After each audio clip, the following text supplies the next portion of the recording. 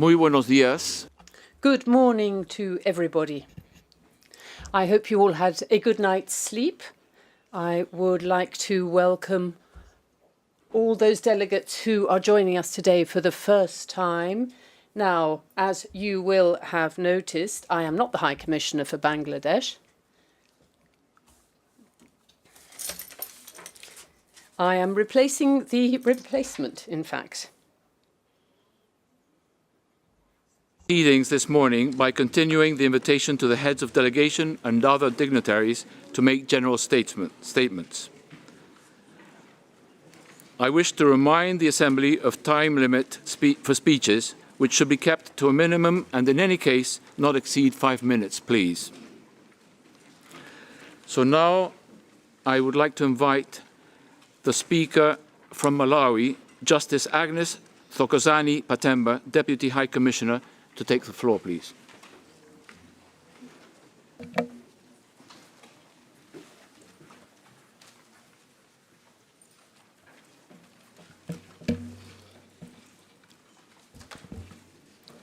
President, the Secretary General, Your Excellencies, heads of delegation, distinguished ladies and gentlemen. At the outset, Malawi would like to congratulate you, President, and the two Vice Presidents on your appointment to lead the deliberations of the 33rd Assembly of the IMO. We wish you the very best as you take up this law. And also Malawi would like to take this opportunity to express warm appreciation to the delegations that offered us warm hospitality last night. The food, the drinks, the music, and the dancing was amazing. And thank you, Jamaica, for also giving us breakfast this morning. It is an honor for me to stand before you and share some insights into the maritime experience of the Republic of Malawi, also known as the Warm Heart of Africa, well known for warm-hearted and kind people, and a country of vast range of attractions to explore. Malawi has huge masses of water bodies forming inland waterways. One of the main attractions and key to maritime sector is Lake Malawi. It is the 5th largest freshwater lake in the world by volume, the 9th largest lake in the world by area, the 3rd largest and 2nd deepest lake in Africa. Lake Malawi is a home to more species of fish than any other lake in the world, including more than 700 species of cichlids, and more importantly, it is also a UNESCO World Heritage. Malawi is delighted to highlight that since its membership in 1989, for the first time, it's an accredited permanent representative to IMO from this year, 2023. This shows that Malawi is committed to strengthening its partnership in the maritime sector with the IMO and IMO member states. Our maritime sector is a critical sector in the provision of transportation, economic benefits, and environmental considerations. It is in this context that Malawi recognizes the importance of the IMO in capacity building, safety, and environmental protection. Malawi has, since its membership in the IMO, benefited from IMO's technical assistance to build its capacity. Malawi established the Maritime Training College with the aim of building capacity and improving safety on the inland waterways of Malawi. And recently, in 2022, Malawi, with assistance from IMO, undertook a maritime needs assessment, which was a critical step in identifying the areas where the Malawi's maritime sector requires the most attention and improvement. The findings serve as a solid foundation for formulating action-oriented initiatives to address the identified gaps. Malawi acknowledges the importance of sustainable practices in the maritime sector. The health of inland water bodies, including Lake Malawi, directly correlates with the well-being of the planet. Therefore, Malawi applauds the IMO's recent adoption of the 2023 IMO greenhouse gas strategy on reducing emissions from maritime sector, considering that Malawi and many other least developed countries continue to face adverse effects of climate change. Last but not least, Malawi is committed to ensuring active participation of women in the maritime sector. Malawi plans to establish a vibrant national chapter for women which will feed into the Regional Association of Women in Maritime in Eastern and Southern Africa as an important platform for bringing up issues relating to the welfare and the challenges of women in the maritime sector. On behalf of the Malawi government, I extend heartfelt appreciation and sincerest gratitude to Your Excellency, the outgoing Secretary, Mr. Kitaki Lim, for the significant valuable support rendered to Malawi during your tenure of office. Malawi wishes Your Excellency happy years ahead, and we want to invite you in a special way that you visit the homeworld of Africa as a special tourist. We also wish the best and a healthy life to the incoming Secretary General, Mr. Senio Domingos, as he takes up his challenging post, and looking forward to working with you. In conclusion, Malawi commits to continue working together with other member states to ensure that the maritime sector becomes a beacon of environmental responsibility, demonstrating to the world that economic progress and ecological preservation are not only mutually exclusive, but rather indispensable partners on the journey towards a healthier and more sustainable planet. I thank you all for your kind attention. Thank you.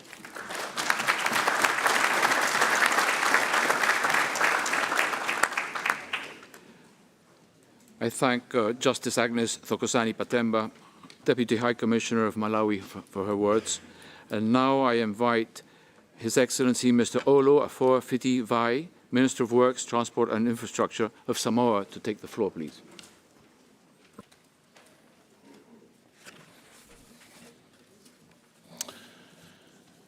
Your Excellency, Honorable President, Secretary General, Honorable Ministers, distinguished delegates and observers, ladies and gentlemen.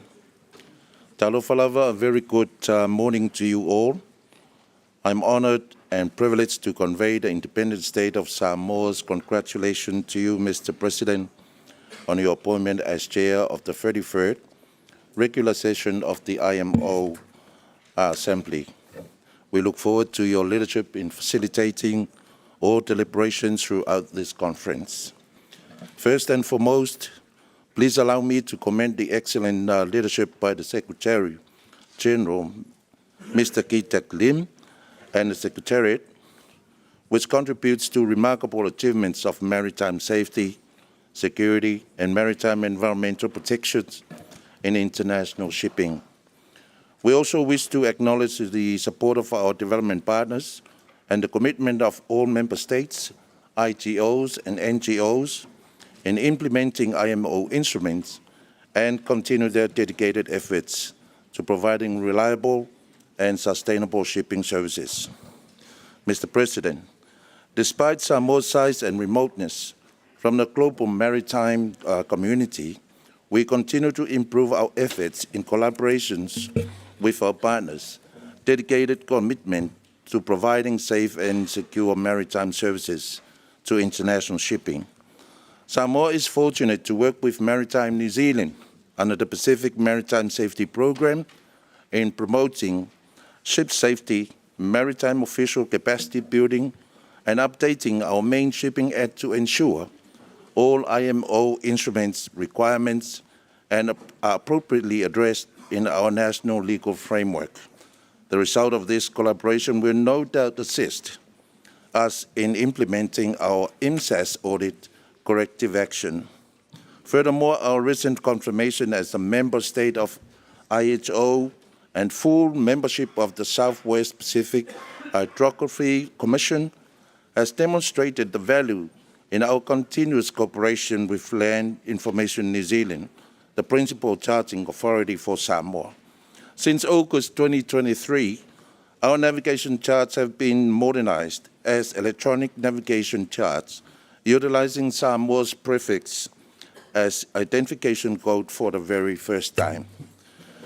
To meet international standards and to strengthen and manage our aids to navigation, both at domestic and international levels, Samoa joined the Pacific Safety of National Program led by Pacific Community. As a result, our level of service and operational performance were produced along with the first draft of an Aids to Navigation regulation. Having these policies in place will assist in regulating our Aids to Navigation services, as well as eliminating threats and navigational hazards to international shipping routes. Mr. President, Samoa's vulnerability to the impacts of climate change is no different from other seats, which has long been recognized.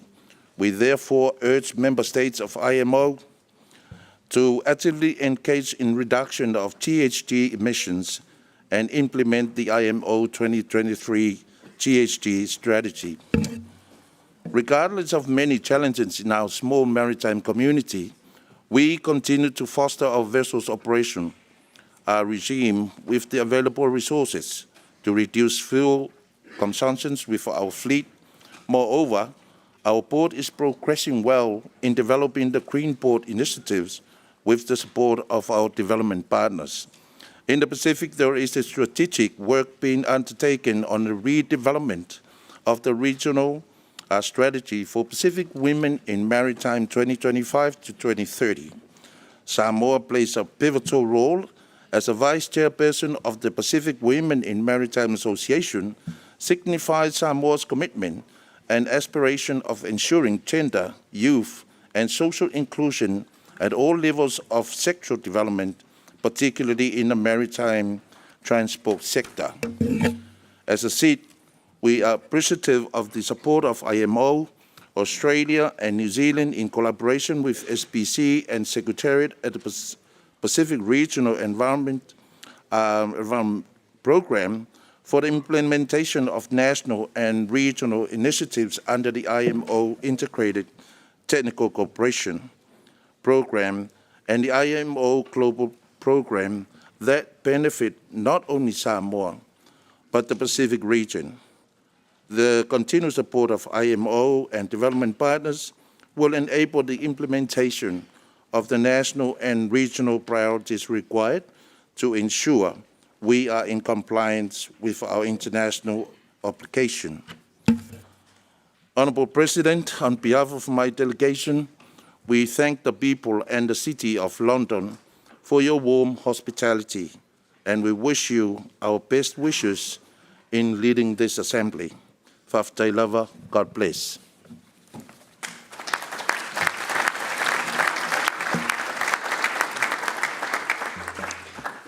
Muchas gracias.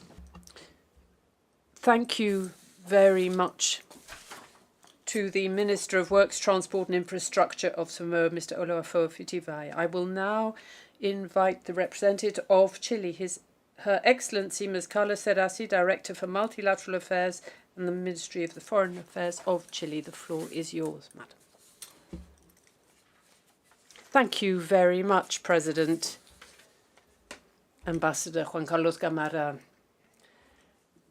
Secretary General and distinguished delegations, I would like my first words to be ones of recognition for the very important work carried out by all the men and women on board the vessels that plough the seas of the world, thereby securing the global supply chain, and for whom we are meeting today and to whom we in this organization have a duty.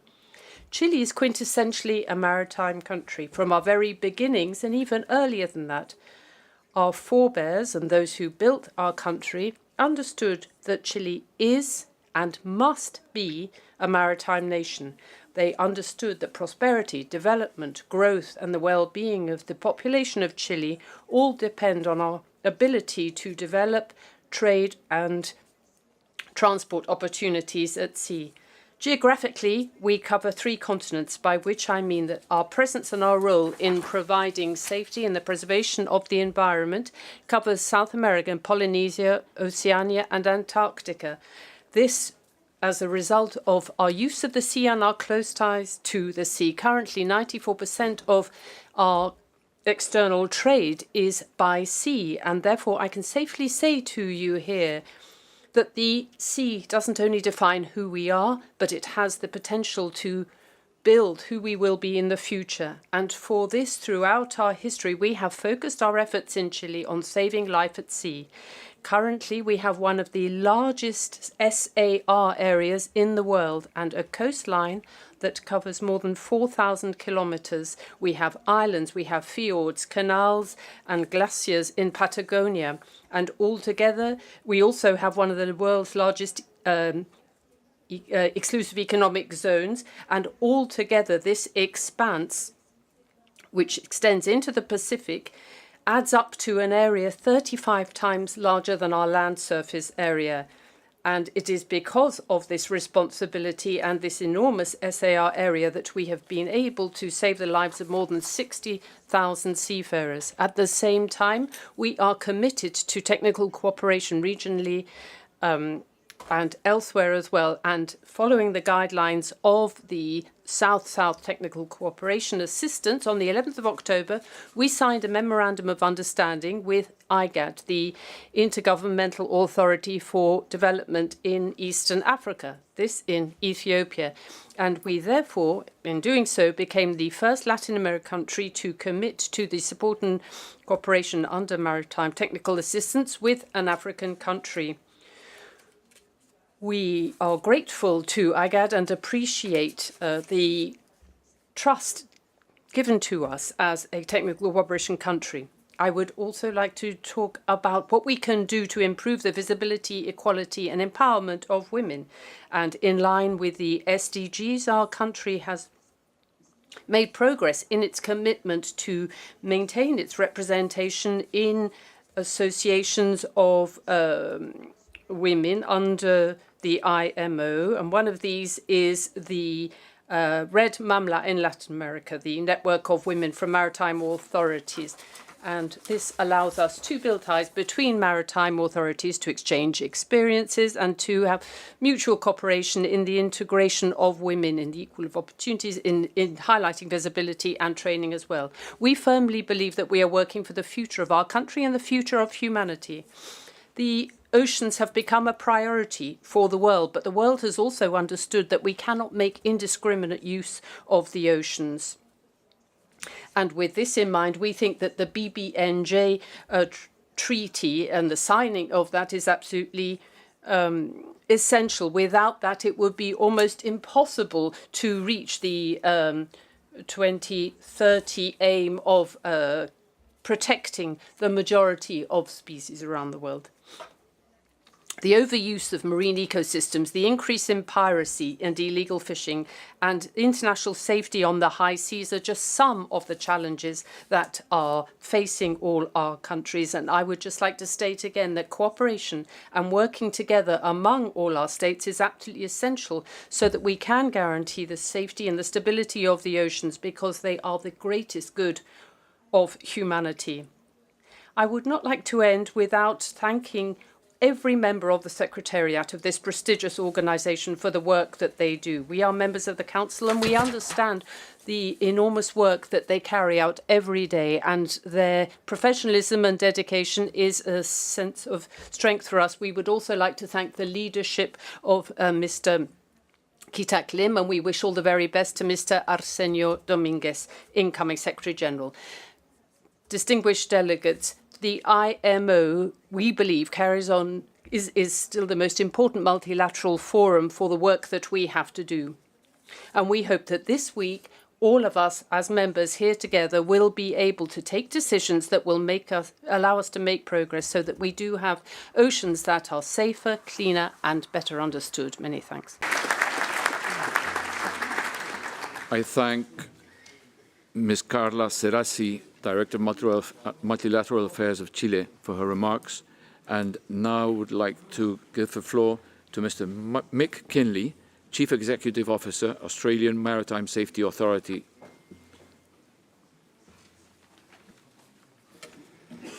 Mr. Vice President, Secretary General, Excellencies, and honourable delegates, it's my pleasure to address this 33rd session of the Assembly of the International Maritime Organisation. Australia has a deep and long-standing commitment to the IMO as a founding state and as a major maritime nation, Our maritime profile is deeply integrated with the global maritime community. We're the world's largest bulk commodities exporter, and these products are essential to the global economy. We receive over 30,000 ship visits to our ports every year, from ships that transit our iconic marine environments, including the Great Barrier Reef, the Torres Strait, the Coral Sea, and the Ningaloo Coast. Australia's coasts and oceans hold enormous economic, cultural, and social significance and are home to some of the world's most unique ecosystems and species, and they're also home to one of the world's largest networks of marine reserves, including over 8,000 islands, and we're committed to our responsibility to protect over 3.1 million square kilometres of marine environment. Our oceans are part of Australia's national identity. For more than 65,000 years, Aboriginal and Torres Strait Islander peoples have travelled and traded with other nations, and more than 80% of Australia's people live within the coastal zone. We care deeply about the safety of seafarers who contribute so much to the well-being of the global economy and our lifestyle, and we're actively working at the IMO and the ILO to improve seafarers' living and working conditions. And seafarers know that if they raise an issue with us about their living and working conditions, that we will work to ensure that their rights are restored. It's natural that we are committed to creating fair and effective standards for international commercial shipping to ensure that ships remain safe, environmentally sustainable, efficient and reliable. And we engage actively at the IMO because it's vital that we build an innovative and responsive organisation that can rapidly respond to the modern challenges that we face. We work closely with partner maritime administrations in the Indo-Pacific, where shipping is our connection to the world, and we know that regional cooperation is the only way to deliver safe and efficient shipping for us all. We provide search and rescue services for an area that covers 1/10 of the Earth's surface, stretches deep into the Pacific and the Indian and Southern Oceans. We share search and rescue boundaries with many of you here, and I truly believe that it is in cooperation in saving lives that we truly see the best of our industry, our organisation and humanity. It's core to our values and interests that we collaborate closely and invest heavily in our region. We invest in capacity building through directly and also through the IMO technical cooperation side of business, and of course through sponsoring students through the WMU and IMLI as well. We are an active maritime partner in the Indo-Pacific, and many of our efforts here at the IMO are aimed regionally and bilaterally at the needs of small island developing states and least developed countries. The past biennium, Australia was proud to advocate for both the IMO Day for Women in Maritime and the IMO Gender Equality Award. The IMO's focus on empowering women in maritime is making a stronger and more resilient maritime community, and one that is inclusive of all people and their diverse talents and abilities. And we hope to see that gender equity will continue to be a focus of the IMO for women's opportunities in the maritime sector to increase. The past biennium has also seen reform at the IMO, and we were pleased by recent amendments to the IMO Convention to increase the size of council, increase council terms, and we've deposited these amendments with the Secretary-General this week, and I hope they will soon enter into force and allow for greater participation in council from a wider range of IMO members. President, honourable delegates, Australia has been and will continue to be a dedicated and passionate advocate for the role of the IMO that it serves in strengthening global shipping and preserving our marine environment. As a committed member of our global community, we look forward to continuing to play our part in these great undertakings. To Secretary-General Kee Tak Lim, who has been the captain of our good ship IMO for the past 8 years, we thank you for your service, which you've given with good humour and friendship as you've steered the ship through, let's say, some stormy seas, past the occasional iceberg. You've brought us to where we are, and you leave the organisation in an excellent position. And a testament to how you leave the organisation is that, of course, we've chosen to elevate your chief mate to captain. And that's the ultimate testament of the preparation, I think, that we've got that confidence, and we look forward to working with Arsenio Dominguez as he assumes command, and we're excited to see where he's going to take us into the future, and we will be supporting you all the way. So thank you all. We've got lots to do together. We've achieved lots, but plenty more to do, and we look forward to working with all of you. Thank you.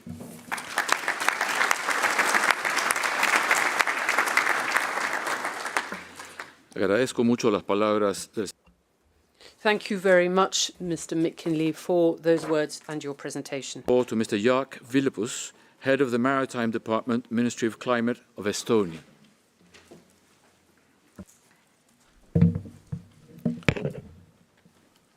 Honourable Secretary General, Vice President, dear colleagues and distinguished delegates, ladies and gentlemen. First of all, I would like to thank you for this opportunity to address the Assembly. On behalf of the Republic of Estonia, we thank the organization for the efforts and for the work that has been done. As we know, global maritime field is in state of change, and through our joint efforts, we have already achieved many successes, but there is still a long way to go. We see that the challenges ahead need more than new technologies, more than new fuels, more than skilled experts, but we need to look also how we are governing the maritime economy, including maritime transport. The governance also needs to change in order to keep up with the changes of pace to meet the global challenges. The Estonian government has established the Ministry of Climate, which started its work on the 1st of July 2023, on the basis that 90% of all economic, climate and decarbonization policy making across the sector will be now in this new ministry. The main reason this is to accelerate decarbonization in the maritime and other carbon-intensive sectors. There is no avoiding taking decisive actions with the new consolidated ministry. We have to deliver the climate strategies, and there is nobody else to delegate the responsibility. Further, from 1st of July, the Estonian State Fleet Agency also started its work, which consolidates technical management and development of all government-owned vessels. Newly founded organization is going to be the Competence Center for Green Shipping Technologies and shall lead the building of low-emission vessels for the government. Also, the aim of the new agency is to increase the efficiency and reduce environmental footprint of government-owned vessels. And most important is to create a demand for alternative fuels, to encourage private sector to make investments in developing alternative fuel solutions. In the first half of this year, we carried out also a study for the network of smart floating platforms based on the public-private needs, with the ultimate aim of enhancing the management of Estonian sea areas and maritime surveillance through the creation of digital twin of the seas. We will start a pilot project in the coming year. We hope and believe that in 36 months, at the latest, the first small-scale system will be running and contributing to the larger Estonian digital twin program called Merehunt. On the 9th of October, a number of Estonian companies, together with also our neighbors and the Ministry of Climate of Estonia, signed a memorandum of understanding for common goals in establishment of green corridors between Tallinn and Helsinki. This is one of the busiest sea routes serving passenger service in Europe, and both the ports that service the ships and the ships operators that operate them have taken major steps in decarbonizing the maritime sector. It will include not only the ports, but also the public transport in both cities also. The smart port concept, the smart Cardex concept, the use of auto-mooring systems, shore power units on both sides, and the use of ships running alternative fuels are some examples of the steps already made and in place. On the basis of that, the Estonian maritime green tech industry and startups are growing fast, so the green transition is not only cost, but also opportunities. But the geopolitical solution in the world has changed. Russian aggression against Ukraine and impeding the freedom of navigation on the Black Sea have caused a situation where the grain supply is disrupted and threatened on a daily basis. The disruption can be counted on loss of human lives not only in conflict region but all over the world. Therefore, we are calling to respect the freedom of navigation on the Black Sea and that the grain routes on the Black Sea need to be safe and secure. Their Excellencies, on behalf of the Republic of Estonia, I thank you for the attention. I wish you meaningful discussion on this assembly. Thank you.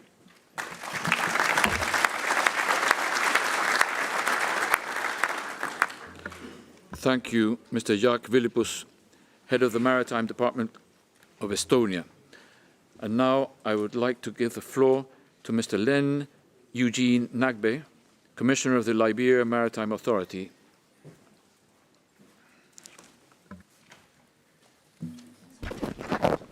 Thank you.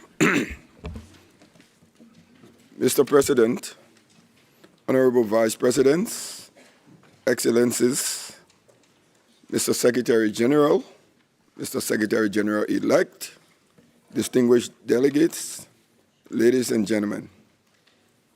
I bring you greetings from the President of the Republic of Liberia, H.E. George M. Weah, the government and people of Liberia on the occasion of this Territory Assembly session of the IMO.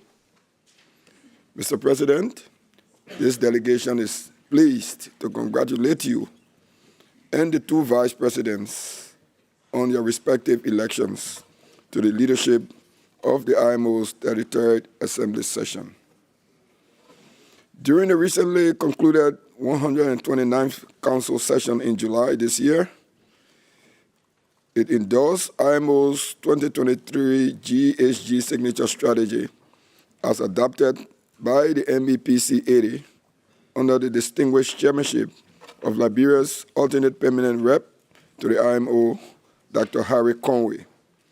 Liberia reaffirms its commitment to the ambition of this strategy, cognizant of the threat that climate change poses to our planet in general and to international shipping in particular. As the world's largest flag state, Liberia's dedication to decarbonization of international shipping remains unwavering, trusting that the transition to low to zero carbon shipping shall be just and fair across the board. Liberia therefore welcomes the particular attention that is being paid to the challenges of developing countries, particularly SIDs and LDCs, in terms of transitioning to low to zero carbon shipping.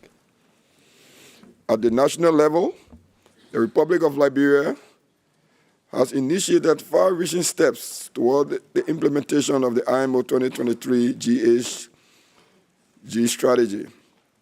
A national steering committee comprising major stakeholders in the maritime sector has been set up to review the strategy, in particular to anticipate the potential impacts of the short and future-term measures on the country. Institutionally, the Liberia Maritime Authority is prioritizing the attainment of the goals of the strategy. In this regard, the Liberia Maritime Authority has set up a review of the country's national maritime strategy to incorporate the IMO 2023 GHG strategy as one of its key pillars. Excellencies, it will also interest you to note that Liberia, through the management of its international shipping program by LISCA, in recent years has actively participated in innovative ship design joint industry projects, the JIPs, with specialized focus on innovative designs, new technologies, and alternate fuels to advance the greening of shipping internationally, especially Liberian flag vessels. Mr. President, may I re-echo the 2023 War Maritime Theme, MAPL at 50, our commitment goes on, as a demonstration of Liberia's commitment to decarbonizing international shipping. I'm here today to inform you and other member states of this esteemed body that Liberia shall not waver in its responsibilities to decarbonize international shipping, trusting that the IMO, as the specialized UN body entrusted with regulating global maritime transport standards, will ensure that no country is left behind as we transition to low to zero carbon shipping internationally. Mr. President, Liberia takes the issue of maritime security very seriously and have therefore ensured the implementation of the 2013 Yaoundé Code of Conduct against piracy and armed robbery in the West African region. In this respect, very recently, the Liberia Coast Guard, in cooperation with the government of Sierra Leone and the French Navy, successfully rescued a fishing vessel within Liberia territorial waters after it was hijacked by pirates within the territorial waters of Sierra Leone.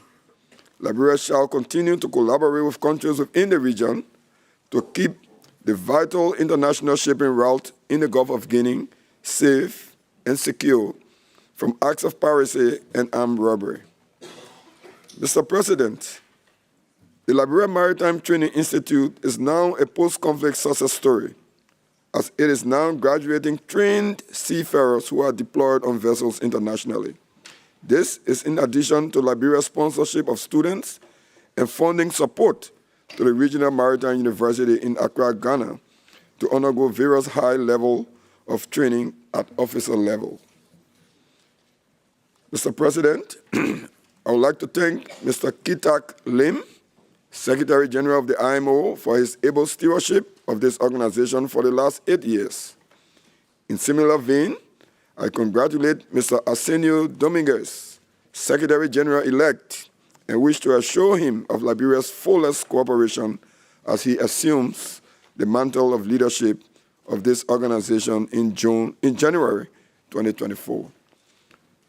Thank you, Mr. President.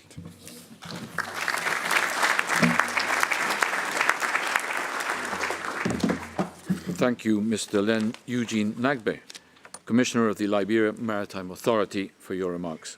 And now I would like to give the floor to Mr. David Urweiler, Head of the Swiss Maritime Navigation Office of Switzerland.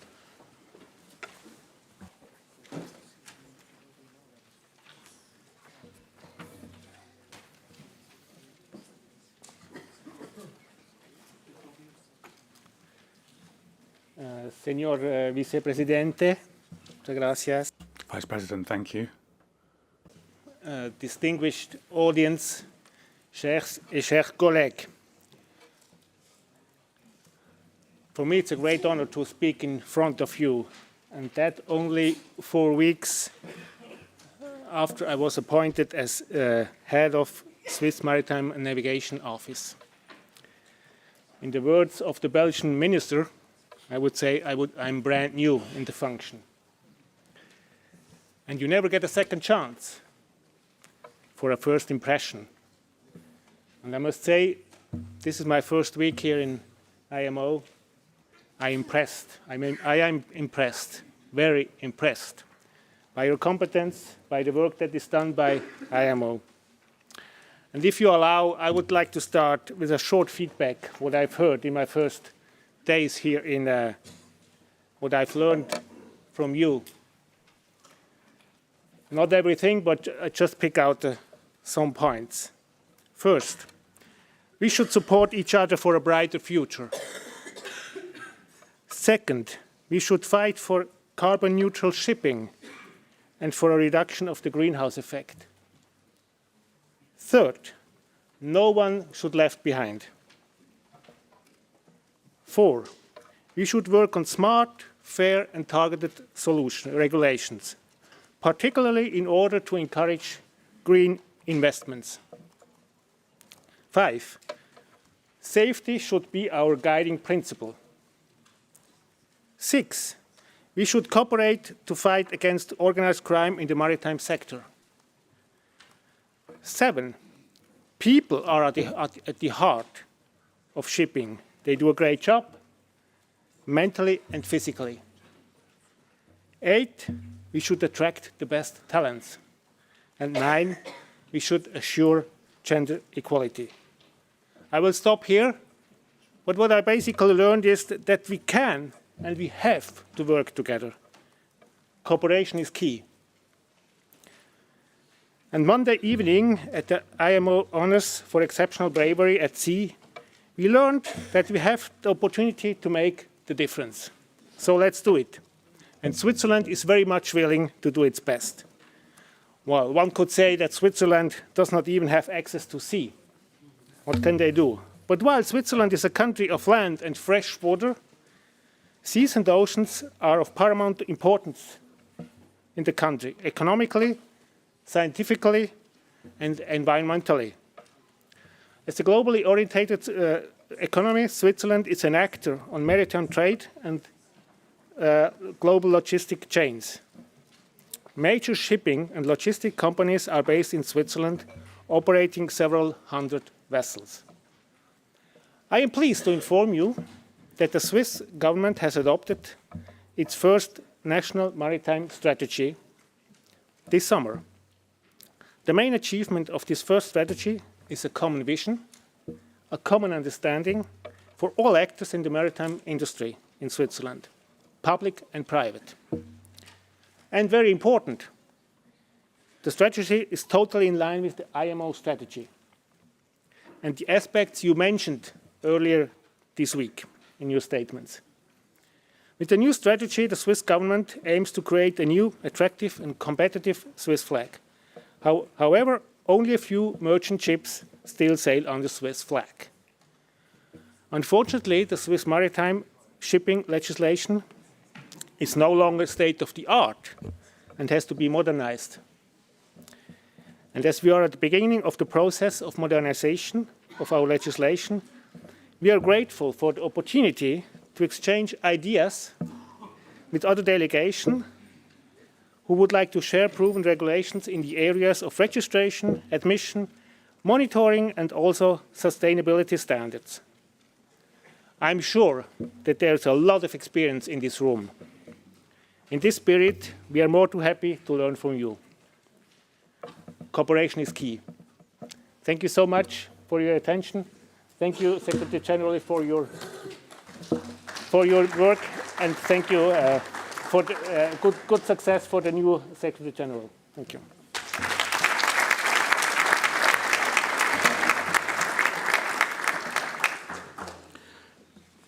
Muchas gracias al señor. Thank you very much to Mr. David Urweiler, representing Switzerland. And now it's a great pleasure to introduce His Excellency Miguel Berger, the Ambassador Extraordinary and Plenipotentiary to the United Kingdom and Permanent Representative of Germany to the IMO. You have the floor. No, Presidente, muchísimas gracias. Thank you very much, President. President, Secretary General, Excellencies, Honourable Ministers and distinguished delegates. I'm honoured to speak to you on behalf of Germany today at the 33rd Assembly of the IMO. And let me start, as other colleagues, by congratulating the President and the Vice Presidents on their election for this Assembly. We regard our IMO membership and the opportunities it gives us to help shape the future of our global maritime community as a true privilege and responsibility. The range of topics discussed within the organization highlights the relevance of global shipping for our economy, climate, environment, safety, and security. Ladies and gentlemen, our seas and oceans have always been the lifeblood of international trade, connecting all our economies and cultures.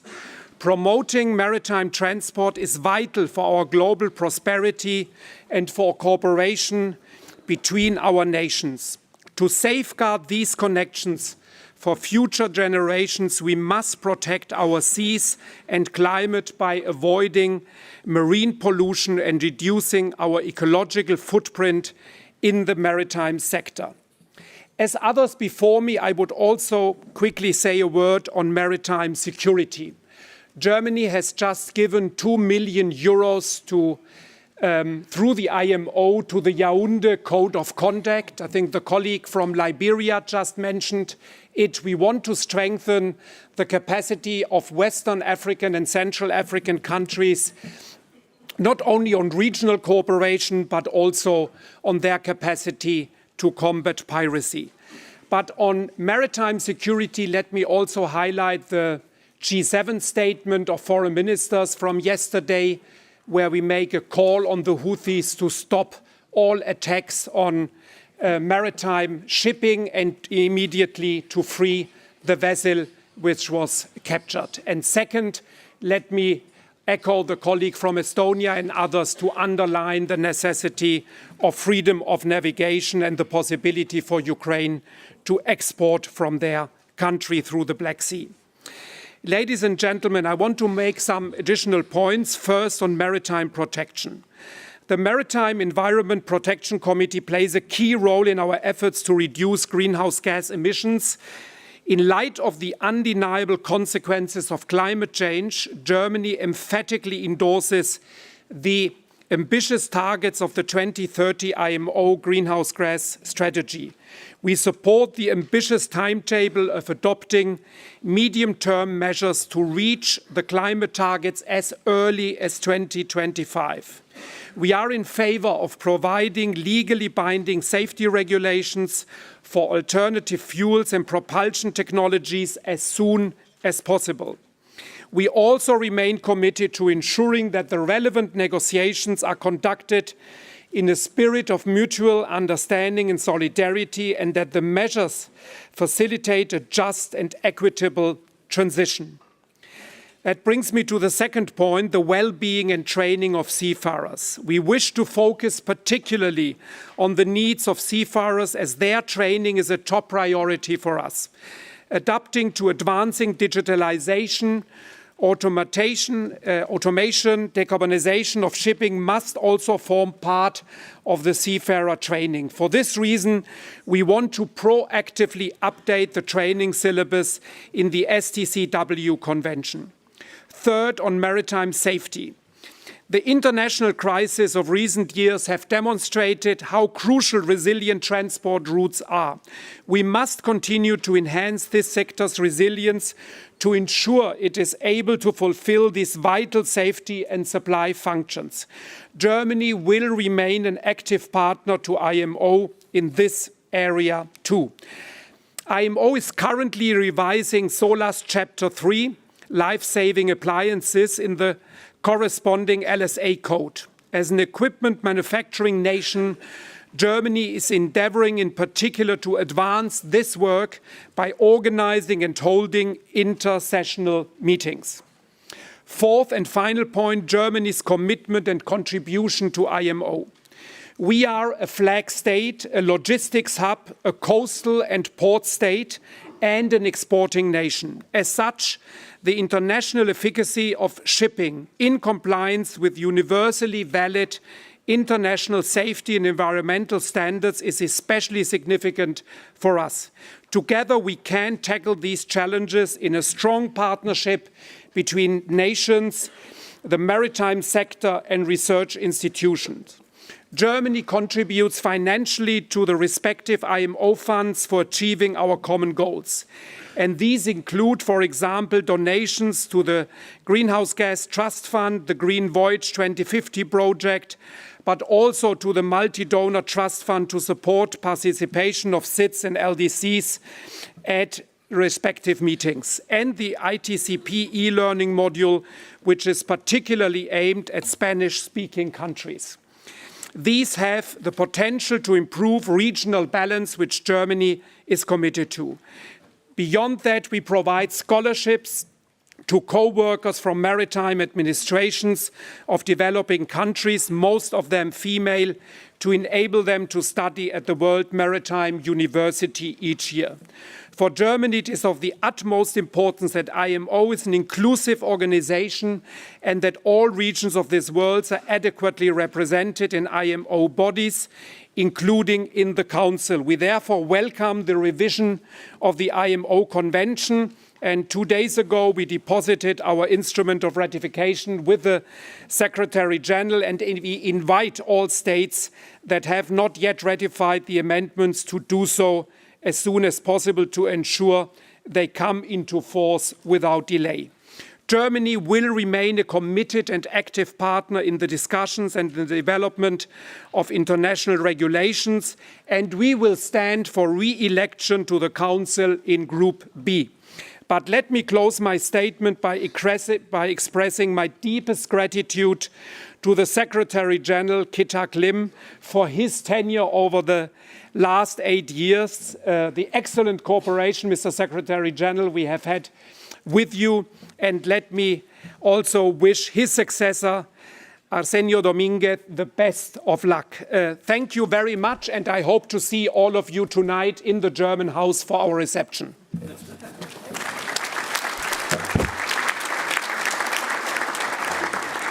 Muchas gracias al embajador. Thank you to Ambassador Miguel Berger for those words. And I now give the floor to Her Excellency Marine de Carnay, Permanent Representative of France to the IMO. Thank you. Thank you very much, President. And congratulations on your election, Secretary General, ministers, delegates, colleagues. The 21st century will be maritime.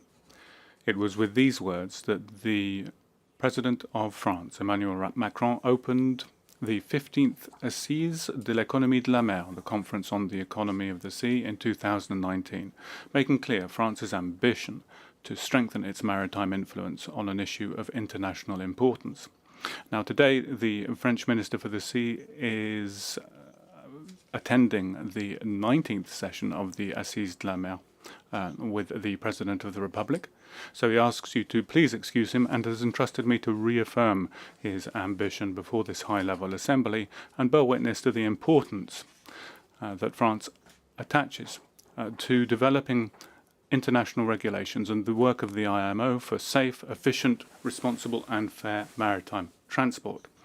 As you know, 90% of our trade is by sea. 99% of our international telecommunications depend on the maritime network of undersea cables. Now, there can be no answer to the challenges of biodiversity and global warming, or even a solution to the growing instability of geopolitical balances that fails to take the oceans into account.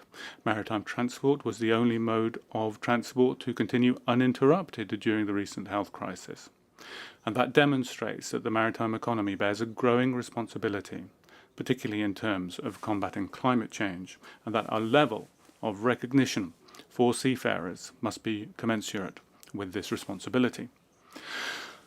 We are delighted that in July 2023, this organization showed that the time has come to move from declarations of intent to specific action. The climate emergency requires the adoption of a set of measures that will enable maritime transport and our economies to be decarbonized, more efficient, more resilient, and more sustainable as we chart a course towards a fair and equitable transition. France, with the support of its diplomatic network, its seafarers, its shipowners and their fleet capacity, intends to pursue its action in this area and play a full part in the work of this organization by ratifying all of the IMO instruments and by making a regular voluntary financial contribution to the IMO's budget, as well as bringing active and pragmatic presence to negotiations. We give ourselves the means to promote a strong vision for the IMO. France aspires to a safer, cleaner, more sustainable and decarbonized sea. It is doing so by promoting the advent of a new international organization for marine aids and navigation with its headquarters in France, and we call on IMO member states to ratify the convention establishing this organization. It also does this by supporting the ratification of numerous maritime treaties, whether they concern the safety of fishing vessels, the fight against harmful and potentially harmful substances, the protection of marine biodiversity beyond national jurisdictions, the preservation of the seabed, or indeed the fight against plastic pollution. The forthcoming United Nations Conference on Oceans will call on us to redouble our efforts to bring all of these multilateral processes together by June 25 to make this conference a real success. France and Costa Rica, who I'd like to congratulate on this occasion, have set a clear course. We must reverse the trend of worsening ocean health. And to do this, we have a method, that of multilateralism, and a framework, that of the United Nations. All member states and the relevant United Nations agencies will be involved in the preparation of the conference and its deliverables. The IMO, I hope, will be one of its main contributors and contribute to an ambitious agenda that we wish to promote. France and Costa Rica want to give this event significant political weight by bringing together as many heads of state and governments as possible in Nice for the high-level segment on the 8th and 9th of June 2024, which will commit to the protection and inclusive governance of our oceans. And of course, you're all invited. France has chosen to have a network of public services dedicated to the maritime sector. In a restricted budgetary context, this choice is a demanding one, but it allows us to benefit from a wealth of diverse expertise focused on innovation, and we will continue to make that available for the IMO in order for it to promote its instruments. I would also like to stress the importance of the profession of seafaring. This year, France is rolling out a national campaign called La Mer Embauche, The Sea is Hiring, to illustrate its focus on promoting the attractiveness of the seafaring profession, and this attaches great importance to the work carried out by the IMO on training, automation, working conditions, and fatigue management. So the 21st century will be maritime and will be there. The President has just announced that next year will be the year of the sea in France. So it's a full commitment that we want to bring to this area. I'd like to pause and pay tribute to the work of the Secretary General, Mr. Kee Tak Lim, and wish all the best to his successor. Thank you very much. Agradezco las palabras de... Thank you very much. I'd like to thank Her Excellency Ms. Marine de Carnet of France, and now I give the floor to the representative of Brazil, Ms. Ellen Muca, Technical Officer at the Brazilian Permanent Representation to the IMO. Thank you.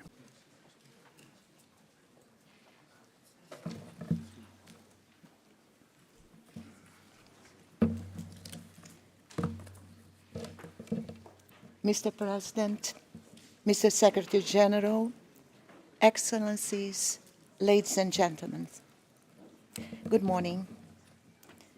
It's a great honor to address you today. Brazil is a maritime nation that has a lifelong relationship with the sea and the environment. Many of our people arriving in Brazil by the sea, bringing along different cultures, ideas, and traditions that are openly embraced. We are a country of continental proportions, with an exclusive economic zone that tops the 10 biggest in the world. Moreover, our geographical position in the South Atlantic naturally places Brazil as a key player in maritime affairs. The sea moves our trade, economy, and tourism forward. As major providers of essential commodities, such as food and minerals, we aim at a sustainable economic growth that can walk hand in hand with our commitment to improving the living world. At present, 26% of our waters are marine protective areas, a number that exceeds the international target of 10%. The natural resources are vast on both land and sea, and we are proud to house the biggest biodiversity in the world. As a long-standing member of the IMO Council, Brazil is fully committed to working further for safe, secure, environmentally sound, efficient, and sustainable shipping. We believe that through cooperation and multilateral consensus, we can achieve these goals. Regarding the protection and preservation of the marine environment, Brazil has worked collectively to make significant contributions to the revision of the initial IMO strategy, with the view to reducing greenhouse gases from shipping. Brazil believes that it's important to consider the resources available and the technical and economic capabilities of each country to create effective measures to reduce these emissions, leaving no one behind. The country has also created a national action plan for the period between 2023 and 2025 under the framework of the Glow Litter Partnerships Project to effectively prevent and reduce marine plastic litter. From the human element approach, the Brazilian government maintains a technical cooperation program in which hundreds of international students have graduated. Gender equality is a great subject of concern. In the Brazilian maritime sector, the number of women in professional positions continues to rise. Our country is also aiming at future generations. Adding to our maritime training centers and Naval Academy long-term admissions, the Brazilian Navy has opened its secondary schools to form even younger talents. Maritime security is also a priority matter for Brazil. Our nation is responsible for broadcasting maritime safety information within its navigational and meteorological areas, equivalent to 1.5 the size of the European continent. We cooperate in suppressing piracy and armed robbery against ships. When commanding the Combining Task Force 151, the Brazilian Navy supervised 2 major operations. Nowadays, our Navy holds exercises in the Gulf of Guinea, which are carried out at sea to help improve their security. Distinguished delegates, we would like to take this opportunity to thank you for the hard work and good spirit of cooperation in all IMO committees, subcommittees, and several working groups in which Brazil has actively participated, currently chairing the PPR subcommittee. Finally, Mr. President, the Brazilian delegation would like to congratulate the Secretary General, Mr. Kita Klim, on his outstanding leadership at the helm of this organization, and wishes Mr. Arsenio Dominguez fair winds and following seas at the new Secretary General. Thank you for your attention.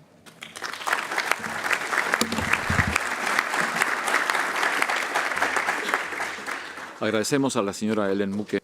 Thank you very much to Brazil for those words, Ms. Ellen Mucha, and I will now give the podium to Ms. Małgorzata Budzyńska, who is the permanent representative of Poland to the IMO. The floor is yours.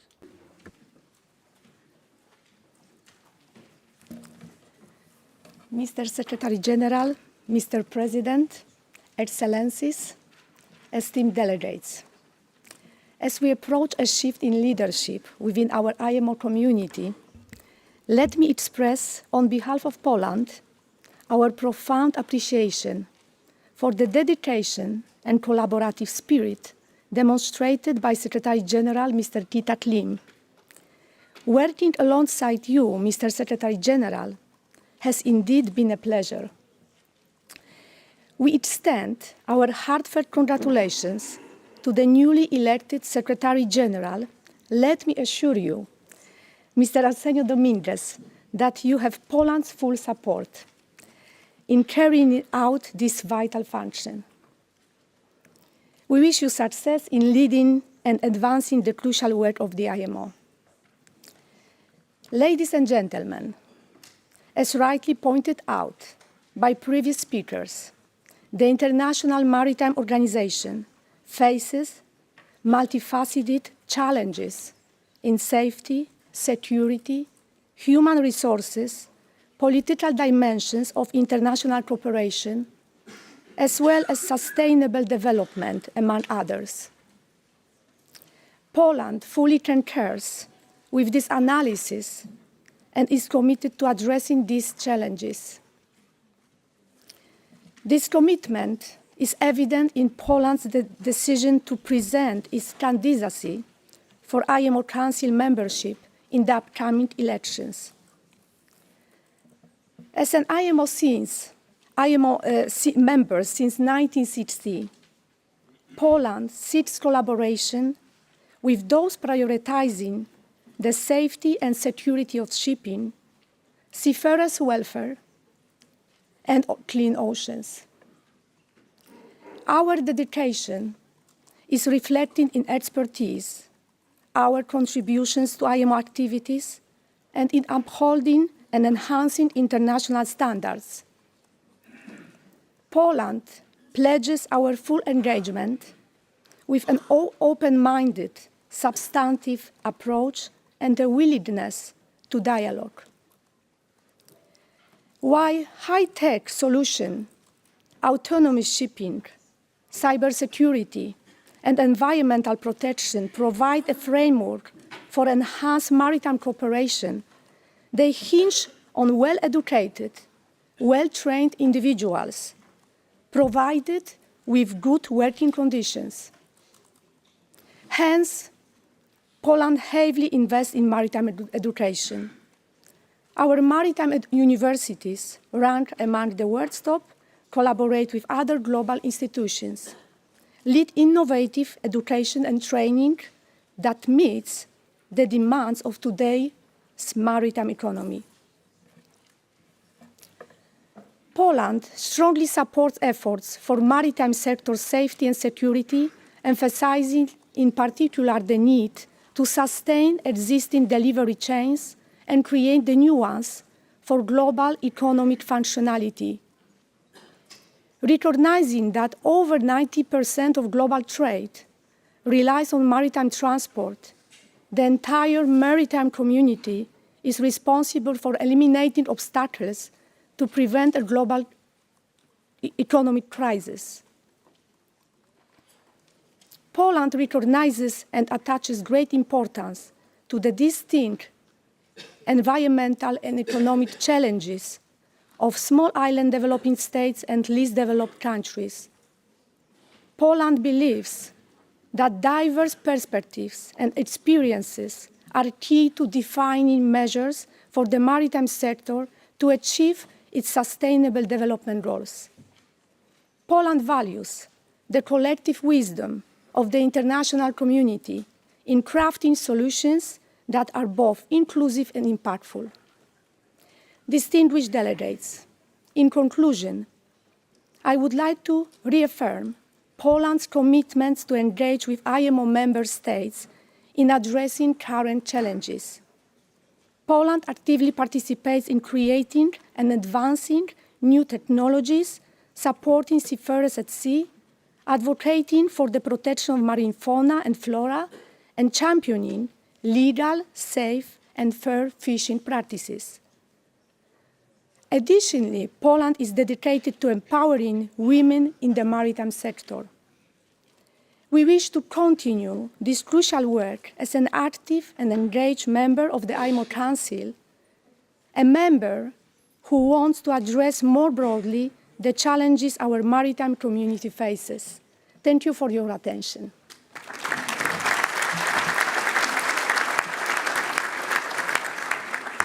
Muchas gracias a la representante.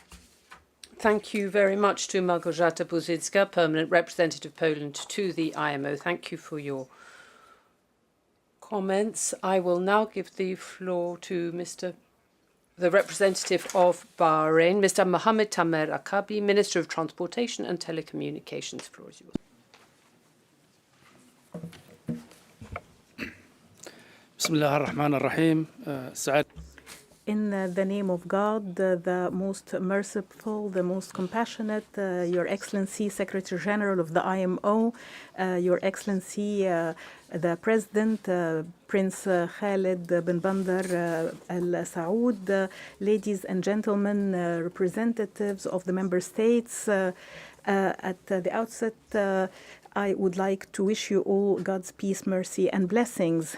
At the outset, I would like to congratulate you, Mr. President, on your election to preside over this session. And It is important for us to be in this important meeting where we share experiences, and I would like to thank His Excellency, the Secretary General of the IMO, for hosting this important meeting.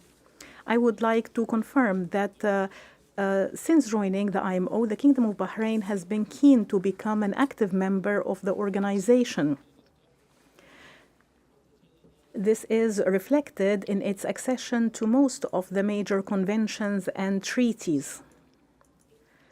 Bahrain seriously strives to implement the obligations stated in these instruments through the effective system of the Flag State Inspection Team in the administration. This team conducts continuous inspections of Bahraini ships to ensure our compliance in this respect. And we at the Kingdom always inspect ships coming to the ports of Bahrain and the ports of the region to ensure their compliance with the standards and requirements of the organization's agreements. The Kingdom of Bahrain's keenness on the effective implementation of the conventions and treaties of the organization is also evident from the new maritime law recently issued at the end of 2022, which guarantees adherence to all conventions and treaties which the Kingdom has acceded to. This law also strengthened the penalties on parties that do not comply with or violate the provisions of these treaties. Our main purpose is to enhance the international shipping and to maintain the safety of lives. In this regard, I praise the slogan adopted by IMO this year, which is "Marple at 50, our commitment goes on." The protection of the environment is a very important ethical obligation for humanity, especially in the marine environment, as the seas and oceans provide the necessary foundation for achieving inclusive and sustainable growth, food security, and promoting human well-being. The Kingdom of Bahrain stresses the importance of the environment through modern legislations to protect the environment, especially from pollutants coming from ships. This is based on the Marple Convention. We acceded to Annexes 1 and 2 and 5 in 2005. And currently we are working with our environmental partners to adhere to the rest of the annexes in the near future. The Kingdom of Bahrain has adopted national environmental strategy with the goal of reaching zero emissions in 2060. The mandatory IMSIS audit report conducted by the Maritime Administration in Bahrain in 2017 showed the extent of the Kingdom's commitment to implement its obligations and responsibilities contained in the instruments to which it has acceded. Ladies and gentlemen, Bahrain continuously seeks to be one of the main ports in the region and a major center for re-export, transit, and transshipment in the region.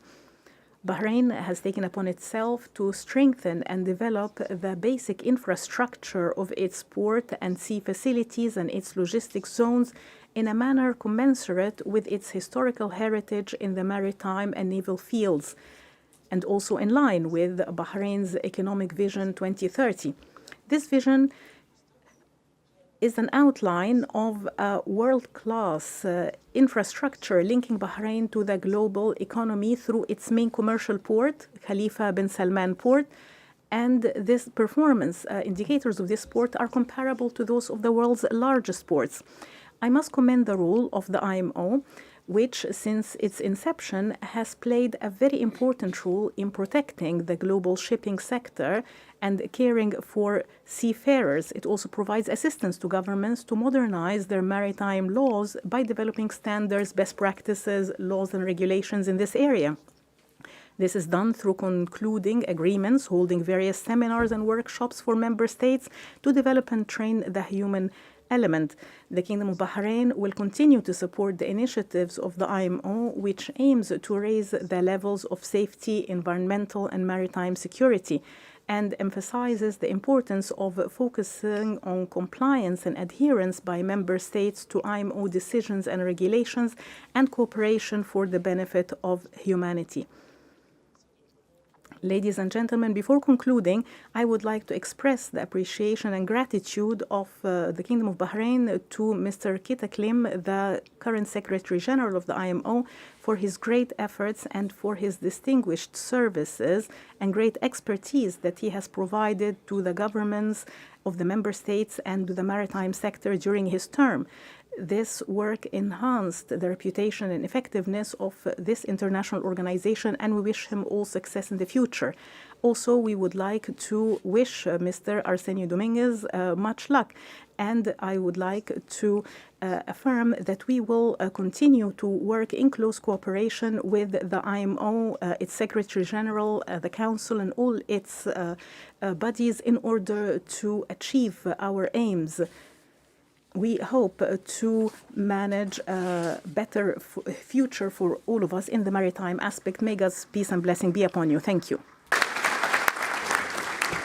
I thank the representative from Bahrain, His Excellency Mohammed Tamer Al-Kabi, for his words to us today. And now let me introduce to you Her Excellency Saida Muna Tasneem, High Commissioner and Permanent Representative of Bangladesh to the IMO, also our Vice President, and thus my boss. Thank you, Your Excellency. Good morning, everyone. Thank you, Mr. Vice President. Allow me to begin by paying a tribute to our very charismatic Secretary General, His Excellency Kitaklim, for his exemplary leadership at the IMO over the past 8 years, including during the most challenging times of the 21st century. Excellency Kitak, you have served this critically important global institution with utmost dedication, innovation, and hard work for safer, greener, and inclusive maritime. Bangladesh and its maritime industry would remain ever indebted to you as our permanent friend, cherishing your 2 memorable visits to our country. And I would personally remain indebted to you, along with all women, for introducing and championing women in maritime at the IMO. Bangladesh warmly welcomes Secretary General-elect Mr. Arsenio Dominguez Velasco, expressing our full confidence and support towards him to navigate the IMO to even greater heights of successes. Mr. President, Bangladesh's blue economic credentials and maritime vision and values are guided by our father of the nation, Bangabandhu Sheikh Mujibur Rahman's Territorial Waters and Maritime Zones Act 1974. And hence, Bangladesh, a rim country in the Indian Ocean and a vibrant maritime nation in action in the Indo-Pacific, have tirelessly advanced IMO's mission and vision for safer, securer, environmentally sound and sustainable shipping through international cooperation. Under the dynamic leadership of our visionary Prime Minister Sheikh Hasina, Bangladesh today has emerged not only as South Asia's fastest growing economy, but also a prosperous and inclusive regional maritime hub in the Indian Ocean that is championing IMO's flagship agenda of greener, cleaner, digitalized and smarter shipping, strong maritime safety and security regime, and a sustained quest for reducing GHG emissions and conserving our oceans and the planet. A party to IMO's 27 major conventions and codes, including our recent accession, triggering the entry into force of the Hong Kong Convention on Safe and Environmentally Sound Ship Recycling, Bangladesh has integrated all these into our national legislations, including MARPOL at 50. Bangladesh's commitment goes on. Mr. President, with a coastal zone covering 32% of our land, Bangladesh's maritime sector and our 3 major ports, with more than 5,000 ocean-going vessels calling every year, contribute nearly 15% to our GDP. They remain a major driving force not only behind our nation's robust economic growth, catering to 95% of our own international trade, but also a regional maritime hub, providing maritime transit and trade to our immediate neighbors, India and its northeast, and also our landlocked neighbors, Nepal and Bhutan. As one of the most climatically vulnerable countries in the world, with a sinking coastline and existential threat of losing 17% of our coast and 50 million climatically displaced people by 2050, Bangladesh remains uncompromising on its moral leadership on arresting 1.5 degrees and a net zero by 2050.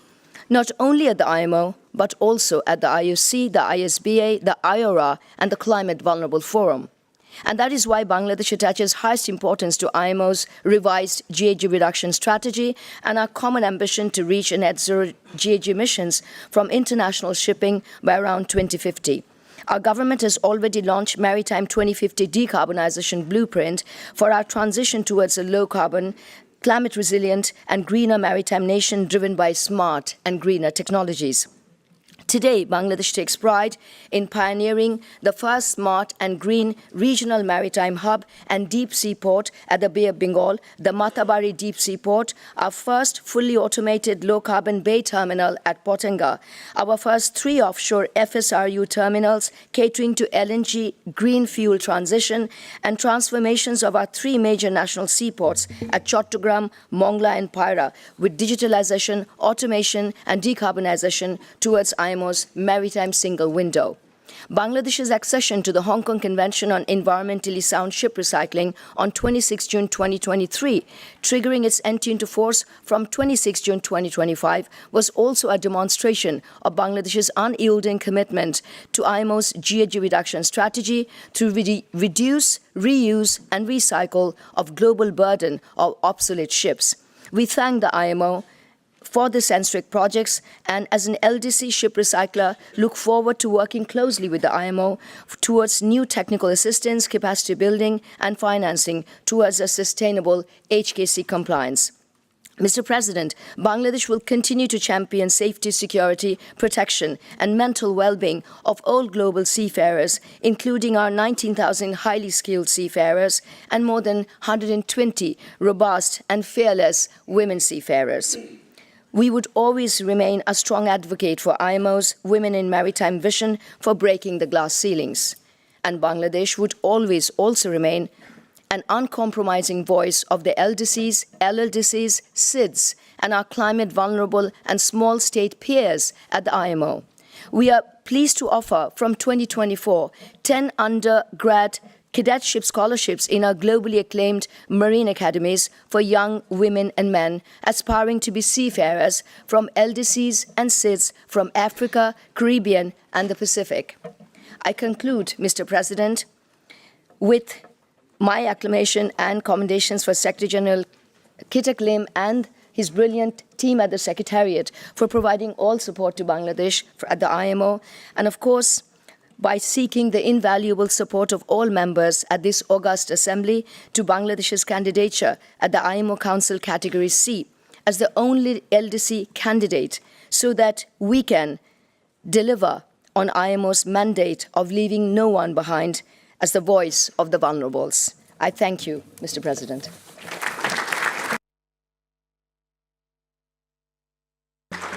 Muchas gracias. Thank you very much to Saida Muna Tasnim of Bangladesh. I would now like to give the floor to the representative of Ecuador, Mr. Gabriel Villafuerte, acting permanent representative of Ecuador to the IMO. The floor is yours.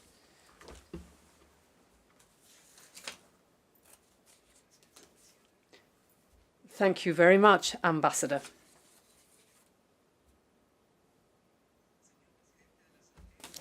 President of the Assembly, Vice Presidents, distinguished delegates, and ladies and gentlemen.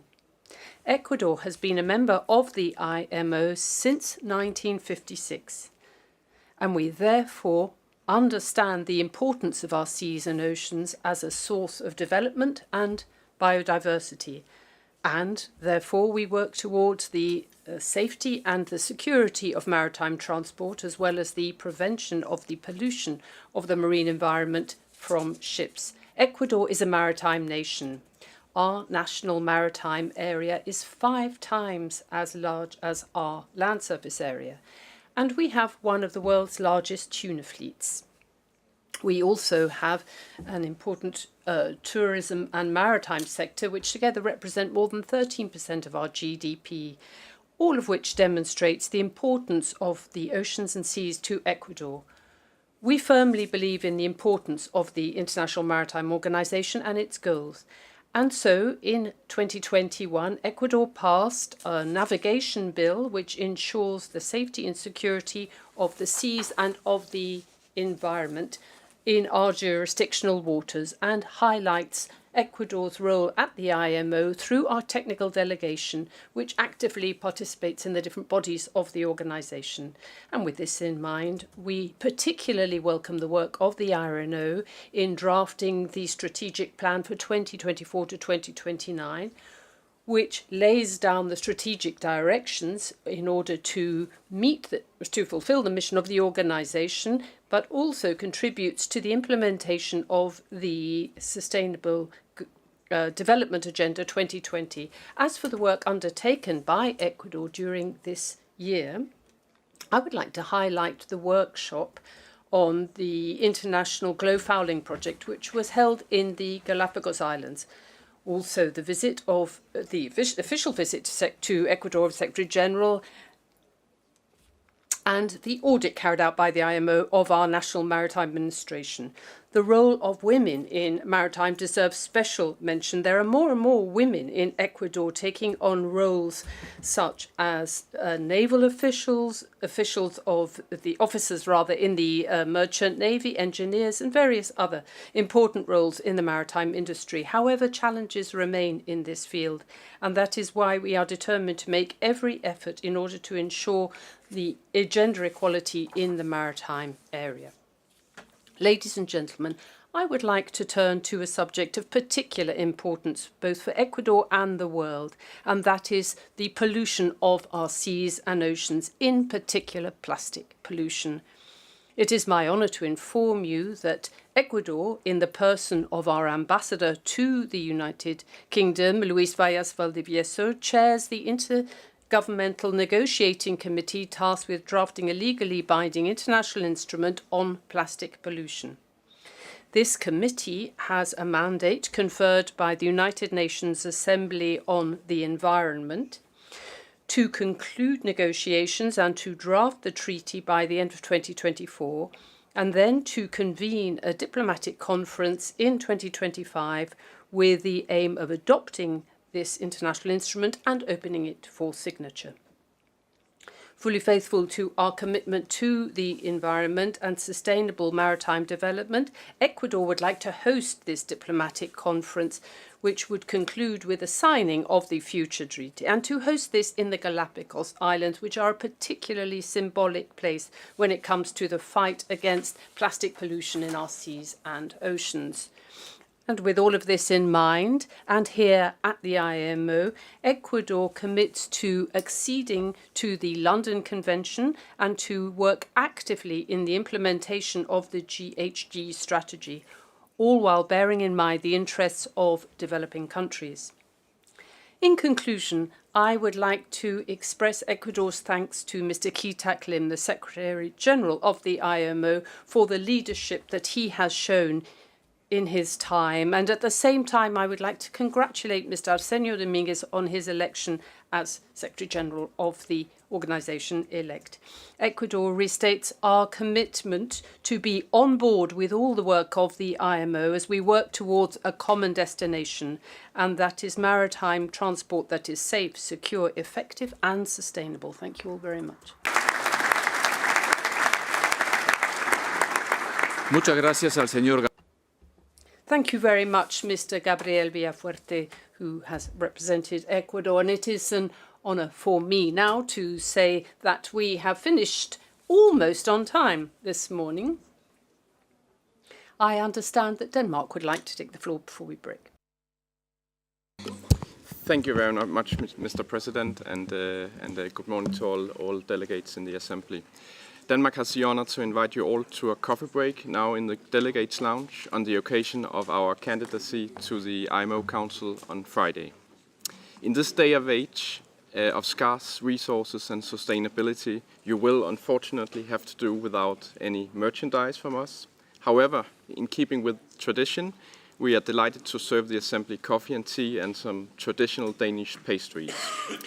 Since Danish is a quite difficult language to pronounce in English, even for Danes, we just call it cinnamon social. They embody the Danish concept of hygge, for which we don't have a translation yet. But please enjoy, and you're all welcome upstairs.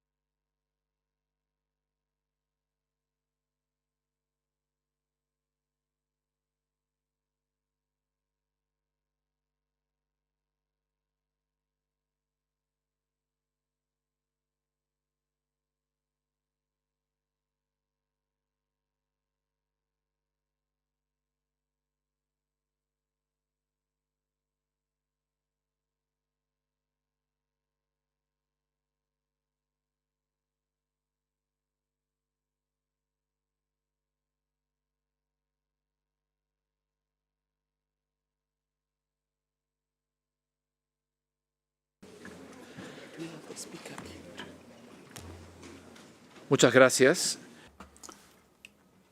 Thank you. And we will now hear the words of the representative of Uruguay, Mrs. Paula Rolando, Chargée d'Affaires at the Embassy of Uruguay in London. Please go ahead.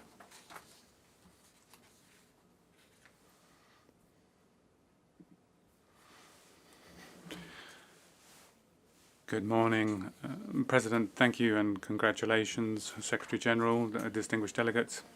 For Uruguay, it's an honor to be able to speak to you here at the 33rd Assembly of this organization, which is essential for my country and for the world, and especially in the context of this particular week.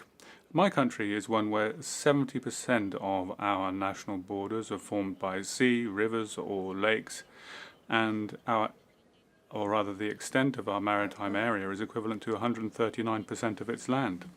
In terms of volume, 90% of our trade comes by sea, and that's not to mention its influence on communication, energy, tourism, and fisheries, just to name a few. Our Blue Meadow, as we refer to it, to bring it into relation with our fertile lands, is a repository of our wealth. It contributes to our national development and strengthens our strategic value of our maritime area in terms of biodiversity, scientific research, and development potential. At the same time, it's a situation which gives us significant challenges where this organization plays a fundamental role. Uruguay has been a member of the IMO since 1968, and in this role, it has tried to contribute and develop instruments and subsequently implement and enforce them. Recently, we've deposited our accession instrument for the 1988 protocol relating to the International Convention on Load Lines, 1966, and have ratified the amendments of 2021 to the Convention.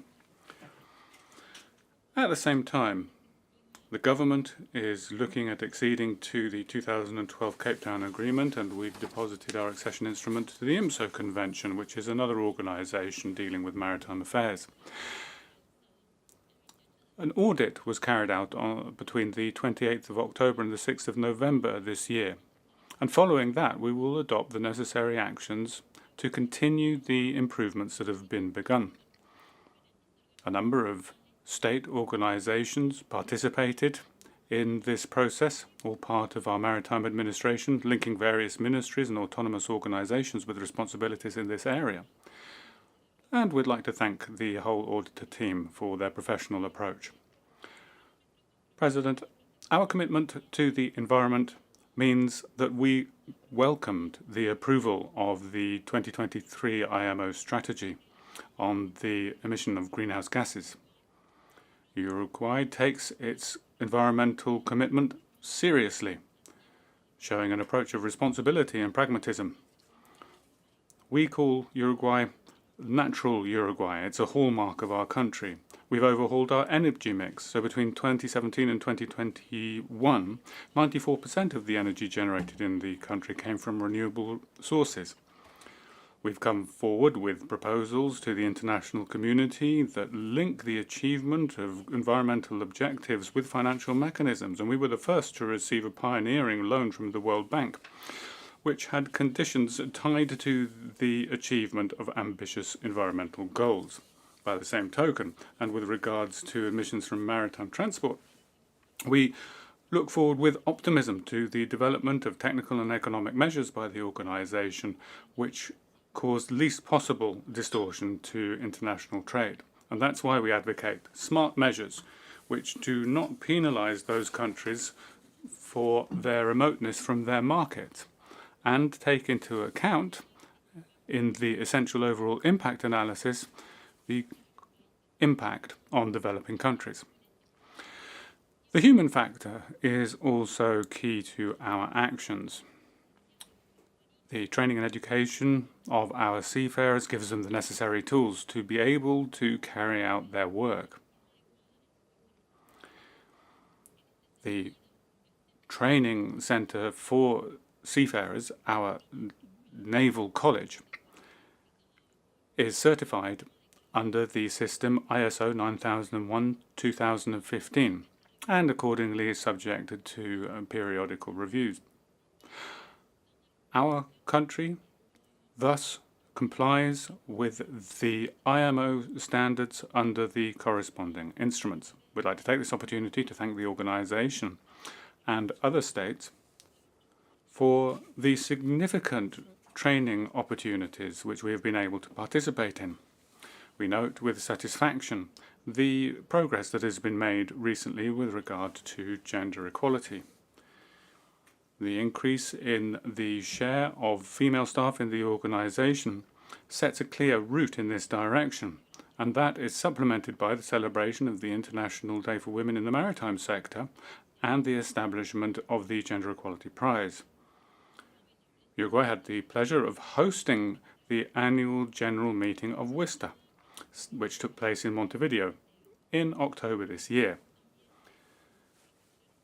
Greater efforts do need to be made to achieve fair geographic distribution amongst the various regions which participate in the IMO.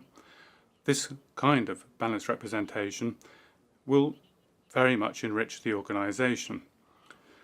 We very much look forward to the adoption of the resolution on multilingualism to continue further implementing it in practice.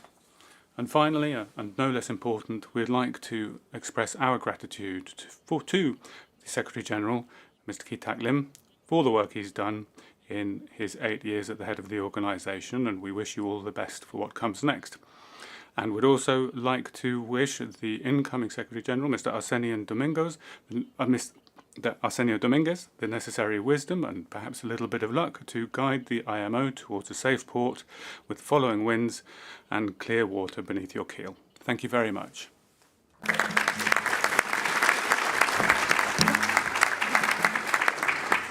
Thank you, Mrs. Rolando, for your words on behalf of Uruguay. And now I give the floor to the representative of Madagascar, Mr. Toyonirina Ramarolahi, Acting Permanent Representative to the IMO. Thank you.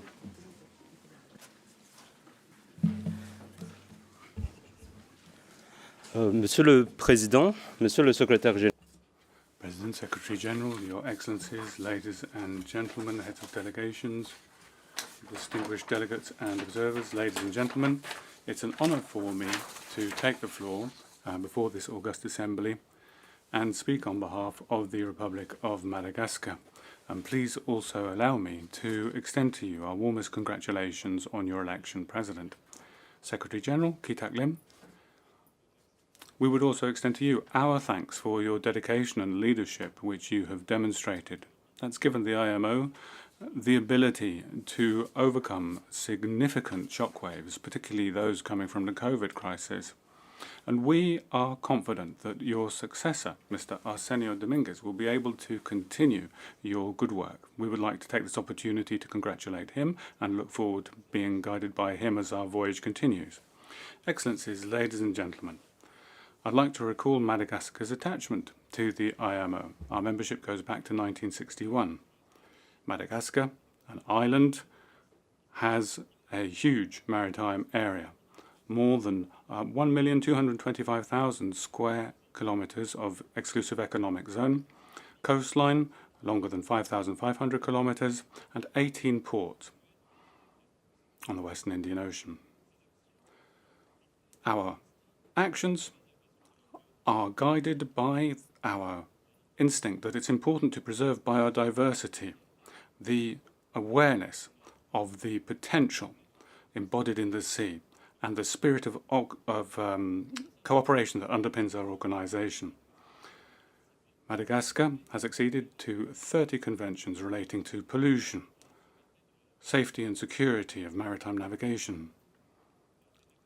Madagascar has also welcomed the positive impact of projects such as Glow Fouling, Glow Litter, Glow Noise to protect the marine environment. And we are very much guided by our need to harmonise the environmental consideration with the development of the maritime industry. Our aspiration is to tap our maritime potential, modernise the maritime sector in Madagascar and make it a pillar for economic development in the country.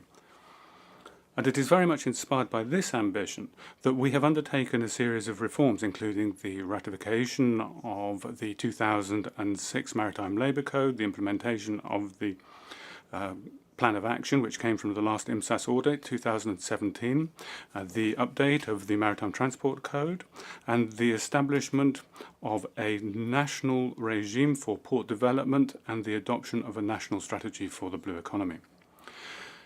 So Madagascar is proud to be a member of the IMO, and our government would like to broaden its existing cooperation and deepen it further by increasing and strengthening the presence of IMO activities in our country, and also by developing partnerships with member states and intergovernmental and non-governmental organisations working in the area of maritime affairs. Accordingly, we would confirm our significant contribution to capacity building that has been able to happen thanks to the actions of the World Maritime University, IMLI, and delivered by IMO consultants. What we want to do is increase the number of beneficiaries of these scholarships and look forward to the benefit of this expertise growing in our country. We look forward very much to this ongoing task of modernisation and performance improvement. Before closing, Madagascar would like to express how happy it is with efforts seeking to grow inclusivity with our organisation, particularly the creation of the special multi-donor fund established at MEPC 80. We welcome these efforts and we look forward to them continue and being extended to other bodies. Thank you very much for your kind attention. Muchas gracias.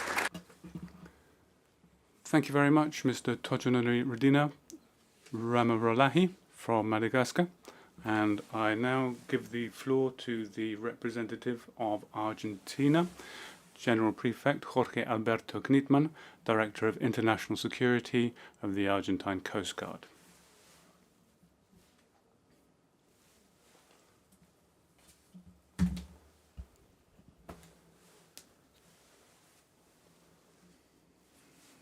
President, Argentina is delighted to be able to participate in the 33rd Assembly of the International Maritime Organization.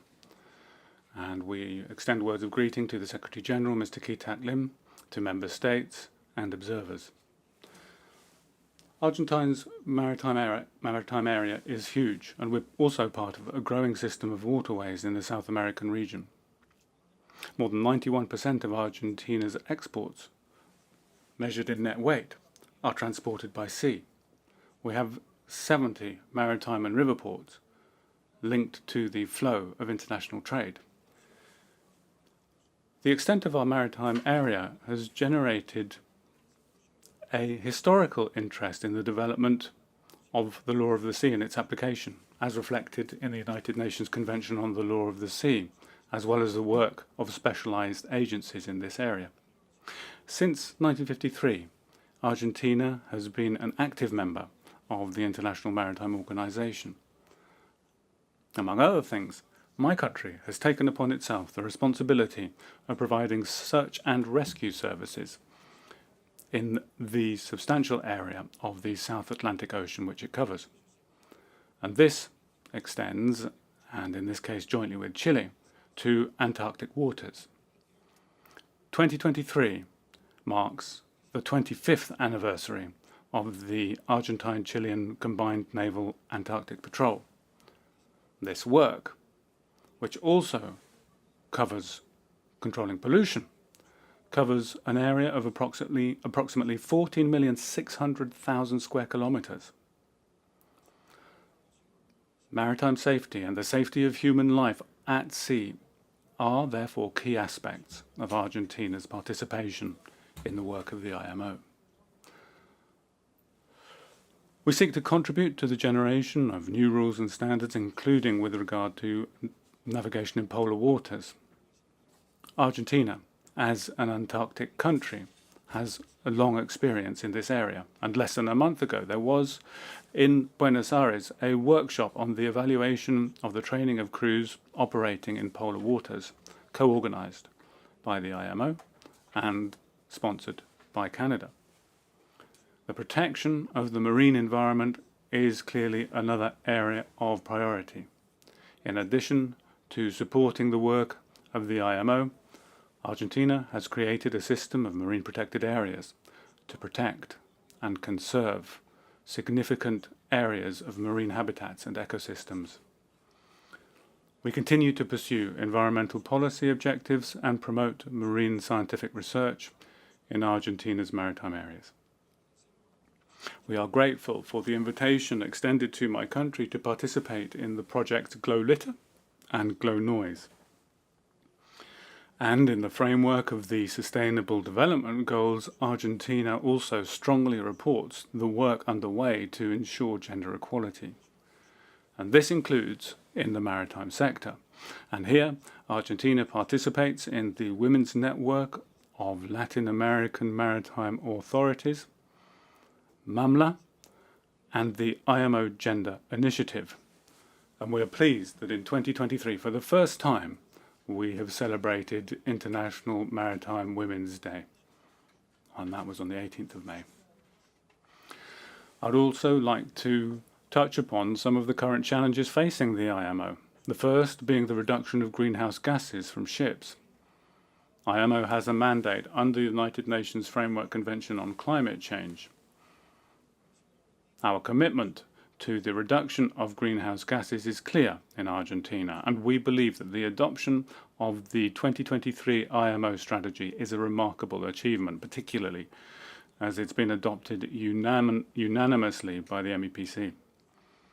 In accordance with the CBDRC principle and the strategy itself, there is a need to avoid or minimize the negative impacts on developing countries, which are dependent on external trade to address other legitimate development priorities, such as the fight against poverty. We are therefore committed to a comprehensive assessment of the medium-term impact of candidate measures on states. A second challenge is that of autonomous surface ships, MAS. Argentina understands that any outcome from our work, whether binding or not, must be in conformity with the United Nations Convention on the Law of the Sea of 1982, including with regard to the liability of the flag state and that of a master of a vessel.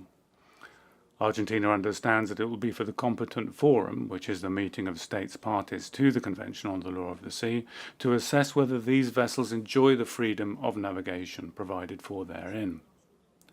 It's also important that we address the question of liability. And in this context, Argentina understands that the type of vessel, or rather that in regard to this type of vessel, the consideration of the possibility of strict liability for the highest levels of autonomy is merited.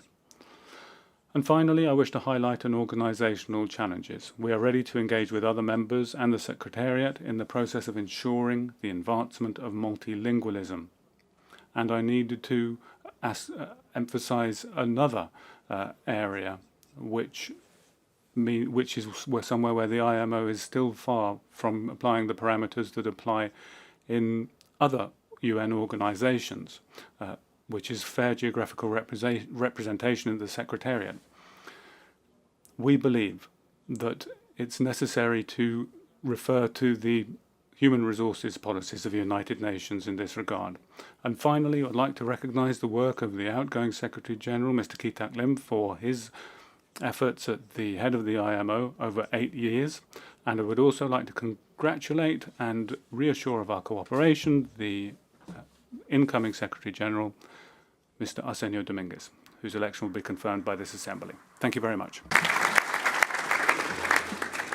Thank you very much, General Prefect Jorge Alberto Niedermann, Director of International Security of Argentina, for your words. Now I would like to give the floor to the representative from Lithuania, Ms.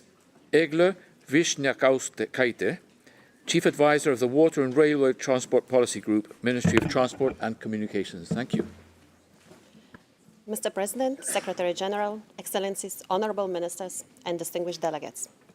I'm honored to address the Assembly of the International Maritime Organization on behalf of the Republic of Lithuania, a nation with a rich maritime tradition and unwavering commitment to the global maritime community.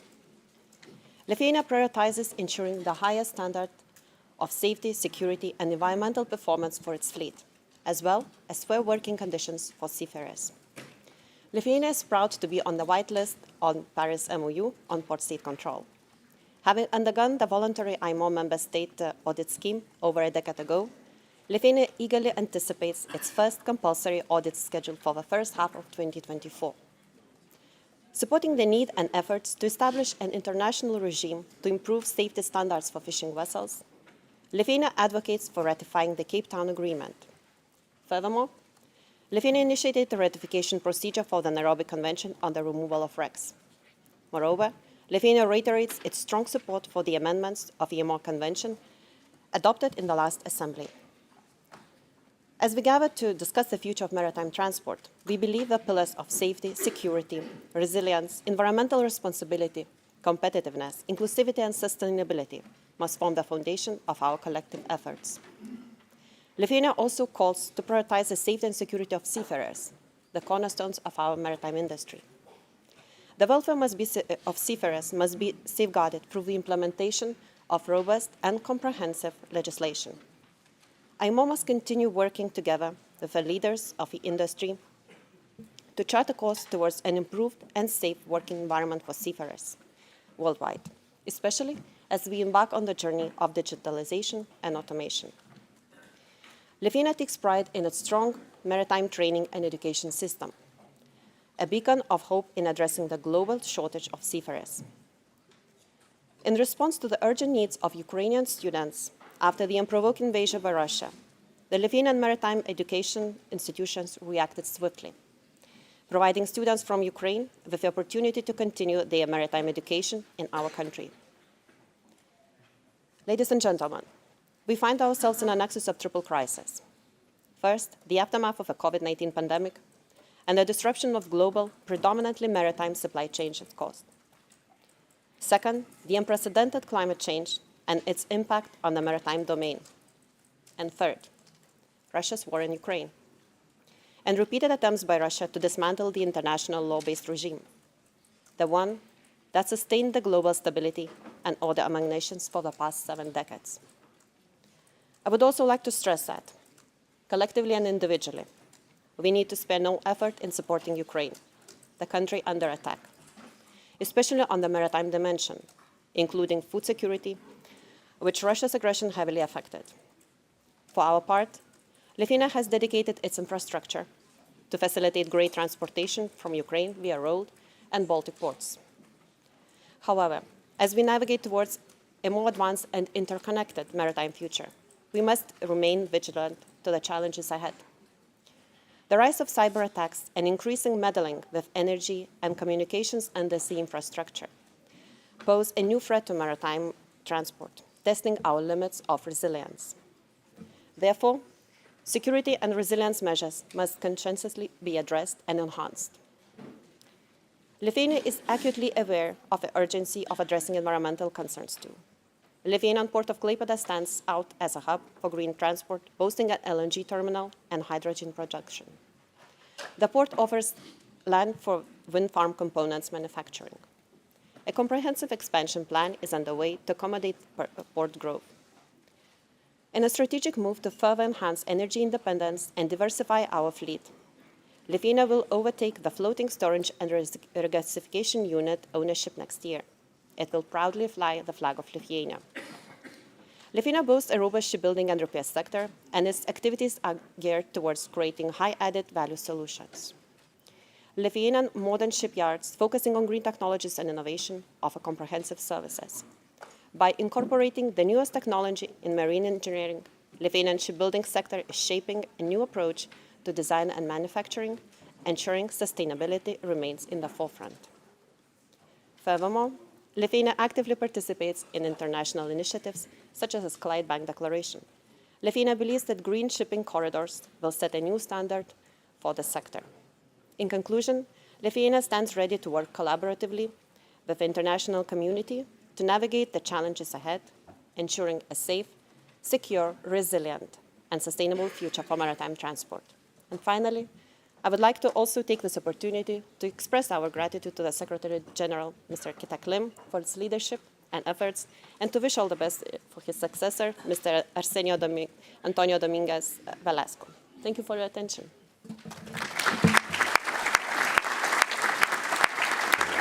Thank you very much to the representative of Lithuania, Ms. Vyšniauskaitė. And now we have the Minister for Transport of Yemen, His Excellency Dr. Abdusalam Saleh Hamid, who will make his statement. Thank you.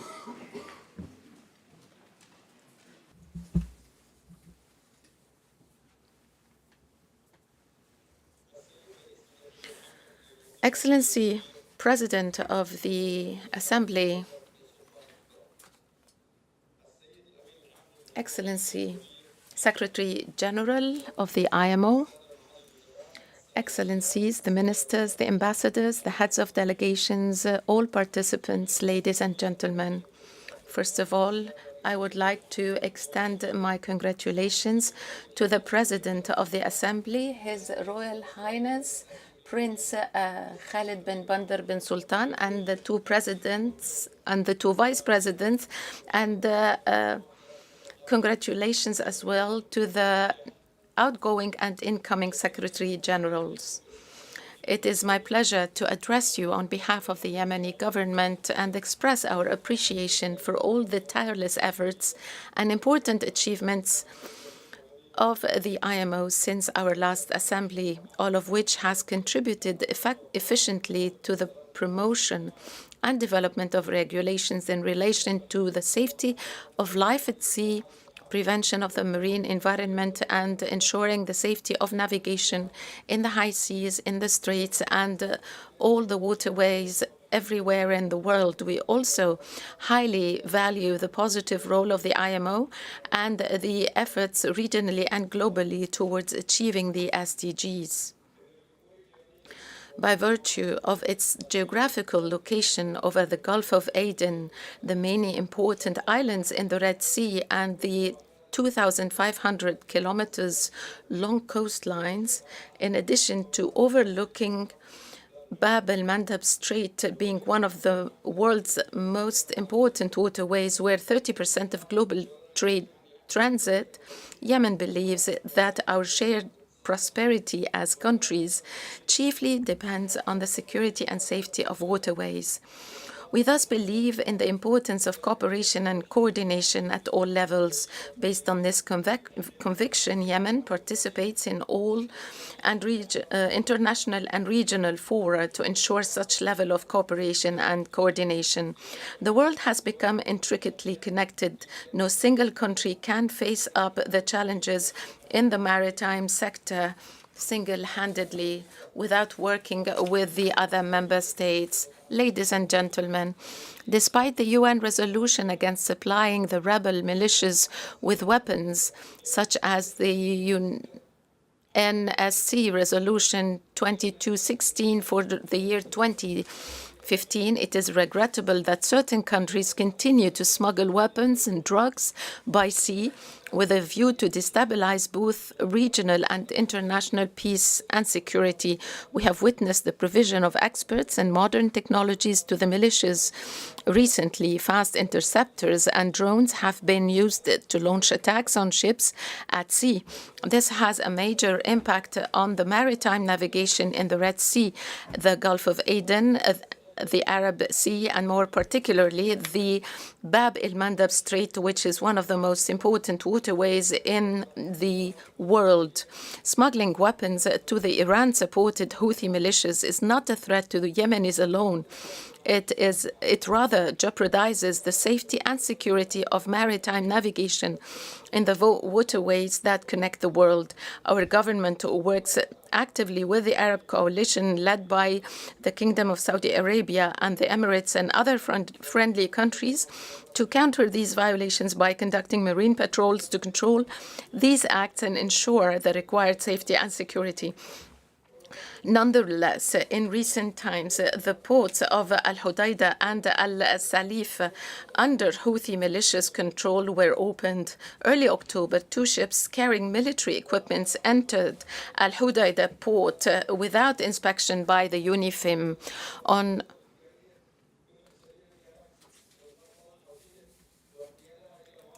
You must have heard about the recent events in the area. The commercial vessel Galaxy was hijacked and led to Al Hudaydah port under the Houthi control, as well as the CGM vessel, which came under attack in the Indian Ocean, and a third oil tanker Central Park at the Gulf of Aden. The Yemeni government has strongly condemned all these events violating the international maritime laws and has staunchly rejected these acts. All of the above is a testimony to the threats encountering the commercial ships in the international waterways. Consequently, the legal government of Yemen strongly and seriously calls for further cooperation with countries in the region and the world to ensure the stability of the international shipping. We look forward for capacity building of our institutions and marine affairs bodies to work together towards the safety and security of the waterways. Recently, on the 23rd of November, the Regional Center for Information Exchange among the Western Indian Ocean, the Red Sea, and the Gulf of Aden countries opened in Aden, the official headquarters of the Yemeni government. The aim of the center is to exchange information and promote cooperation among these countries to address these threats.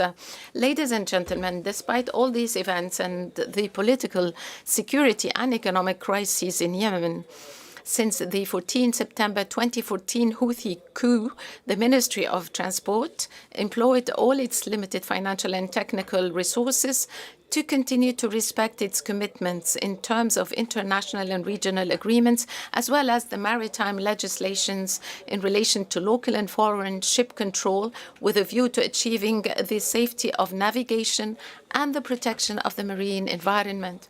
The Ministry of Transport has also endeavored to participate in a number of international and regional conferences in this respect. Allow me to express sincere thanks to the IMO and to the EU Crimario project for the Memorandum of Understanding with the Indian Ocean countries to provide technical support through various workshops and courses to raise the performance of marine personnel.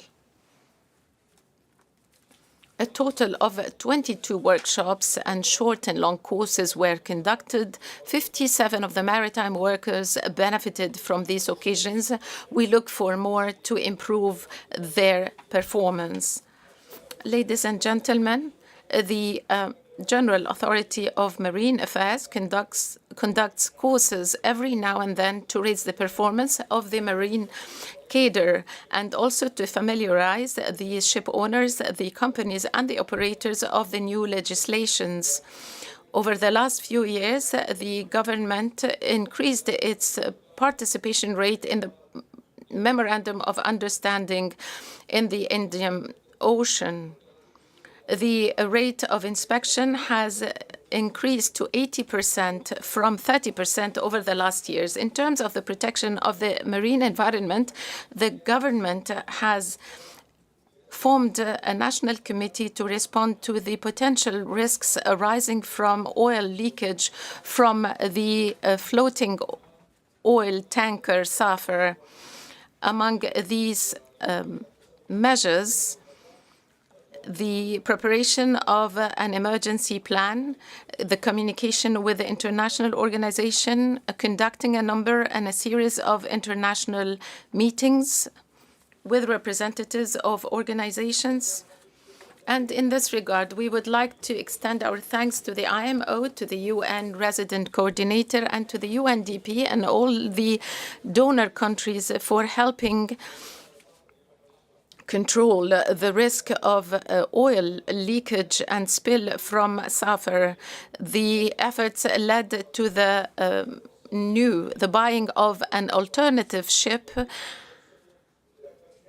and transferring 1,100,000 barrels of oil. The first phase has been concluded, and subsequent phases will be required to finish the job. We would like also to indicate and inform you that we have adhered to the 1979 Search and Rescue Convention and the Convention on Seafarers' Identity Documents. The government also approved the adherence to the following conventions and protocols: the one on oil pollution for 1990, the protocol on the cooperation regarding toxic and hazardous substances, the 1988 protocol for the Load Lines Convention, IMSO, the implementation of Section 11 of the UNCLOS dated 10 December 1982, a 1988 protocol on the harmonized system of survey and certification. We also endeavored to form a national committee for marine security and to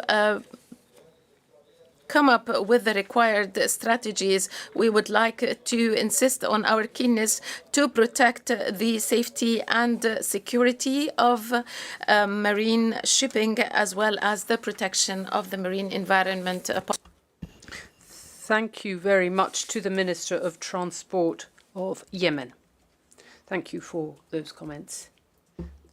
The floor now goes to the representative of the government of Paraguay, Ms. Paula Silveira Durling, Chargée d'Affaires at the Embassy of Paraguay in the United Kingdom. Thank you very much. President of the Assembly, Secretary General of the IMO, distinguished members of the IMO, and representatives, and ladies and gentlemen. As you may know, my country is far off in South America. It is surrounded by land. In other words, that is, we are a landlocked nation. The volume of our international trade is increasing, and 90% of foreign trade is carried out by river and by sea. We have the third largest fleet there. Paraguay has become expert in river maritime trade. We now have a fleet that is competing on the world stage, and we have large shipyards which build container ships, tugboats, pusher tugs and barges which transport our own national production, and in some cases production produced from neighbouring countries as well, through the Paraguay-Paraná waterway and out to sea. Now, to recall the words of our Minister of Foreign Affairs, Ambassador Lezcano, the government's international policy is basically focused on prioritizing regional, global, and bilateral integration with allied and neighboring countries. This always under the strict compliance with international regulations and with due care for the marine environment. And in this way, as a country, we follow the deliberations carried out in this forum on decarbonization and on greenhouse gas emissions worldwide, among other topics. Just by way of example, Paraguay has signed a number of instruments on climate change and the impact of climate change. And our country has, in a number of different ways and through various measures, demonstrated its interest in this topic. And this through cooperation received from different UN agencies, such as the UNDP, and also from other countries. Another topic worth mentioning, and one in which we are taking our first steps, is the empowerment of women in the maritime sphere. We are members of the MAMLA network, the Latin American Maritime Authority Women's Network, which is sponsored by the AMO. And here we would like to reaffirm our commitment to continue supporting the participation and the development of women in this sphere. Paraguay is a country that is rich in clean and renewable energy. The Itaipu hydroelectric dam is the largest generator of sustainable energy in the world. We are large-scale producers of biodiesel, and we are installing green hydrogen production plants as well. Friends, you will find in Paraguay a country that is always willing to support the decisions and actions taken that benefit all the member states of this organization. Thank you very much for your attention.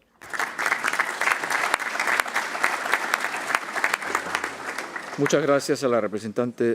Thank you very much to the representative of Paraguay,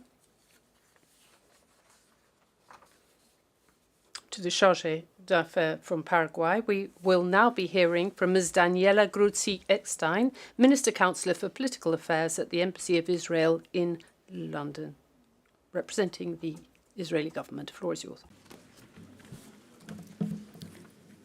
Thank you, Mr. President, for giving me the floor. Your Excellencies, ladies and gentlemen, on behalf of the State of Israel, let me start by offering our appreciation and gratitude to Secretary General Lim. You have been steered the IMO with distinction over the last years. We're entirely grateful. And we also welcome the Council's decision to appoint Mr. Arsenio Dominguez of the Republic of Panama as the next Secretary General, and we wish him great success. Your Excellencies, the prosperity and security of many member states is strongly related to the maritime space in their region. In this regard, Israel is no exception. Israel is part of the Red Sea and Gulf of Aden region, one of the most important international maritime routes with more than 2,000 ships transited every month. It also has some of the most diverse and resilient coral reefs in the world. Israel's Strait is much dependent on the safe passage and freedom of navigation to the world's most important shipping lanes. Therefore, Israel has vested interest in supported collaborative efforts to strengthen and deepen the values and objectives of the IMO. We are a small nation, but we have lots to offer to our neighbors and the maritime industry. We are committed to working unilaterally with our neighbors to tackle emerging threats to our maritime region, such as excessive fishing, marine pollution, climate change, and the erosion of coral biodiversity. But the greatest threat to our maritime security at the moment comes from a different domain. On Saturday, October 7th, thousands of Hamas terrorists entered Israel and massacred over 1,200 innocent people, men, women, children, and babies. Entire families were slaughtered. Entire communities were destroyed. More Jews were killed in one day on October 7th than on any other day since the Holocaust.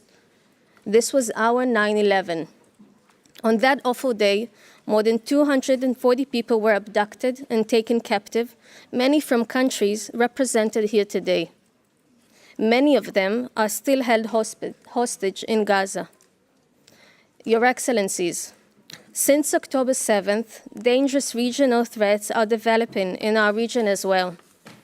On November 19th, Iranian-backed Houthis hijacked the Galaxy Leader of the coast of Yemen. The ship had 25 crew members of various nationalities.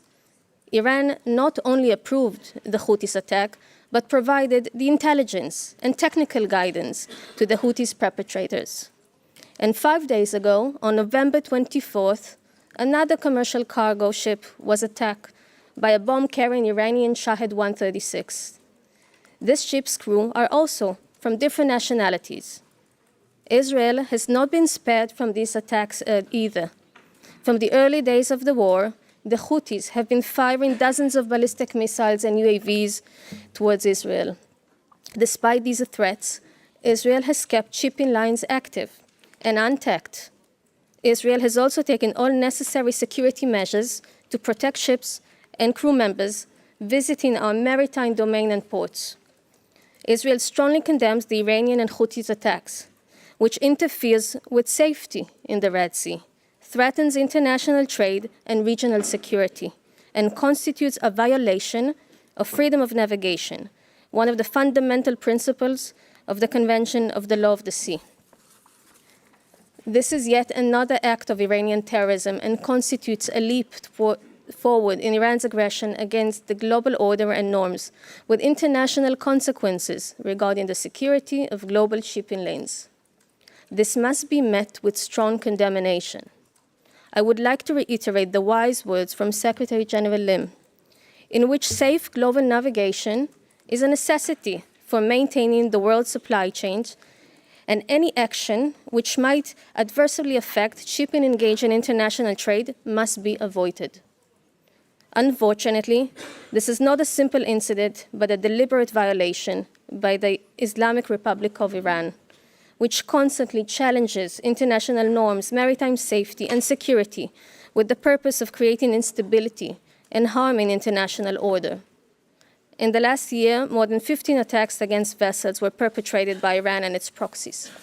Your Excellencies, despite the harrowing events on October 7th, the State of Israel remains a vital economy partner to the world's leading economies and a global hub for innovation and development. I want to assure you, Israel will prevail. Israel continues to be committed to working with the IMO and all member states towards fulfilling the IMO's objectives and values, which promote safe, secure, and green shipping globally. Thank you for your attention.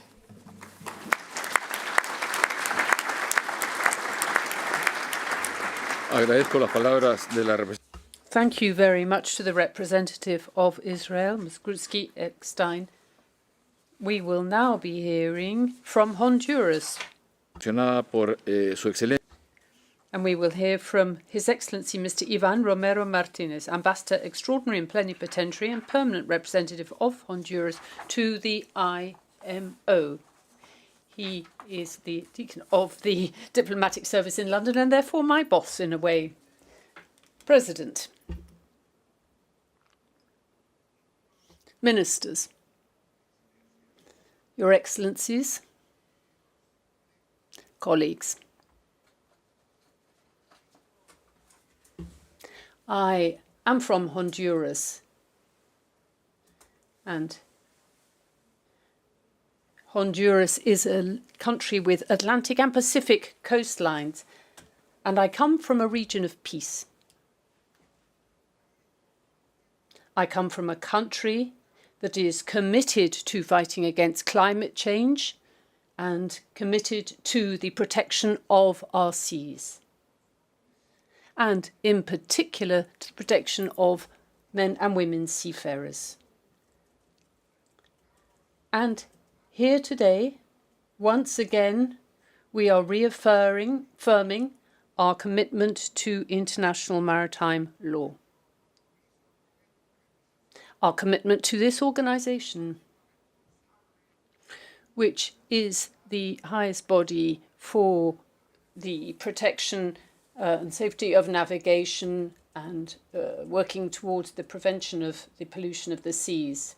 Now, as a member of this organization, as we have been for more than 70 years, Honduras has a lot of faith and a lot of hope in the future of this organization. We have faith because all of us, all of you who are here as participants, here from far-flung countries, contribute on a permanent basis with the contributions that you make, with the discussions and the fruitful and legitimate discussions held here within the organization. And we view this with hope because the progress that we have seen over the years show quite clearly that there is a desire for change, that there is a desire to continue updating our commitments. And proof of this is the adoption of the unanimously adopted GHG strategy and so many other resolutions, so many other positive discussions that we have held here in this forum. Secretary General Mr. Ki-Tak Lim, my dear friend, we would like to thank you very, very warmly for the excellent work that you have done here. You have shown heart and soul to this organisation. You have given your heart and soul to the organisation. You have led by example, and we will remember you always. You have done your job now, so go in peace, and you should go in pride for everything that you have done. You've been an excellent Secretary General. You've been a great friend. And above all, a gentleman. God bless you. And I would now also like to say how pleased we are that a Latin American, and a great Latin American, a citizen of the world, will soon be at the helm of this organisation. And that is our friend, Mr. Arsenio Dominguez. He has shown great skill. He knows this organisation inside out. I remember seeing him where you are all sitting, and he has moved from there into the offices of the organisation. Dear Arsenio, future is yours. You can count on our complete support. We are convinced that you will lead the organisation well, and as a Panamanian, you will contribute, just as the Panama Canal does, to bringing our continents together and our peoples together too. Thank you very much indeed.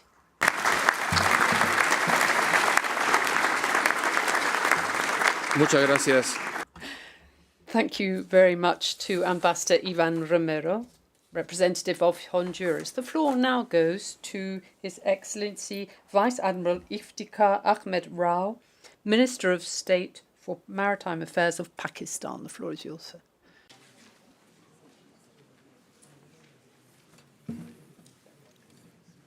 Bismillahirrahmanirrahim. Assalamu alaikum and good afternoon to all of you. Mr. President, Your Excellency Ki-Tak Lim, Secretary General, Honorable Ministers, distinguished delegates of member states, IGOs, NGOs, and dedicated IMO staff. Ladies and gentlemen, all of us gathered here have deep interest in the seas and oceans, which are our common heritage.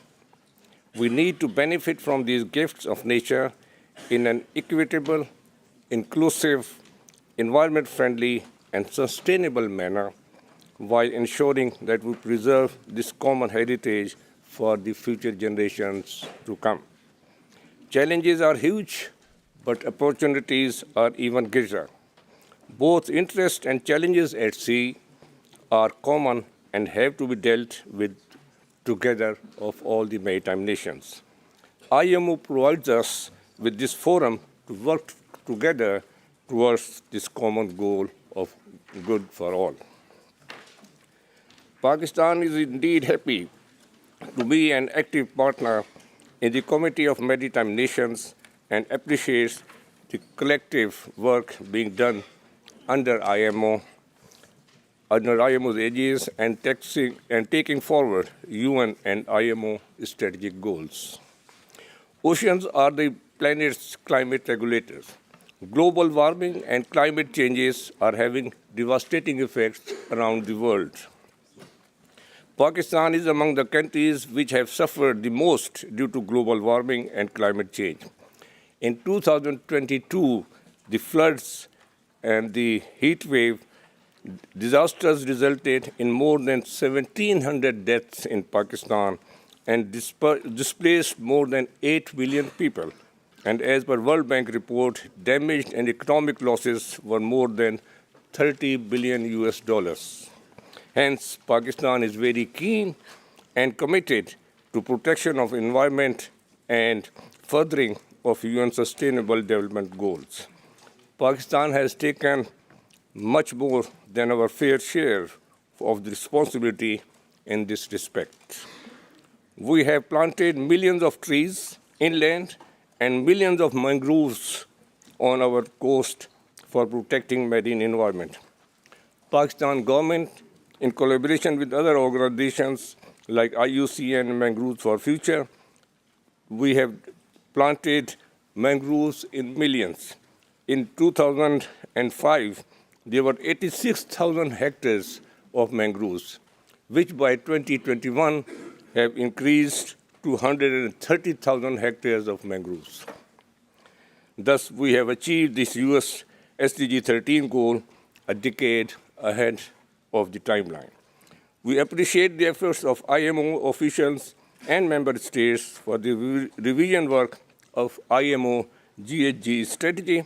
We assure you of all our full support for environment protection and upgradation, but at the same time, we wish that developed nations may hold our hand for technical assistance and, above all, capacity building.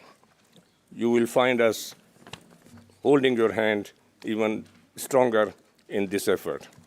We also look forward to zero or lowest possible carbon footprint by our ports and shipping. We have achieved some milestones, but the only means of achieving the net zero targets is to ensure that zero or net zero or near zero carbon technologies and fuels are available worldwide and as soon as possible within the affordable range of developing or least developed countries. Pakistan is one of the largest ship recycling countries, and Hong Kong International Convention for Safe and Environmental Sound Recycling of Ships is of great importance to all of us. I am pleased to announce that Islamic Republic of Pakistan has decided to accede to the Hong Kong International Convention, and it is my pleasure that on behalf of the government of Pakistan, I am submitting of an instrument of accession to the esteemed organization tomorrow, inshallah. Though it is a big challenge for us in such a short time period, but our commitment to environment is bigger than our challenge. We have already started the work in this regard, and with this, as part of this effort, we have already and very successfully conducted a 3-day seminar and training session under IMO's Integrated Technical Cooperation Program only last month. I am grateful to IMO and its team of professionals in this regard, and I am positive that, inshallah, we will accomplish the required steps required in this regard at the earliest. Women empowerment and women in maritime is also our important agenda, and our female graduates are entering the maritime sector at all levels. A good number of females are working in our ministry. Our maritime administration's most important position, that is Director General of Ports and Shipping, is led by a woman who is also part of our delegation, the leading member of our delegation. Seafarers, ladies and gentlemen, are of course very important, and Pakistan has more than 26,000 seafarers, and we are really happy that they are doing the good job, and we would like to support them as much as possible. Pakistan is committed to not only digitalization of ports, but also all segments related to the maritime. Our ports are currently establishing electronic port community system. Pakistan government has established Pakistan single window setup, and our ministry is in the process of establishing the maritime single window. Pakistan is already coordinator of NAV Area 9. May I propose and request that as part of IMO's regional presence scheme, our region may also be considered, which is not the case at present, and technical for the establishment of regional and coordination. And may I suggest that Pakistan be designated for this purpose. We are already coordinator of Navarian Line. At the end, I very warmly welcome the newly elected Secretary General, Arsenio Antonio, and assure him of the fullest support of our country. Thank you very much.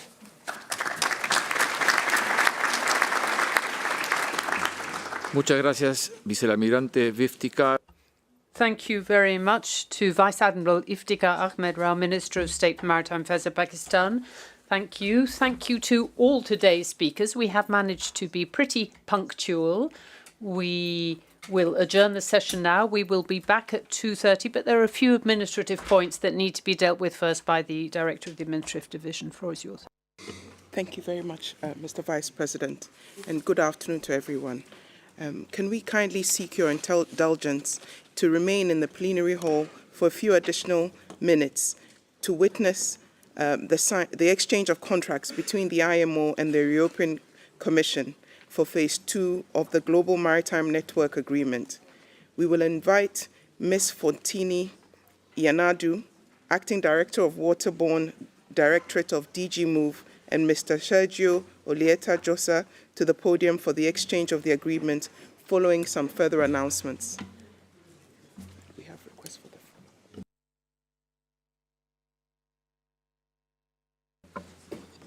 Yes, Egypt. You have the floor, Egypt. سيدي الرئيس السادة الوفود الكرام. Your Excellency, ladies and gentlemen, I would like to invite you all to a journey over history where we are going to be giving a presentation about the start of maritime shipping 5,000 years ago.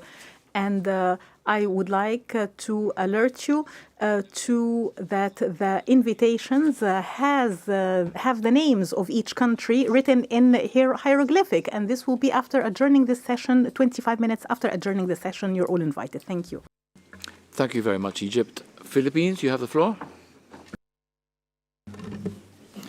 Thank you, Second Vice President, Secretary General, Excellencies.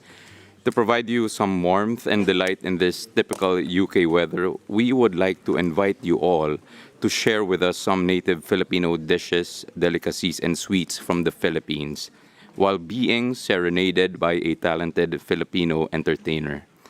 We would like you to discover why there's more to love in the Philippines, with our humble request for your continued support to the Philippines' candidature for re-election to the Council of IMO for 2024 to 2025. Maraming salamat po. Thank you very, very much. Then 2:30 on the dot. Good afternoon, Secretary General, Secretary General-elect, directors, representatives of the European Commission, ministers, excellencies, ladies and gentlemen. Thank you so much once again for staying back for a few minutes. As I mentioned yesterday, we have some more good news to share today. Today, the European Commission representatives and IMO Secretary General will exchange an EU grant funding agreement for a value of 10 million euros that will see the continuation of the financial support of the European Union to the Global Maritime Technology Cooperation Centers, the MTCC network project being implemented by IMO. We wish to thank the EU and the EC for the generous funding support for the continuation of this important project for IMO.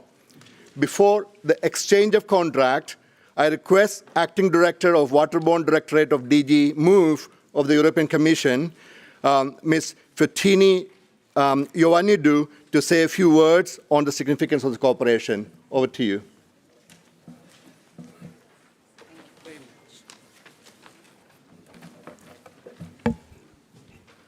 Your Excellencies, distinguished delegates, Secretary General of IMO, good afternoon. This organization, last July, has taken a true milestone in its history with the adoption of a revised, ambitious strategy to reduce greenhouse gas emissions from international shipping. The European Union member states and the European Commission have worked hand in hand with the IMO Secretariat and all member states to achieve this ambitious strategy. So we have now clear goals. We have the high ambition to achieve net zero around 2050 for international shipping. And we firmly believe that capacity building, especially for SIDS and LDCs, is a major tool to help everybody to achieve this transition.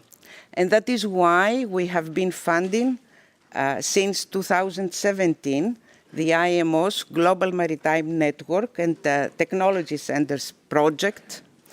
And we also believe that this project has brought real results in terms of enhancing the national and regional cooperation to combat climate change, to reduce emissions, and it has done so through capacity building, technical assistance, pilot demonstrations, especially focused on enhancing energy efficiency. And I would like here to thank the IMO staff for all the great work they have done and all the great successes they have achieved during the phase 1 of this project. And today, we confirm our commitment to fund the second phase of this project with another 10 million euros. And to mark this occasion, I'm accompanied by my colleague, Sergio Josa, from the European Commission's Directorate General for International Partnerships, through which the European Union will fund this action. I'd like to close here by saying that the European Union is firmly committed to work with IMO and all our partners in IMO, all IMO member states, to make this strategy a reality.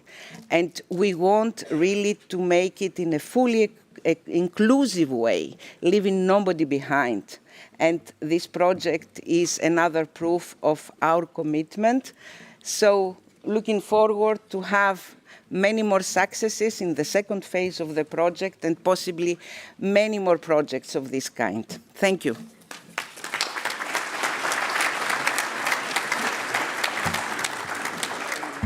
Thank you very much, Ms. Ioannidou, for those remarks. And here now, I would now like to request the Secretary General and Mr. Sergio Oliete Hoza, to head of the Sustainable Transport and Urban Development Unit of DG INPA, to exchange the signed agreements between them.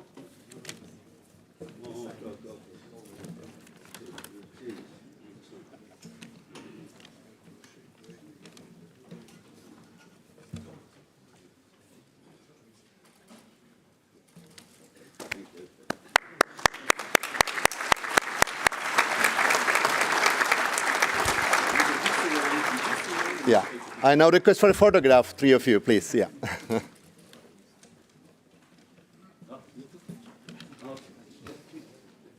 Okay, thank you. Thank you. Thank you. Thank you. Ladies and gentlemen, thank you once again for your indulgence, and thank you very much. The ceremony is closed now. Thank you very much.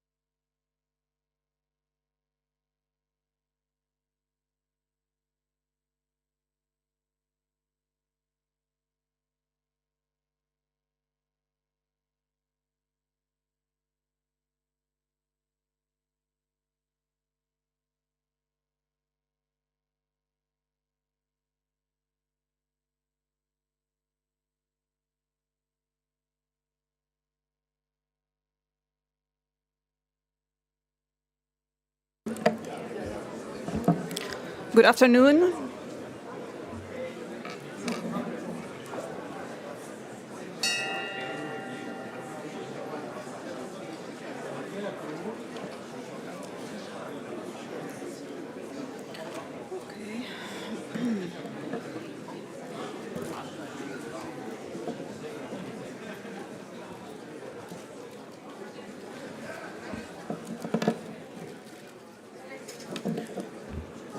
Good afternoon to all of you. First of all, let me introduce myself to you. My name is Sally Bahgat, and I work at the Ministry of Transport, the Egyptian Ministry of Transport, at the maritime transport sector. But I graduated from the Faculty of Tourism, and I studied history, archaeology, and I obtained a master's degree in Egyptology from Alexandria University, and I'm currently preparing a PhD at Cologne University in Germany.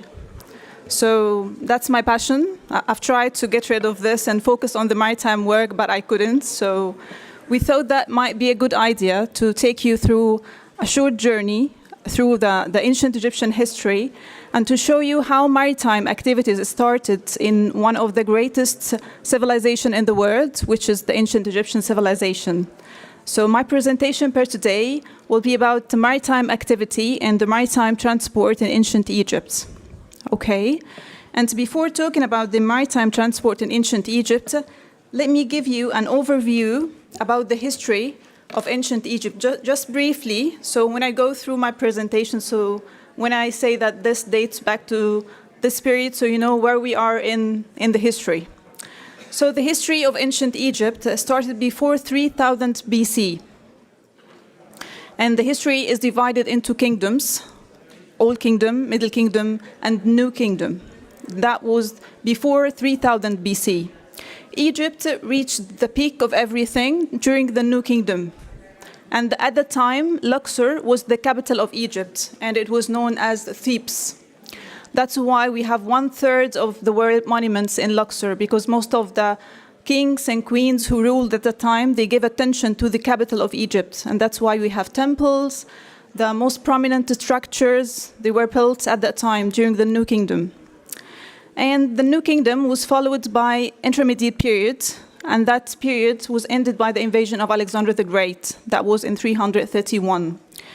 And then after Alexander the Great, so started the Ptolemaic dynasty, and that was ended by the reign of Cleopatra VII. And after that, the Roman era started in Egypt, and that was ended in 641 AD. This is just briefly about the sequence of the history of ancient Egypt. Let's start about our topic per today, which is about the maritime activities and how it started in ancient Egypt. So let me say that the ancient Egyptian civilization started from the Nile Valley. The Nile was a significant part of the ancient Egyptian civilization. That was something very important to them.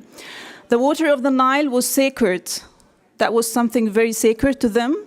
And they worshipped the Nile. And in the temples in ancient Egypt, they built or they made sacred lakes in each temple, okay? And they filled these lakes from the water of the Nile for the priests to be purified before entering to the temple and before performing the rituals inside temples. Okay, so the ancient Egyptian civilization started from the Nile, and to explore that Nile, so they decided to build or to erect small boats made of papyrus reeds, like this one here. Okay, so this was the first thing they created to explore the Nile. That was for fishing and also to explore what is the Nile, because that was the first natural source they found connecting Upper Egypt in the south to Lower Egypt in the north. And then later, and they called, by the way, they called the Nile the Great River. In hieroglyphics, they called it Itru'a. A means great, so they called it Itru'a. That was something very precious to them. And then they decided to make use of the wood, and they built wooden ships. Very primitive wooden ships like this one in front of you. And then later, they wanted to transfer the cattle, the animals, their animals. So they built something special a little bit, like this one here. with a wooden structure at the top, in the middle of the ship, to put the cattle or the animals inside so they are balanced during sailing into the Nile. And then later, they invented the sail. That was one of the greatest inventions in the history. They invented the sail so they can sail through the Nile from north to south, from south to north easily, and in a way that could be very easy to them. And then when they invented the ancient Egyptian language, they started to put many terms and words referring to the maritime activities. In the ancient Egyptian language, we have more than 100 words referring to the maritime activities. And when the civilization started to be developed more, so they started to create ships more sophisticated to help them to travel for distance, longer distance, and that they can use not only in the Nile, also in the Mediterranean Sea or in the Red Sea. That was something quite hard for them at the beginning. They get used of the Nile, and they know the Nile very well. And then they wanted also to explore the seas, not only the Nile. So that's why they decided to make use of the abundance of wood around them along the Nile Valley, and to build ships larger from big wooden planks to use them to sail into the seas also. That was proved by one of the greatest discoveries in the ancient Egyptian history. In 1954, we discovered a ship. Okay, we discovered a pit in Giza Plateau, here in front of you. So this is the site of the Great Pyramid. And on the southern side of the pyramid, one of the Egyptian archaeologists, known as Kamel al-Malek, so he discovered by chance a pit, okay, and that pit was covered by 41 limestone blocks. Here you can see King Khufu, the builder of the Great Pyramid. And by the way, however, he is the builder of the Great Pyramid, but we didn't find any statues for him except for this one. It's 7.5 centimeters. However, he built one of the wonders of the ancient world, but we didn't find for him except for this small statue. So this is the pit that they found in 1954, and it was covered by these blocks, okay, 41 blocks made of limestone. When they removed these blocks, what they found inside, they found 1,224 pieces of wood. They found a dismantled ship. Okay, that was something very precious and treasures that they found. And after working on these pieces for more than 10 years, okay, they succeeded to reassemble the ship again to be like this. So they worked on that for more than 10 years. A group of Egyptian archaeologists and Egyptologists, they worked on that. And also they found the ropes, the original ropes and knots that they used. And that when they finished work in this ship, it was 43 meters in length, 5.5 meters wide, and 38 tons. So we are talking about a ship that was built 5,000 years ago, and it was 38 tons. So that's something incredible, and that is considered one of the greatest discoveries in the ancient Egyptian civilization. So here you can see the ship. It consists of an open tent here for the captain, 12 oars here, and then a canopy and closed cabin. We don't know, we're not sure what was the function of that ship. It is known as solar boats because they thought that this ship has a symbolic use, and that King Khufu used it because they believed in resurrection. They believed that they will live again in the afterwards and they will do journeys there. So they called it solar boats because they thought it had connection between the king and the sun god at the time, who had a great fame. And they thought that he will travel by this into the heaven in the afterwards. But in my opinion, I don't think that this is right. I think that this was built for sailing. Something huge and massive like this cannot be just symbolic. So I think this was made to sail in the Red Sea. And I'll prove to you that later. How they built this ship? So if you visit any shipyards, you will find many technologies and many tools to build a huge ship. I know it's something different, but can you believe that they didn't use any metal pins, any types of adhesives?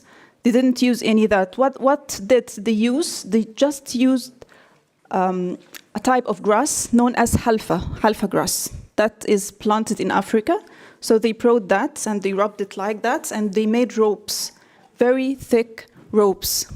And they also used the technique of mortise and tenon joints. So they made holes, as you can see here, holes in the body of the ship.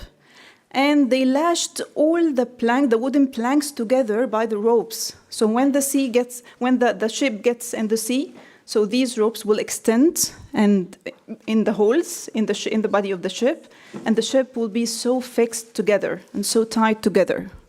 Okay, and they used these kind of ships to sail for hundreds of miles in the Red Sea. So can you believe that? I'll show you now, before we start the video, I'll show you now, this ship, it was displayed in a specific museum that it was built at the same site we discovered the ship. And then later, when we erected the GEM, the Grand Egyptian Museum, the new Grand Egyptian Museum, so we decided to transfer that ship to be placed there. And that was another challenge, because when they discovered it, they took more than 10 years to reassemble this again. So to transfer something massive and precious like that from the original place to the Grand Egyptian Museum, that was something very critical to them and also another challenge. So I'll show you a short video, 1 minute, so you can see the transportation process of the ship from Giza Plateau to the new Grand Egyptian Museum.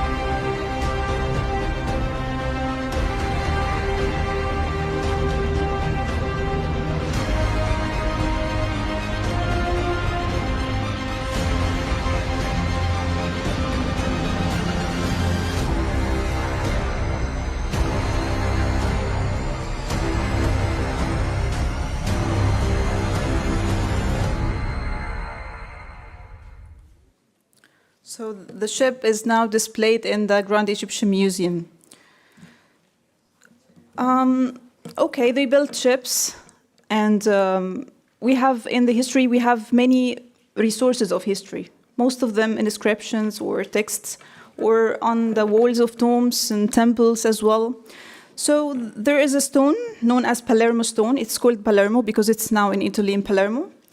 So on this stone, the names of the kings and queens who ruled during the Old Kingdom, from the first dynasty to the fifth dynasty, it's written. These are written on that stone. It's called Palermo stone. And also the achievements of these kings also mentioned on that stone. So what is mentioned here, that King Senefru from the fourth dynasty, because the kingdoms are divided also in dynasties.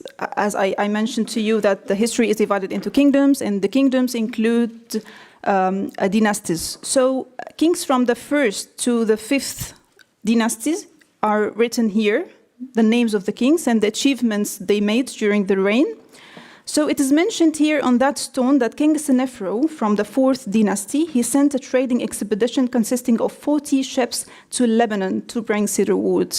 So 40 ships, we are talking about something happened 5,000 years ago at the beginning of the history. So if they send 40 ships to Lebanon, so how many ships they have? And how many ships we had, for example, during the New Kingdom, if we just had this number to send for a military, for a maritime expedition. It is also mentioned that King Sahura from the 5th dynasty, also during the Old Kingdom, that he sent a maritime expedition to the land of Punt to bring some of their exotic products. So the land of Punt was a very famous land at the time. We don't know where exactly it is, maybe Eritrea, maybe Somalia, we don't know. But many kings sent maritime expeditions to the land of Punt, actually. And the most famous one is the journey of Queen Hatshepsut. Queen Hatshepsut, she was one of the prominent queens who ruled Egypt during the New Kingdom, during the 18th dynasty. And she ruled for 20 years. So it seems like we have empowerment of women ages ago.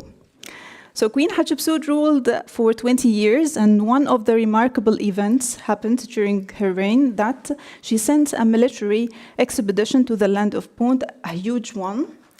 And she was so proud of that, and that's why she decided to record this expedition on the walls of her temple in Dir al-Bahri. She built a temple, a very unique temple, different of any other temple in Luxor, and she recorded that journey, that expedition, on the walls of her temple. I'll show you now the wall.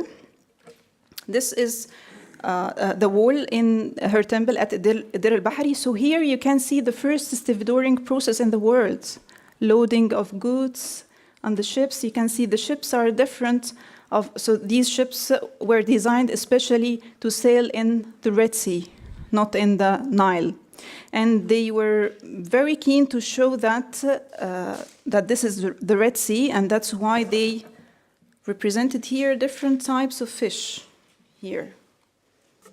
And you can see the loading of the products, trees, animal skins, different types of animals, incense. The incense was something very important for them. They used it in the rituals, in the processions, in things like that. So here you can see, however, 5,000 years ago passed over here, that wall, but it's still colored and in a very good state till now. So you can see the crew here, the captains of the ship here. And these are the trees they brought from the land of Punt. And one of them, we still have one of these trees here in front of the temple of Hatshepsut. So here you can see the roots of one of the trees she brought from the land of Punt, and that's her temple in Luxor. They also built not only ships and not only maritime expeditions, but also we had seaports. So they built seaports on the coast of the Red Sea, so to make these maritime expeditions easy for them.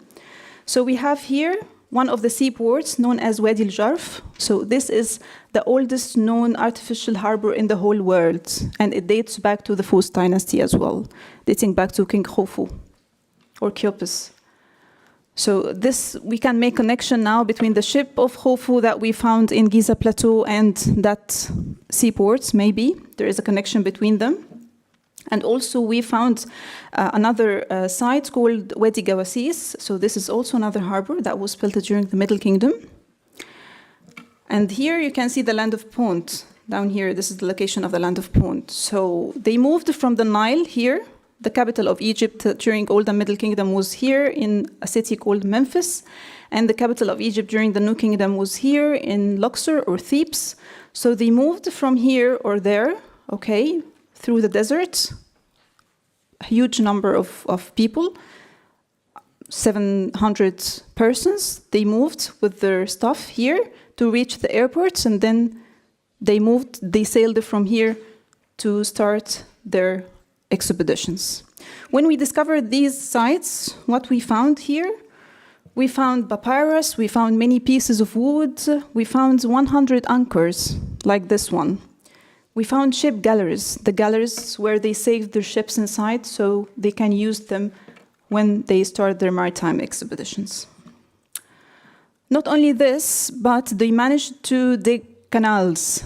So one of these canals, here you can see This is Fayoum Oasis, and it served that oasis served as a strategic point along the trade routes, linking Egypt to the Western Desert and nearby regions. So this is the Nile Valley. So it was in the middle between Upper Egypt and Lower Egypt. So that was a very important point in the desert. And that's why King Senusert III here, he decided to dig a canal to connect Fayoum Oasis to the Nile Valley. And that was something great. And also he wanted to dig a canal, which is Suez Canal now. So the idea of Suez Canal, he wanted to connect the Mediterranean to the Red Sea. So this idea, so it dates back to ages ago, not only the modern history, but it dates back to ages ago. But he died before doing that. So let's move from the time of ancient Egypt and move forward a little bit during the reign of Alexander the Great. So that was in 331 when he decided to erect the city of Alexandria to commemorate his name. So he connected the island of Pharos here to the mainland here to the village of Rakotis. And by connecting Pharos to Rakotis, two main harbors were created, natural harbors were created. They gave great attention to these harbors. And this one was known as the Great Harbor. And Alexandria at the time was a trade hub, very famous. And most of the rulers after Alexander the Great, they gave great attention to this harbor. And that's why Ptolemy II, he decided to erect the lighthouse of Alexandria.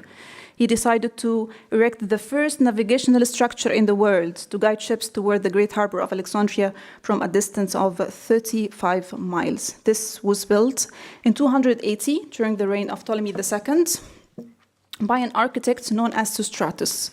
So he designed the lighthouse about 120 meters high, 3 floors, with a statue of the god Poseidon at the top of it. And it was worked by a type of fire, a kind of fire with mirrors. So the fire and the mirrors can reflect the light from a distance of 35 miles in the Mediterranean Sea. And that was the first lighthouse in the history. And it is also considered one of the wonders of the ancient world. Unfortunately, the lighthouse was destroyed because of 2 earthquakes happened. The last one was in 1323. But one of the Islamic rulers, known as Qaitbay, he decided to make use of the blocks of the lighthouse and to build a castle, which is known as the castle of Qaitbay in the city of Alexandria. That was in 1480. And this is the castle. It's the only castle in the city of Alexandria. So this castle, it was built at the same site of the ancient lighthouse, with the ruins of the lighthouse. And it was built to protect the northern borders of Alexandria from the Ottoman power, which was increasing at the time. So to conclude, so I can say that the first sail, the first boat, the first ship, the first harbor, and the oldest lighthouse in the world, in the whole world, so came from Egypt. The first maritime activity was launched by ancient Egyptians 7,000 years ago. And now Egypt has 18 commercial ports, 37 specialized ports, 23 tourist marina with a total coastal length of 3,000 kilometers, in addition to Suez Canal, which is considered Egypt's gift to the world and lifeblood of the international economy. Thank you very much for your attention.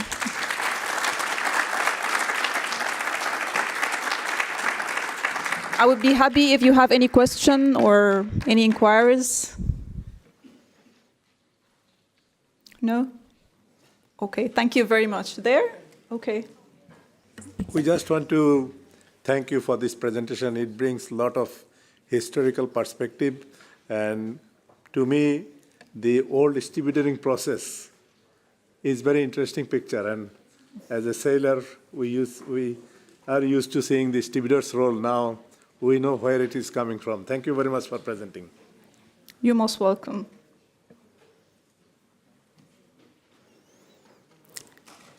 Any other questions? Thank you very much. Thank you.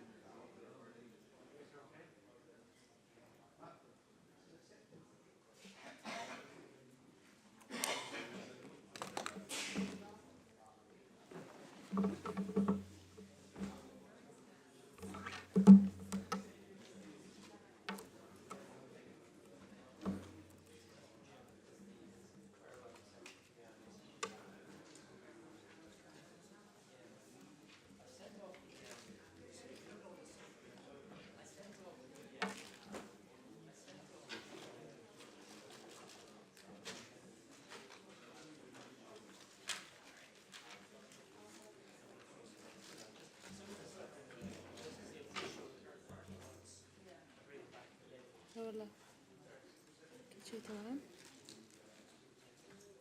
ها؟ اي اشوفك. كل شيء تمام؟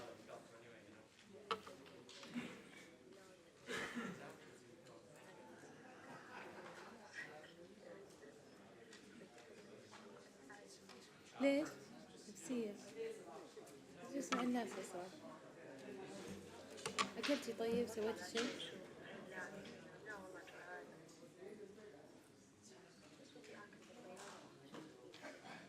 اي ممكن اكل خذ منها شيء خفيف شاهي. احنا خذي من لون شاهي قهوة سناك.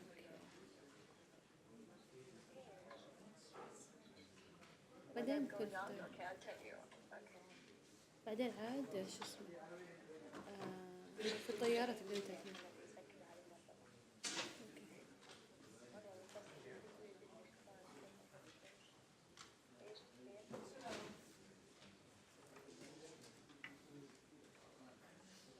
هلا والله.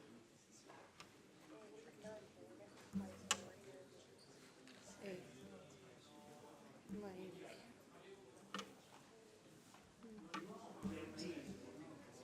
كل شيء تمام. لا تفوتك أهم شيء الرحلة بس. أقول أهم شيء لا تفوتك الرحلة. طيب يلا أجل.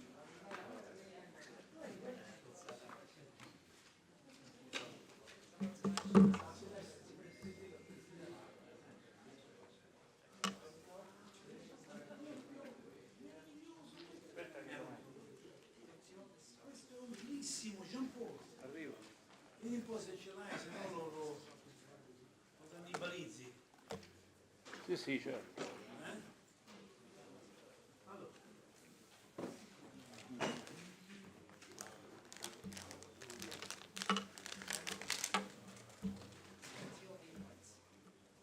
Guarda che non vengo alla pista qui di sera. Smandato.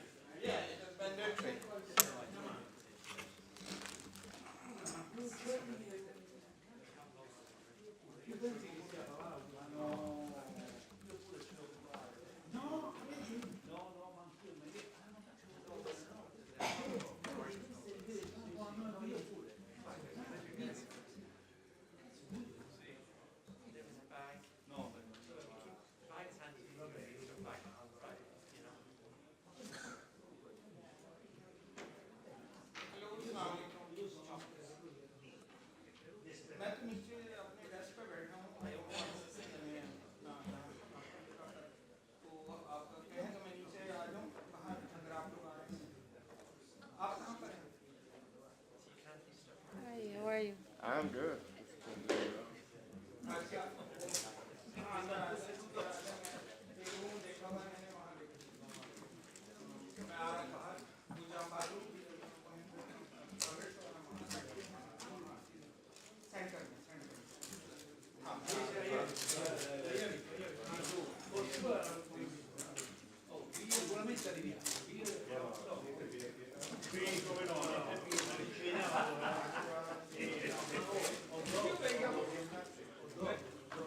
Sai cos'è? Giusto?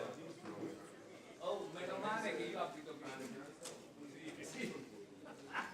Oh, allora ti mando una foto. Io vengo a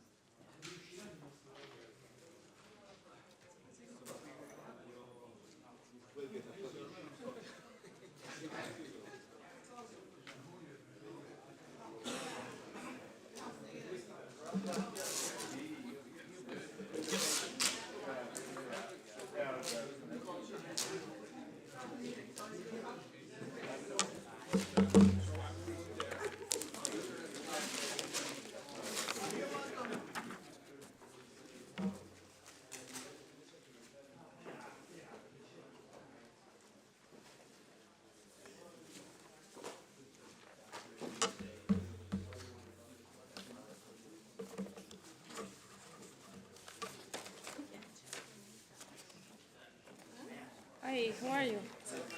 Walaikum salam. Thank you. It is definitely.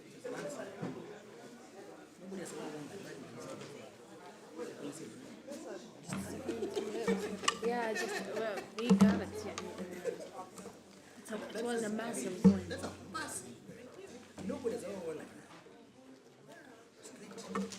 Thank you so much. Looking forward to see you in Riyadh for 2030. How old will you be? My classes will be fake. And they'll be telling me whether we won't be the side. I'll be next to you to guide you. Don't worry. But I've no doubt the World Cup and now exported. Now with the new city and the new airline, Riyadh Airways. But will Riyadh Airways operate from the Riyadh. airport? Yeah. Same airport like We're building also a new airport, King Salman Airport. Oh, a brand new airport. Yes. For And Riyadh so Airways. Saudi Airline will be based in Jeddah, and we're having Riyadh and Riyadh. To the voice versa. Yeah. And No, he's extremely busy with other things. But we keep in touch with him until we see in Riyadh. Keep up the job. Thank you so much. And you see all that.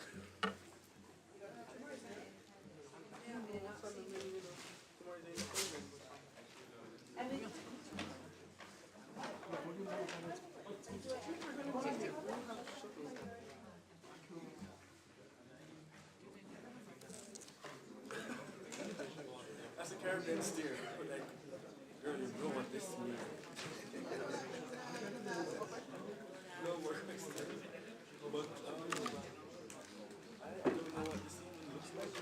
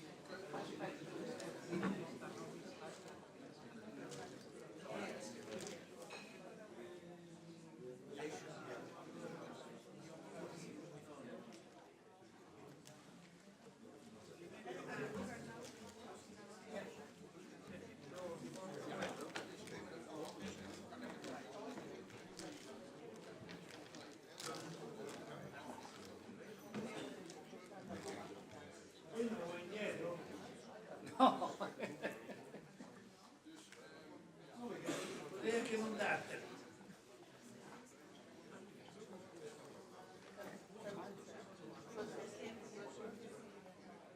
Minchia, su Futtero non c'è niente.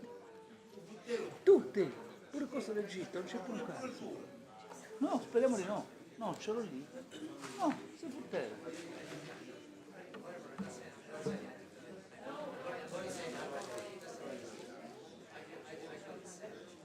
Ma sul serio? Ti dico, era lì, sulla sedia, quello è Egitto messo. L'ho messi qua sotto. Quello è Egitto. Sotto L'ho il tuo messi qui. cappotto? A posto, sotto il cappotto qui. Funzionano col Così. Perché ho detto io poi me lo so, invece mi hanno dato un'altra. E su Vabbè, io mo vado su a prendere. Se c'è.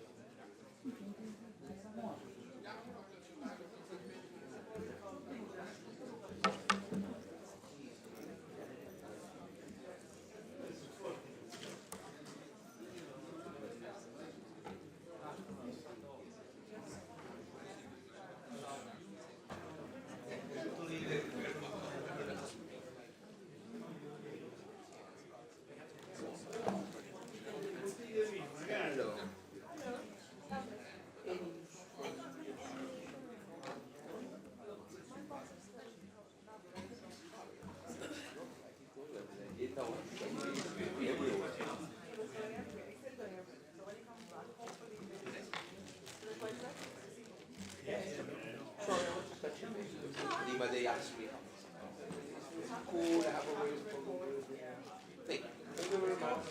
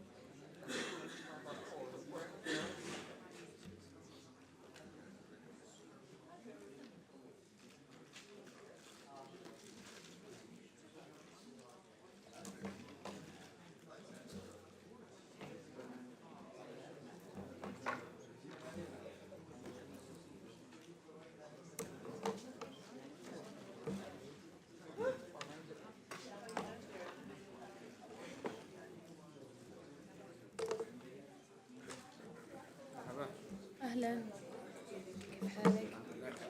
الله يسلمك.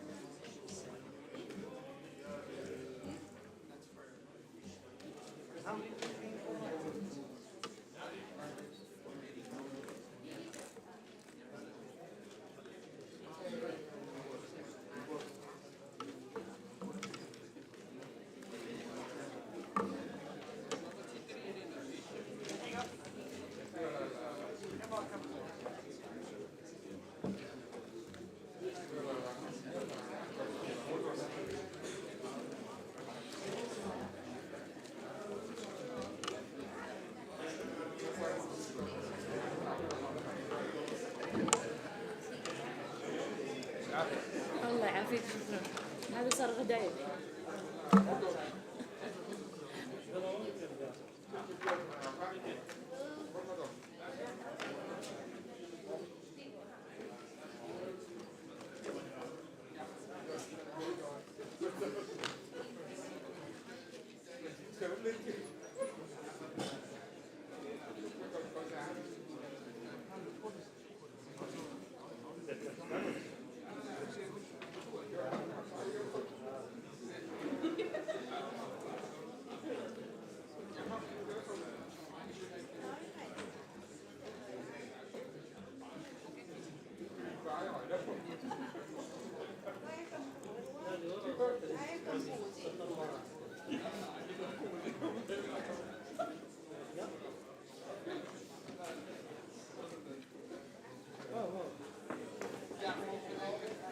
أنا حتى أحيانا بقوم أفشل على الناس اللي موجود.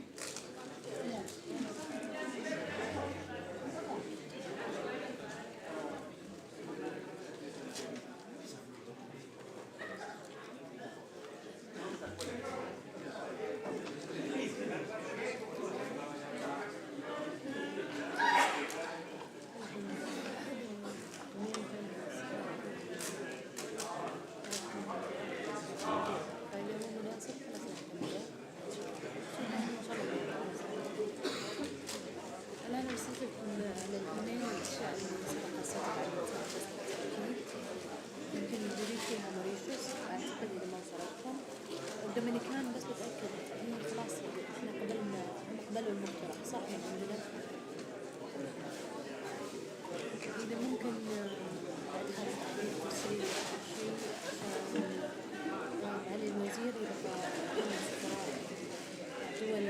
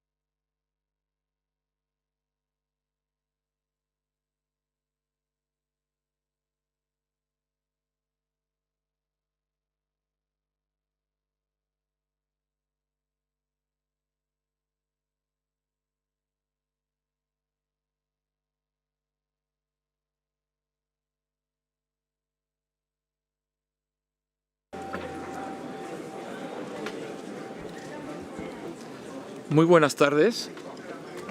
A very good afternoon to you all. Continuamos con la sesión de la...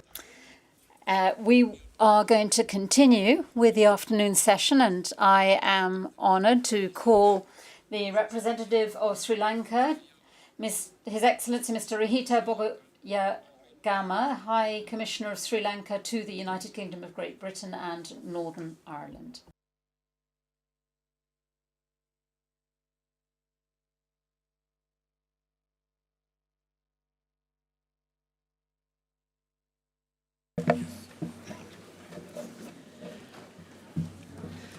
Distinguished delegates, esteemed guests, excellencies, ladies and gentlemen.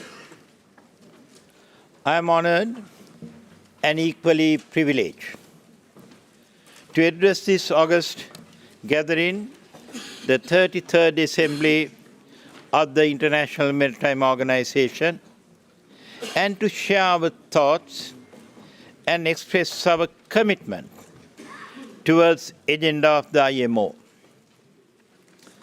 I extend warm greetings to the IMO and all member states on behalf of the government of Sri Lanka.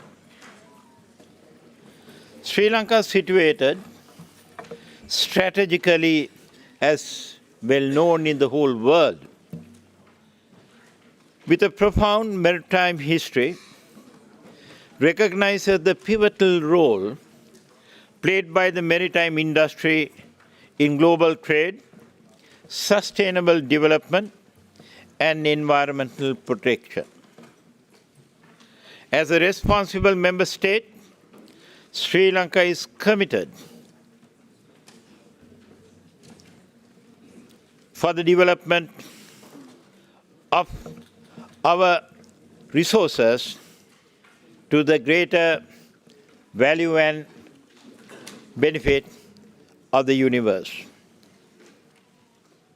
As a responsible state, Sri Lanka is contributing to the objectives and initiatives of the IMO, advancing towards a safer, more secure, and environmentally sustainable maritime domain. Foremost among our priorities is the acknowledgement of the necessity to enhance maritime safety and security. Sri Lanka commends the ongoing efforts of the IMO in developing and implementing measures that ensure the safety of vessels, crew, and maritime environment. We are unwavering in our dedication to adopting and implementing international regulations and standards, fostering the safety and security of our maritime activities. In the realm of environmental protection, Sri Lanka places significant emphasis on sustainable maritime practices, recognizing the challenges posed by climate change and pollution. We endorse IMO's initiatives to reduce greenhouse gas emissions from shipping. Sri Lanka actively works towards the implementation of the International Maritime Organization's initial IMO GHG strategy. Additionally, Sri Lanka is mindful of the importance of fostering international collaboration to address challenges such as piracy, maritime terrorism, and cyber threats. We pledge to work closely with other member states and international organizations to strengthen our collective efforts in ensuring a secure and a resilient global maritime environment. Regarding recent developments, Sri Lanka firmly opposed a proposal presented by some INGOs to shift the traffic separation scheme TSS off Donbra Head, further south of Sri Lankan waters. Despite our objections, the proposal was deliberated upon during the 80th session of MEPC at IMO in July 2023. The government of Sri Lanka expressed reservations, emphasizing the lack of agreement and without a comprehensive scientific research on the assertions. Government of Sri Lanka associate the countries Algeria and appreciate Algeria, China, India, Pakistan, Egypt and Bangladesh that supported Sri Lanka, asserting our sovereign rights and adherence to procedural rules. Government of Sri Lanka was enhancing our international shipping network and upgrade ports with state-of-art technology to suit present-day demands, committed to environmentally sustainable approaches, protection of maritime environment and marine mammals. In this regard, the Cabinet of Ministers endorsed a strategic plan to enhance effective coordination with the IMO and local and international stakeholders and to undertake a comprehensive research study on marine environment in the territorial waters of Sri Lanka, including that of the TSS where the TSS is located. The initiative will meet the standards of IMO and address the concerns of international parties. Moreover, recognizing the imperative involvement of relevant governmental authorities, Government of Sri Lanka is committed to developing programs to enhance awareness amongst the fishing community and stakeholders involved in the marine tourism. As a nation with flourishing maritime industry and thriving to become maritime hub in the region, Sri Lanka understands the significance of a skilled workforce. We remain committed to investing in maritime education and training programs, ensuring our seafarers are equipped with the knowledge and skills required for safe and efficient maritime operations. In conclusion, Sri Lanka reiterates its unwavering commitment to the principles and goals of the International Maritime Organization. We eagerly anticipate collaboration with fellow member states, industry stakeholders, and the IMO itself to address the challenges and opportunities facing the maritime sector. Together we can forge a sustainable and resilient maritime future that benefits us all. The government of Sri Lanka appreciates the Secretary General, Mr. Kaitak Lim's commitment and dedication in leading this important organization during one of his most challenging periods. I take this opportunity to congratulate Secretary General-elect Mr. Domingos for a successful tenure at the International Maritime Organization. Thank you for your attention, and may this assembly serve as a beacon of cooperation and progress for the global maritime community. Thank you, gentlemen and ladies.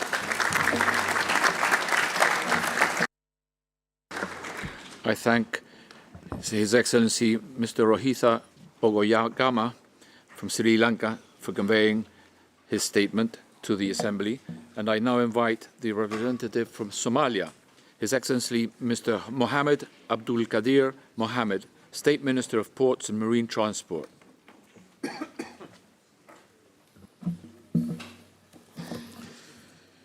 بسم الله الرحمن الرحيم. Your Excellencies, Honorable President, Ministers, Secretary General, and distinguished delegates, on behalf of the Federal Government of Somalia, it is certainly an honor for me and for my delegation to be here and fully participate this General Assembly.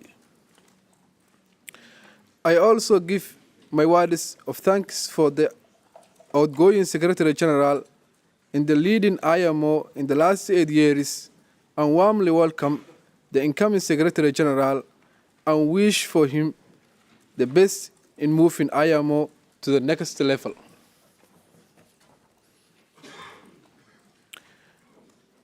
I would also like to thank IMO for their tireless effort in fulfilling their core mandate and objectives. The IMO has long been faithful in promoting safe shipping, working on prevention of marine and atmospheric pollution by ships, and supporting objectives of sustainable economic development globally. Somalia is a maritime nation in which the longest coastline in mainland Africa, and it's endowed with the massive blue resources that, if probably harnessed, these can greatly contribute to the socio-economic development of Somalia, especially in terms of security, revenue, and resilience, and finally, to a stable nation and prosperous communities. The development of international standards will only be effective when paired with the appropriate capacity to enhance these standards. The IMO voluntary audit scheme is one good example which promotes the channeling of capacity building to where it will have the greatest effect. The scheme complements IMO's integrated technical cooperation program, allowing member states to share their experiences and assist one another in the pursuit of enhanced safety standards. As the oceans are the next economic frontier, there is an urgent need for the technical assistance, experience sharing, study mission regarding maritime governance, security, ports management and control, and overall maritime sector development to prepare for the future and build the capacity and quality required to deliver these milestones. These distinguished delegates, the challenges are complex and require the cooperation, participation, and commitment of the members of the international maritime community. We must all play part. In so doing, it is important that we strike a balance between protecting the marine environment and facilitating maritime trade, in which is essential enabler for the global economy. The International Maritime Organization plays a key role in this global effort. IMO member states adopted the initial strategy to reduce greenhouse gas emissions from shipping. I am glad to see that we will be working toward long-term goal to reduce emissions from international shipping by at least 50% by 2050 from 2008 levels. This is a significant development made possible under the IMO's leadership and through the collective will of the member states. Somalia is doing progress on a maritime transport sector developed on endured Somali National Blue Economy Strategy and Somali Blue Economy Investment Plan. This includes the promotion of efficient and quality Somali's maritime transport sector, focusing on the rehabilitation and upgrade of the port infrastructure and the establishment of the competent maritime administration. Toward this goal, a new maritime code has been drafted to reflect international standards and will be implemented and integrated in a new national development plan. Somalia has the longest coastline in African continent. It's also a maritime nation with a long seafaring history of peaceful commercial trade, an ancient gateway of Africa and thousands of years. Somalia is correctly positioned along with the sea trading route with the 5 commercial ports. The government has already ratified SOLAS and Marble Conventions and seeking the IMO support for the demonstration of IMO conventions such as STCW, SUA, FAL, CORLEG, water balance management, in which Somalia can benefit by international compliance. Distinguished delegates, Federal Government of Somalia has promoted women in all sectors of maritime domain. This includes the importance of women's involvement in maritime sector, offering women free education in the maritime sector, enhancing the number of women in senior positions in the maritime sector. As members of the IMO, we should be proud of what we have achieved so far, but the road ahead remains challenging. We must sustain the moment in our collective effort to ensure that shipping remains safe, clean, efficient, and secure. I look forward to a productive assembly session over the next few days. Thank you, Mr. President.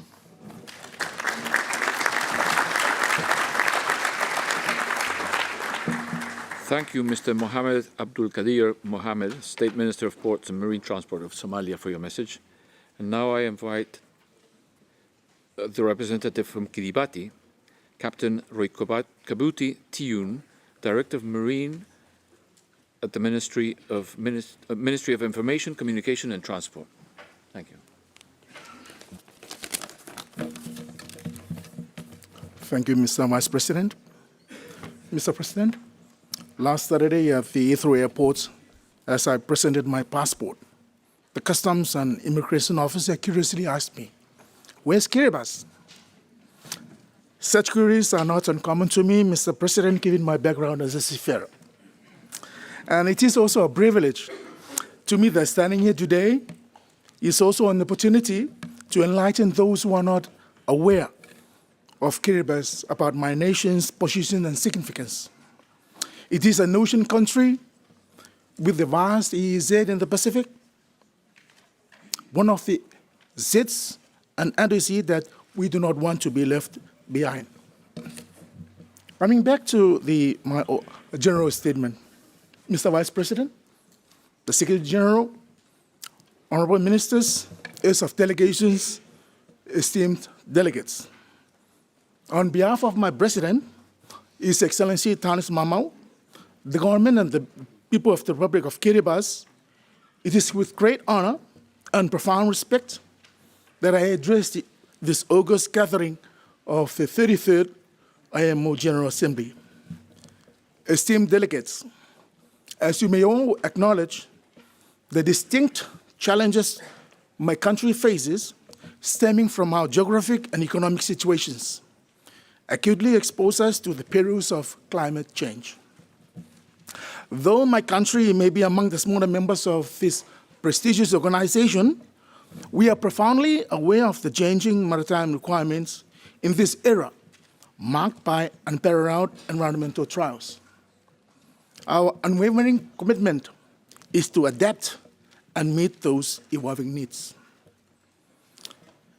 Our endeavors gain considerable strength from the support and guidance of the IMO and from our development partners.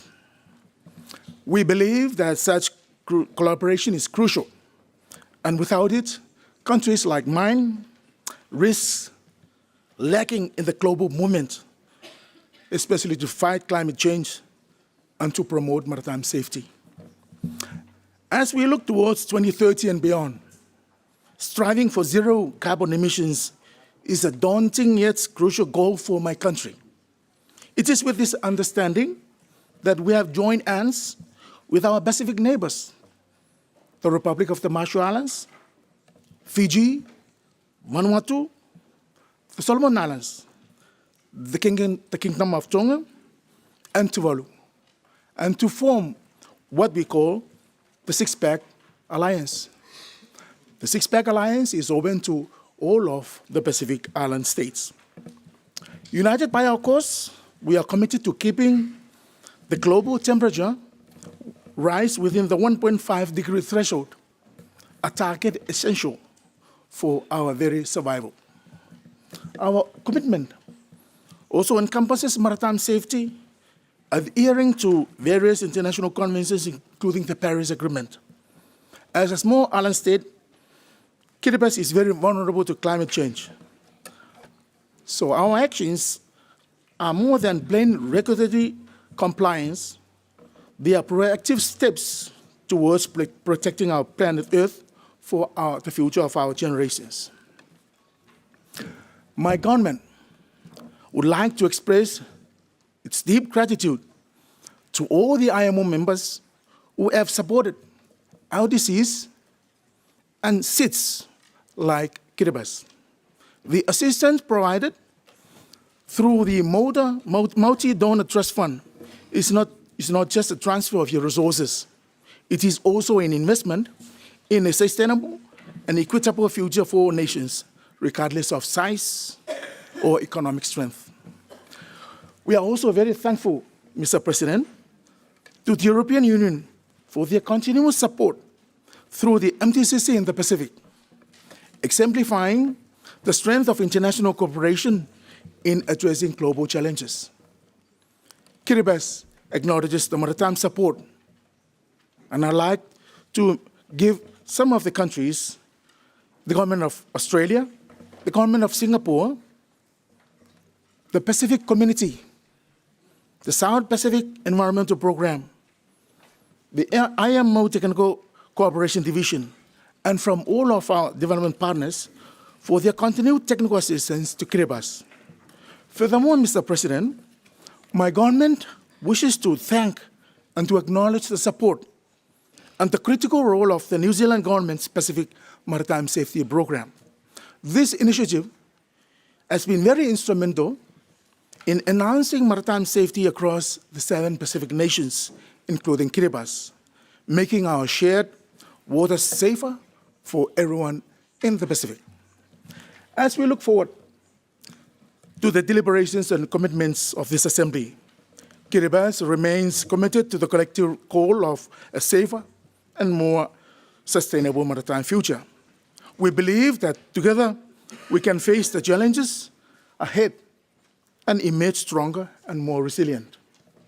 In conclusion, Mr. President, my government extends its gratitude to the outgoing Secretary General, His Excellency Mr. Kitek Lim, for your excellent leadership during your tenure.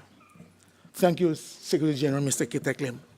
And also my government wishes Mr. Arsenio Domingos the best in his new role as the incoming new secretary of this prestigious organization. All the best to you, Mr. Arsenio Domingos.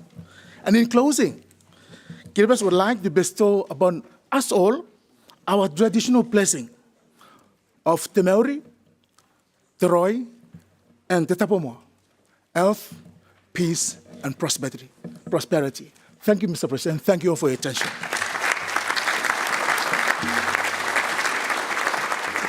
Thank you very much, Captain Rui Kabuti Tiun, for your message on behalf of Kiribati. And now I would like to give the floor to Mr. Mohammed Salah Hassan, Chargé d'Affaires at the Embassy of Sudan in London, to give the message, the statement from Sudan. Thank you, Mr. President. Bismillah ar-Rahman ar-Rahim. Sayyid al-Rais, Sayyid. In the name of God, the Merciful, the Compassionate, Vice President, Secretary General, Secretary General-elect, ladies and gentlemen, heads of delegations, ambassadors, ministers,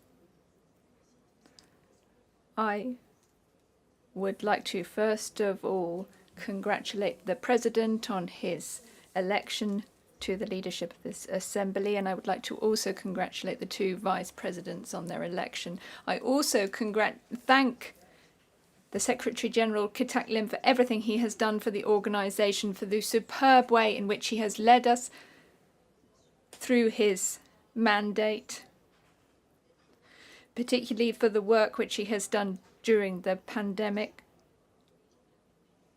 and everything he has done to ensure that IMO activities are implemented at all levels. We wish him every success for the future.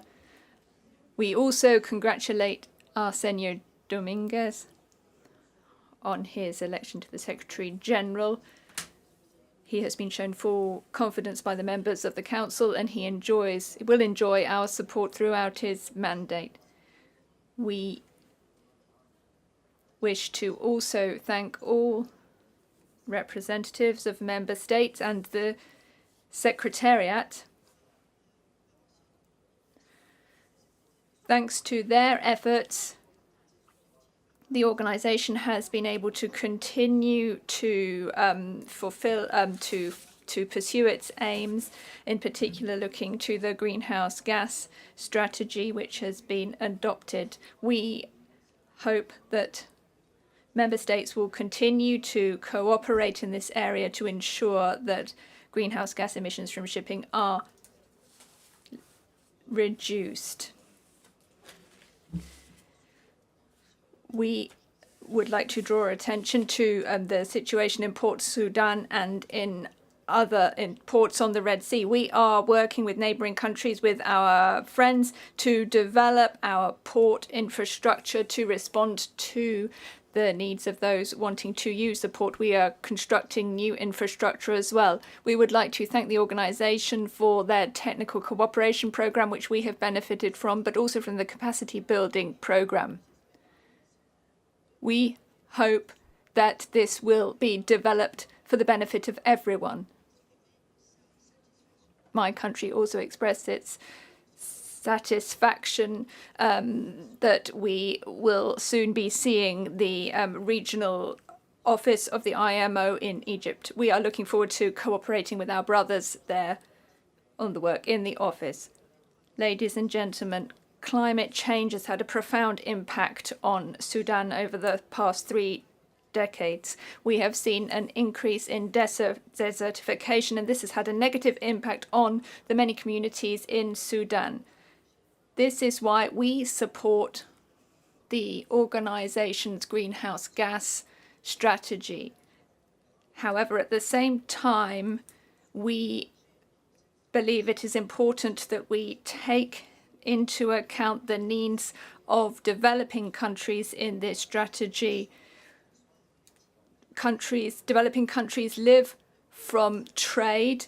In particular, we are very dependent on imports of cereal and grains, and we are very aware of the impact of the war in Ukraine on supply chains. Countries such as ours have not benefited from the Industrial Revolution. We have not reaped the rewards of this process. We look to those countries who are responsible for the majority of emissions, and we say that we do not want our countries to be victims of policies aimed at reducing greenhouse gas emissions. Ladies and gentlemen, this organisation works in various ways to promote the protection of the environment and has done a great deal of work to protect seafarers. Today, we must put in place a framework to guarantee maritime security and the safety of navigation. Looking at the situation in the Red Sea is one of the major sea routes in the world. Important foodstuffs pass along this passage, so this is a vital sea area for everyone. I wish to refer particularly to the barbaric actions which the people in Gaza have been victims of since 2006. More than 2 million people in Gaza have been affected since 2006. The repercussions of this situation have been felt in the Red Sea as well. They are having an impact on ports a long way from the region, and there are other problems which have emerged from this. The terrorist groups which have been emerging, in particular, the situation has deteriorated since May. Attacks against the Sudanese people are affecting South Sudan and Chad, landlocked countries which neighbor us, and are affecting their access to the Red Sea. This is having an impact on oil supplies to Sudan and our neighboring countries. We are seeing problems with supplies getting through to Darfur as a result of this. We would like this to be taken into account in your deliberations. Thank you, Chair. Muchas gracias por el mensaje. Thank you very much for the message from your government, or the government of Sudan, Mr. Mohammed Salah Hassan. I'd now like to turn to the representative of the United Republic of Tanzania, Ms. Stella Joshua Katonde, the Director, Maritime Safety and Environment.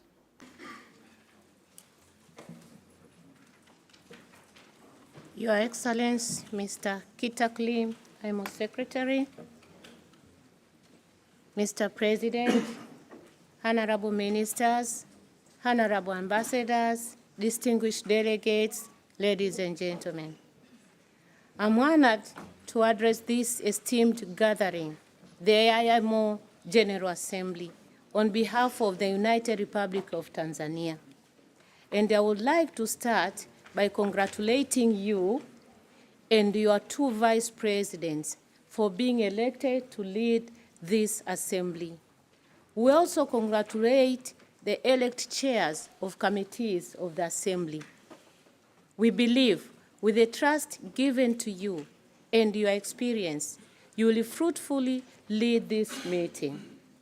Our delegation is committed to give its support and actively participate in the discussion during this General Assembly.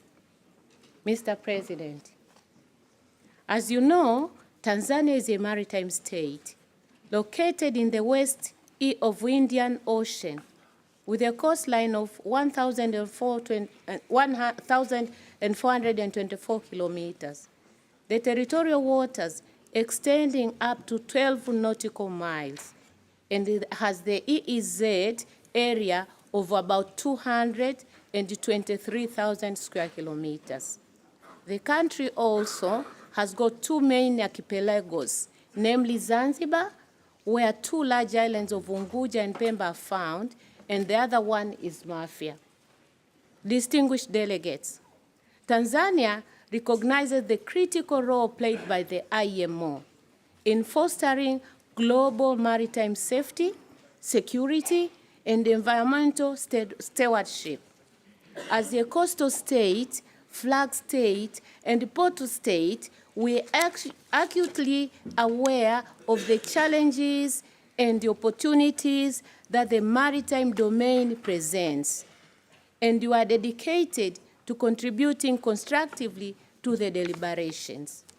Mr. President, Tanzania is very much convinced that efficient implementation of conventions must be completed with capacity building programs. The United Republic of Tanzania is happy to have participated in a number of integrated technical cooperation programs. We appreciate for support given to us through IMO workshops, and I would like to mention just a few. One, ballast water management.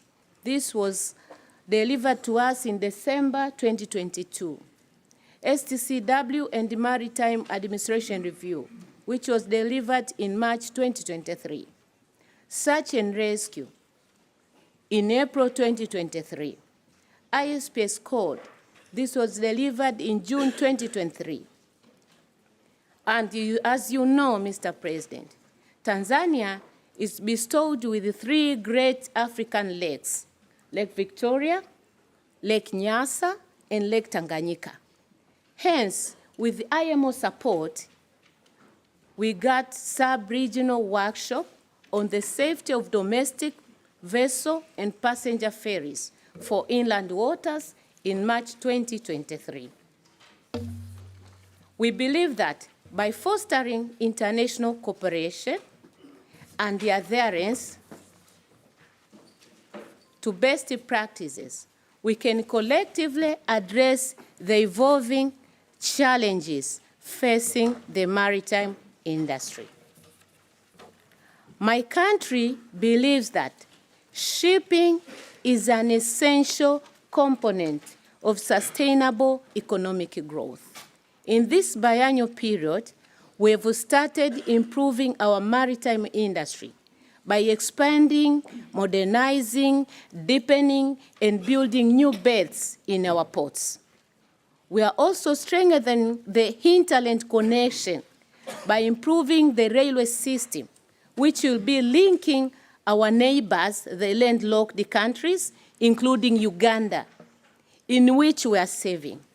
The SGR system in Tanzania, in conformity with the plans in neighboring countries, is designed to use electricity to power its locomotives, with the view of ensuring cargo is cleared and brought into ports in a safe, secure, and environmentally sustainable manner at short times. Ladies and gentlemen, the United Republic of Tanzania will continue sharing insights and work collaboratively towards effective and sustainable solutions. In the spirit of shared responsibility, Tanzania remains committed to upholding the highest standard in maritime governance, safety, and environmental protection. We look forward to forging meaningful partnership and contributing to the realization of IMO's objective for the advancement of the global maritime community. Mr. President, last but not least, I extend my congratulations to Mr. Kitak Lim on his undoubtedly well-deserved work he has been performing for the past 2 terms in office. In leading this important organ in maritime industry, your contributions, sir, to this organization have been immense and tremendous. Although it is hard to say goodbye, but at this juncture, we need to say goodbye and wishes you all the best of luck. Likewise, our delegation wholeheartedly congratulate the new elect Secretary General, Mr. Zenio Antonio Domingos Valesco. We extend our warm welcome to you as our new Secretary General. We are confident that your experience will enable IMO to continue setting guidance for safer shipping and cleaner oceans, as well as making maritime a sustainable industry for the future generation. Thank you for your attention.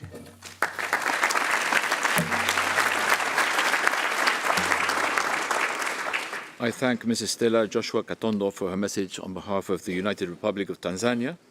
And now I give the floor to the representation of Belize, His Excellency Michael Chebat, Minister of Public Utilities, Energy, Logistics, and E-Government. Thank you. Thank you. Ministers, heads of delegation, Mr. President, Secretary General, distinguished delegates, it is my pleasure to address you at this 33rd session of the IMO Assembly, and I bring greetings to you from the government and people of Belize. Our maritime and port sector is a critical sector that connects us to global trade. As small island development states, our trade volumes may be low, but our dependency on maritime transportation is exceedingly high. Therefore, we appreciate the work of the IMO in ensuring that shipping provides for us all and that our small states can continue to participate in shipping and harness the benefits of maritime connectivity for trade and development. Belize renews its commitment to achieving the collective goals of the IMO and its member states. This is evident in our work to ensure the voices of small island development states are captured within the critical work ahead to achieve maritime decarbonization, our ongoing efforts to accede to and implement key IMO instruments, such as the ratification of the 2012 Cape Town Agreement earlier this year.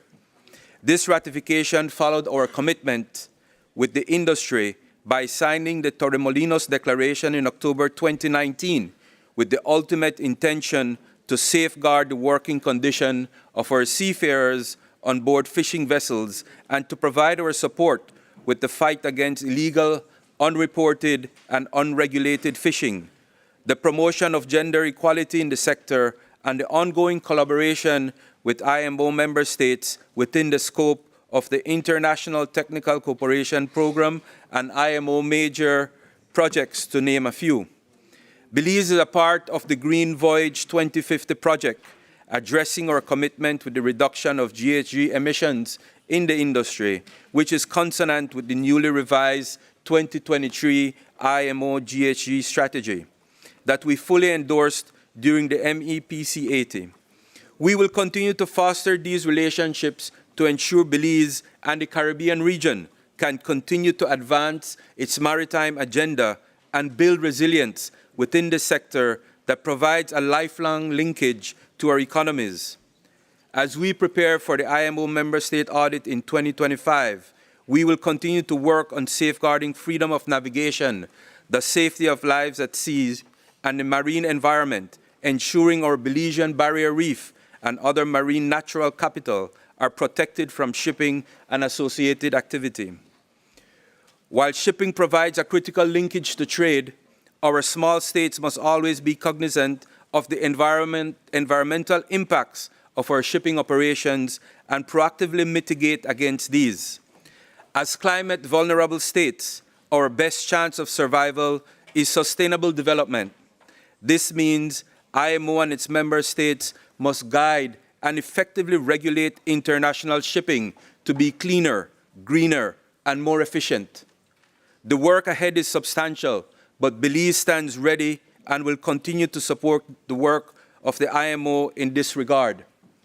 On behalf of the government and people of Belize, I wish Secretary General Mr. Kitak Lim good winds and fair seas for his future endeavors, and a warm welcome to the elected Secretary General Mr. Arsenio Dominguez, with whom we hope to have a closer relationship. We are confident that the IMO will be in good hands under your leadership. We wish all candidates the best of luck as Belize positions itself to play a more active and prominent role at the IMO. Finally, I wish us all a successful and productive 33rd Assembly. Thank you very much.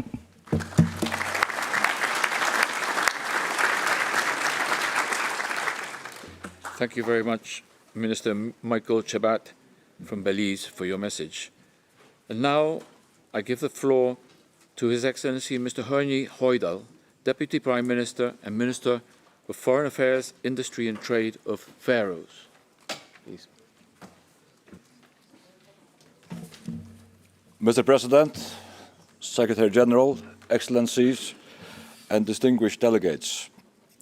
It is indeed a distinct honor to stand before you here at the 33rd IMO Assembly, representing the Faroe Islands, a nation in the middle of the North Atlantic Ocean, deeply connected to its maritime heritage and the vast expanse of the surrounding ocean. And I would like to start by extending my heartfelt regards to Secretary General Kitak Lim. Your exemplary leadership has guided this organization through complex challenges. Under your stewardship, the IMO has worked tirelessly to foster international cooperation and steer the global maritime community towards safer and more sustainable waters.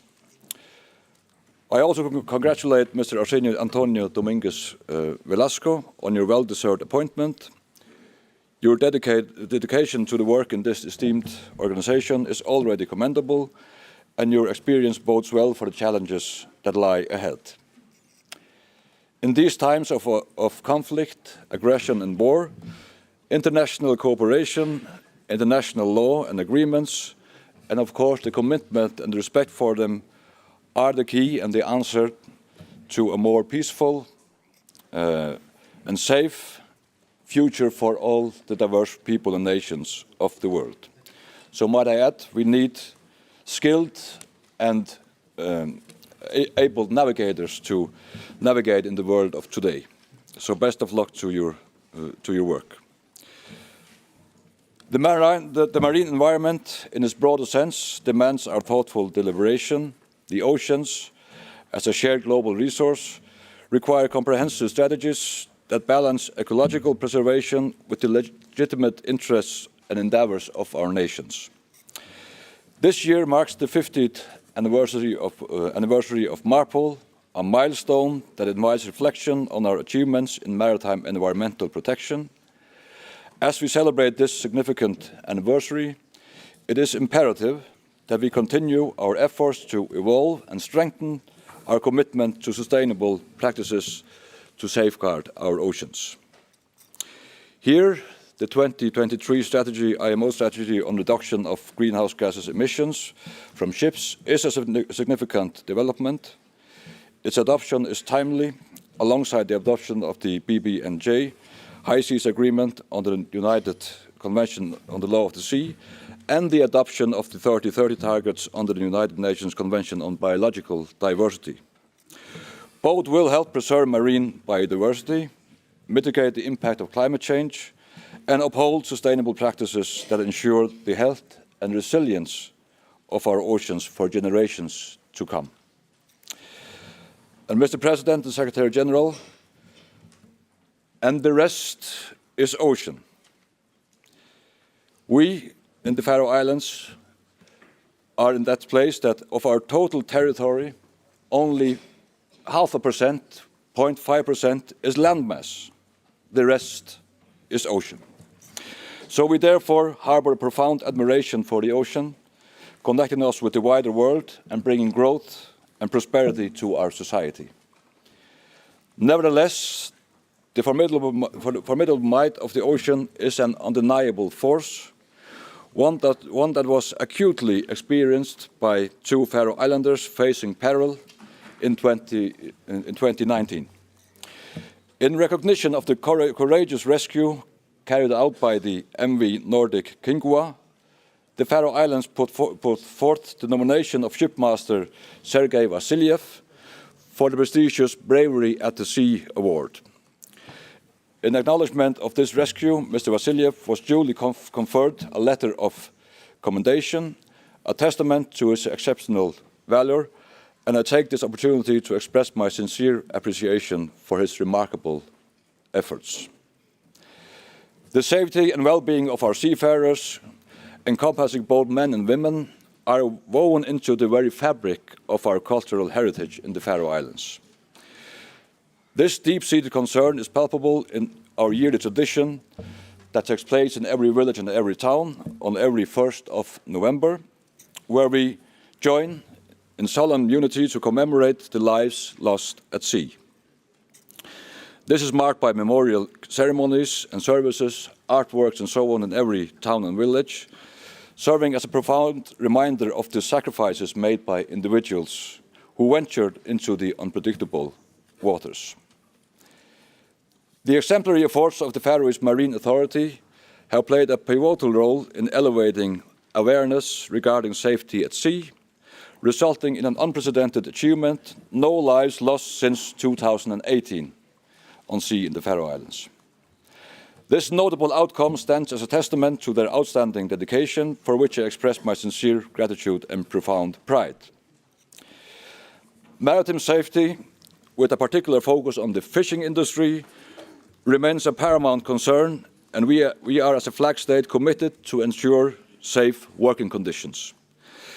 The Faroe Islands implemented the Torremolinos Protocol and continue to uphold the technical requirements for the Faroese fishing fleet. And the endorsement of the Cape Town Agreement reflects our steadfast commitment to the safety of those who brave the seas.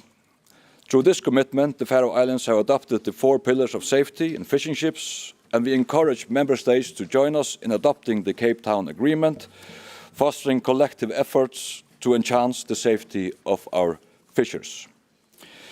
It is incumbent upon each of us to collaboratively strive for the safety and sustainability of our oceans. So in conclusion, Mr. President and Secretary General, The Faroese government deeply appreciates the crucial work carried out by the International Maritime Organization, and we are fully committed to take part in every step forward, and we look forward to a fruitful assembly. Thank you very much.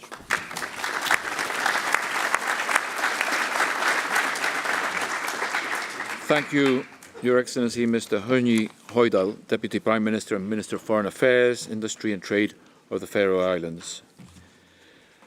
That means that we have now come to the end of the general statements, and I want to thank the delegations for their statements and for the high-level participation of these 2 past days. Now we will start the consideration of substantive items, beginning with item 2, but I must highlight that we are behind in terms of consideration of the items in accordance to our timetable, so I would encourage delegations to be brief when taking the floor. Having said that, we will proceed with item 2 on the rules of procedure of the Assembly. The Assembly may recall that at its 32nd session, it adopted Resolution A 1154-32 on the rules of procedure of the Assembly. In this regard, the current agenda item does not only relate to the rules of procedure of the Assembly, but also to the follow-up work directed by the Assembly to other IMO bodies in Resolution A 1154-32. In particular, the Assembly will recall that it requested the Council to undertake, in consultation with the committees as appropriate, a holistic review of the rules of procedure of all organs of the organisation. I would now like to invite the Secretary-General to introduce document A33-2 and to provide further updates as may be available. Thank you, Mr. President. Good afternoon to you all. Document A33-2 provides updates on developments and ongoing efforts since the Assembly's 32nd session to review and harmonize the rules of procedure of IMO organs. Following the Assembly's directive to Council at its 32nd session to undertake a holistic review of the rules of procedure of all organs of the organizations, the Council considered several proposals on how to proceed with the matter. In particular, the Council at its 128th session agreed to delegate to each organ the task of undertaking a holistic review and harmonization of their rules of procedure, and invited the Member States to submit concrete proposals at future sessions. More recently, at its 129th session, the Council requested the committees to inform Council 132 of the outcome of the task undertaken with regard to the review of their respective rules of procedures. The Council also requested the Secretariat to provide information at 132nd session of Council on the possible areas of convergence and/or divergence among the existing rules of procedure. Furthermore, the Council agreed that at its 132nd session, the Working Group on Council Reform would be instructed to proceed with the review and harmonization of the rules of procedure if necessary. Thank you, Mr. Chair. Thank you, Mr. Secretary-General. Are there any comments on the document and the information provided by the Secretary-General?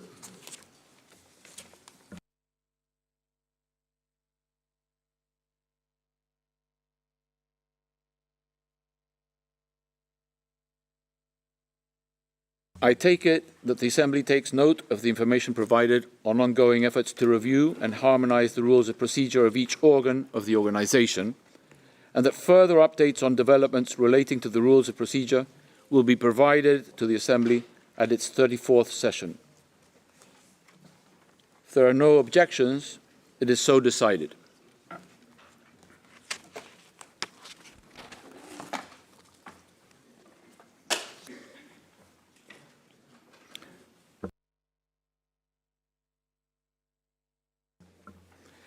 Distinguished delegates, I invite the Secretary General to introduce document A33/4 and its addendum. Thank you, Mr. President.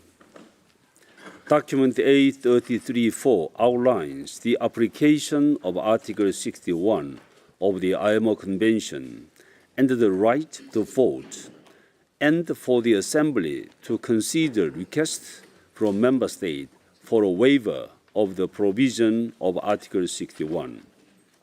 In accordance with the provision of Rule 58.1, the Director, Administrative Division wrote to those Member States which fell under the provision of Article 61 in March 2023 and August 2023, drawing their attention to the requirements of Rule 58.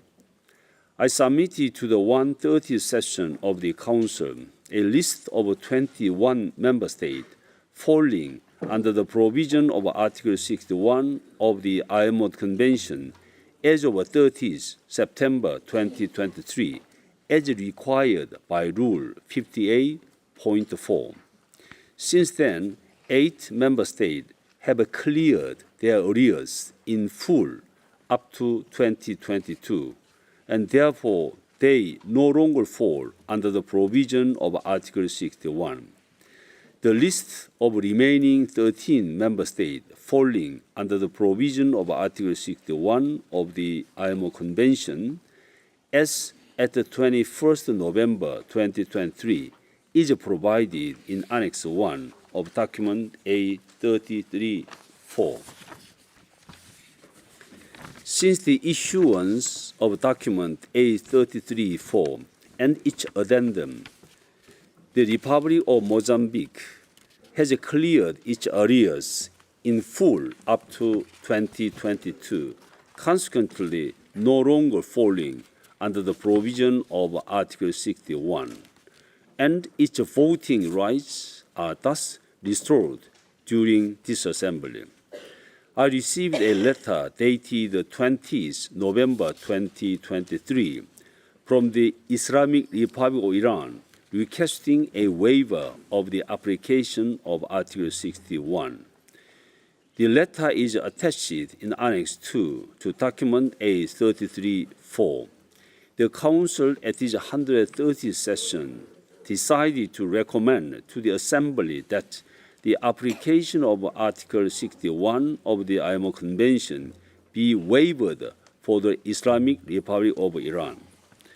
Subsequently, after Council's consideration, I received a letter dated 23rd November 2023 from the Federal Republic of Somalia requesting a waiver to be allowed to vote during the 33rd regular session of the Assembly. The letter is attached in the Annex to Document A33/4 at 1. Of the remaining 12 Member States falling under the provision of Article 61, 6 Member States are 3 years or more in arrears.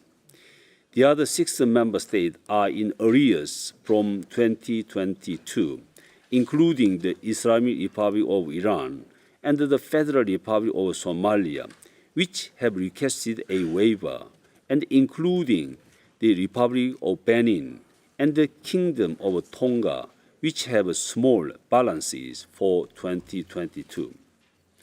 The Assembly would note that Rule 58 of the Rule of Procedure of the Assembly, quoted in paragraph 2 of Document A33/4, provides the procedure concerning the right to vote and application for the waiver by the Assembly of Article 61 of the IMO Convention. Subparagraph 2 of Rule 58 states that any member wishing to request a waiver of the provision of Article 61 in respect of itself shall submit a written application to the Secretary General at least 1 month before Assembly, giving reason, therefore, with a payment schedule indicating the time scale over which arrears will be paid. Subparagraph 3 of the Rule 58 states that in exceptional, unforeseeable events and circumstances which have occurred in a time frame no longer than 3 months before the opening session of the Assembly, and which do not allow a member to request a waiver for the provision of Article 61 in accordance with subparagraph 2, such a member shall submit a written application to the Secretary General at its earliest convenience before opening session of the Assembly. The written application shall present exceptional, unforeseeable circumstances, events characterized as a force majeure, including natural hazard or disaster, civil unrest or war-like conflicts, and the time period when they occurred and necessary reasons that the failure for requesting a waiver in conjunction with the subparagraph 2 was due to condition beyond their control. A payment schedule indicating the time scale over which arrears will be paid shall be submitted within 6 months after Assembly session, and the Secretary General shall inform the Council accordingly. Thank you, Chair. Thank you, Secretary General. I now invite members to comment on the information provided by the Secretary General and decide on the request for a waiver of Article 61 of the IMO Convention from the Islamic Republic of Iran and the Federal Republic of Somalia.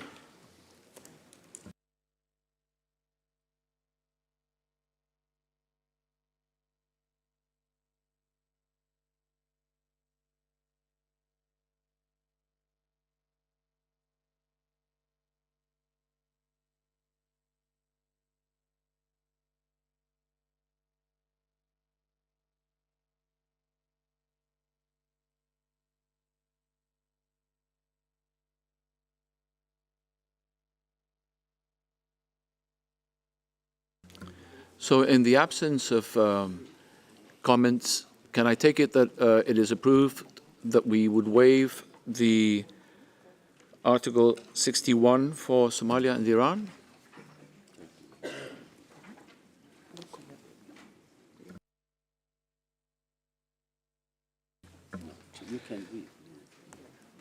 I take it that with the information contained in the letter of request, it would seem that there is a consensus to waive the provisions of Article 61 of the IMO Convention in respect of the Islamic Republic of Iran, and that there is a consensus to waive the provisions of Article 61 of the IMO Convention in respect of the Federal Republic of Somalia.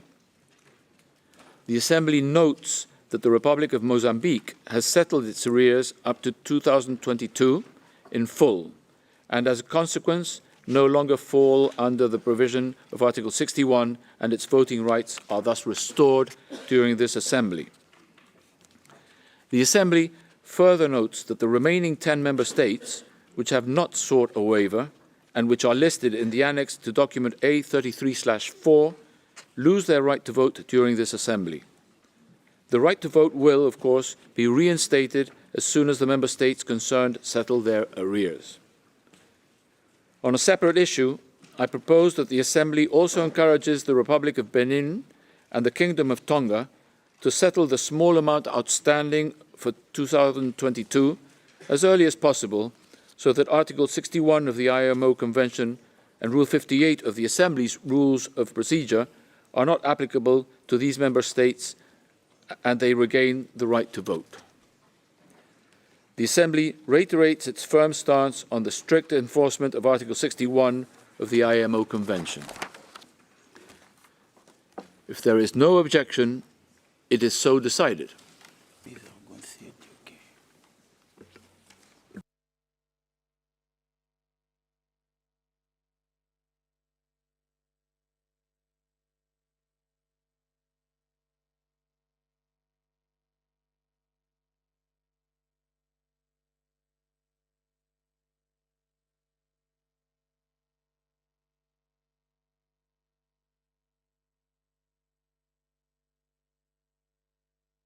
I'm sorry, I give the floor to Mozambique. Thank you, Mr. President. We just want to clarify that we have paid the fees not only up to 2022, but up to 2023. So we request the correction of the information. Thank you. Thank you very much, Mozambique. We can confirm the reception of the funds. Thank you.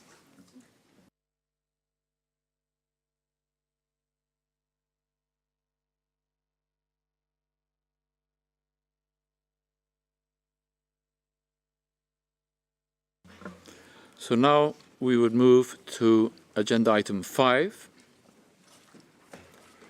I now invite your attention to document A33/5A. In this connection, Rule 10 of the Rules of Procedure of the Assembly provides that a Credentials Committee shall be appointed at the beginning of each session of the Assembly. It shall consist of 5 members who shall be appointed by the Assembly on the proposal of the President. The Credentials Committee shall examine the credentials of delegations and report without delay. In examining the Credentials Committee may recommend provisional acceptance of copies of credentials or acceptance of those transmitted late and shall report the same to the Assembly. On the basis of information made available to me on the expected representation at the current session of the Assembly, I propose that the Credentials Committee be established comprising the following 5 members in the English language alphabetical order. 1, Brunei Darussalam, 2, France, 3, Panama, 4, Qatar, and 5, San Marino. If there is no objection, I assume that my proposal is acceptable.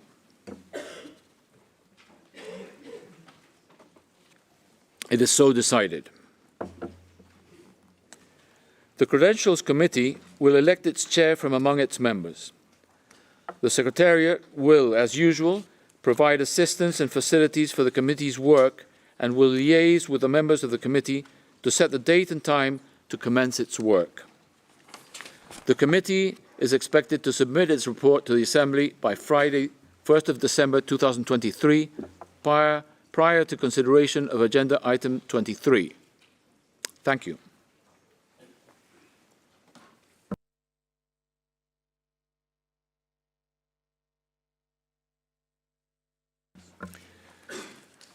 We go to agenda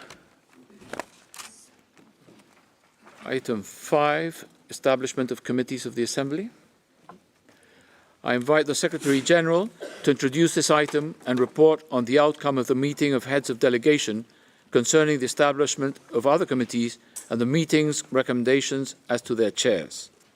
Thank you, Mr. President.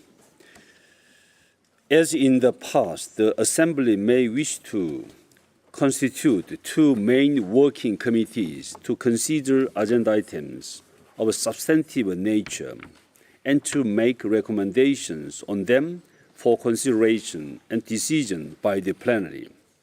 Such committees would, as per past practice, be Committee 1 to deal with administrative, financial, legal, and technical cooperation matters. Committee 2 to deal with technical matters. Both committees are open to all members of the Assembly. The application of agenda items for each committee would be, as indicated in document A33/5B, with any changes as may be proposed and approved by the plenary. The assignment of items to 2 committees, as well as the proposed timetable for each, may be as indicated in document A33-1-1-1, with understanding as agreed by the meeting of heads of delegation that The timetable is not intended to be a rigid schedule, but rather an indication of how the Assembly may wish to deal with the various items on its agenda within the time available. With respect to the outcome of the meeting of heads of delegation concerning the chairs of the two committees, I wish to advise the plenary that the meeting unanimously recommended the election of Ms. Gillian Grant of Canada as chair of Committee 1, and the election of Mr. Harry Conway of Liberia as chair of Committee 2. With respect to other officers, i.e., the two vice chairs of Committee 1 and the two vice chairs of Committee 2, there will, as usual, be elected by the committees themselves. If Assembly endorses the proposed arrangements, Committee 1 will meet here in Main Hall, and Committee 2 will meet in Committee Room 9 on the second floor, both with the full interpretation and recording facilities. Thank you, Mr. President. Thank you. I invite comments or suggestions on the information and proposals made by the Secretary General.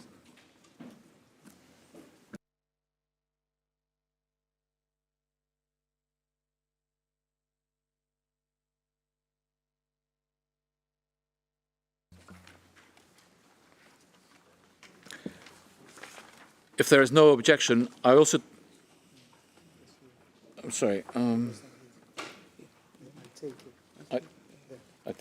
I take it that the Assembly agrees to the establishment of two committees as proposed, namely Committee 1 to deal with administrative, financial, legal and technical cooperation matters, and Committee 2 to deal with technical matters.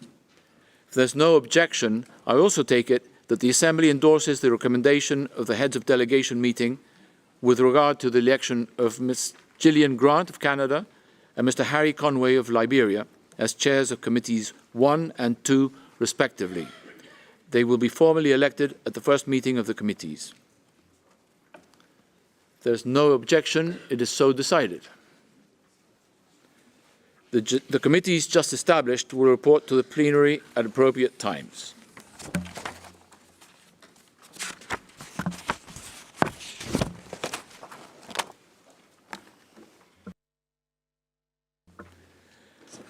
And now, agenda item 7, report of the Council to the Assembly on the work of the organization since the 32nd regular session of the Assembly. I invite the Chair of the Council, Mr. Victor Jimenez of Spain, to introduce document A33/7 on the report of the Council on the work of the organization since the 32nd regular session of the Assembly. Please. Thank you, Mr. President. The report of the Council to the Assembly on the work of the organization since its 32nd regular session is being submitted pursuant to Article 23 of the IMO Convention. The report is contained in document C-130/14, which was considered and approved by the Council at its 130th session. In accordance with the established practice, the report has been presented with the aim of avoiding unnecessary repetition of other items on the Assembly's agenda and to make it more concise and effective. It provides information on developments in the organization over the past 2 years on all aspects of its work. Matters calling for decision by the Assembly are contained in the document issued under the relevant items of the Assembly's agenda. I would like to conclude by thanking the Secretary General and his staff for the support that they have given to the Council and to me personally. I also thank the chairs and the other officers of the various committees and other subsidiary bodies, as well as Council members member governments, and organizations associated with the IMO for their invaluable contribution to the success of the work of the organization during the past biennium. Thank you, Mr. President. Thank you, Victor. I now invite comments on the report of the Council.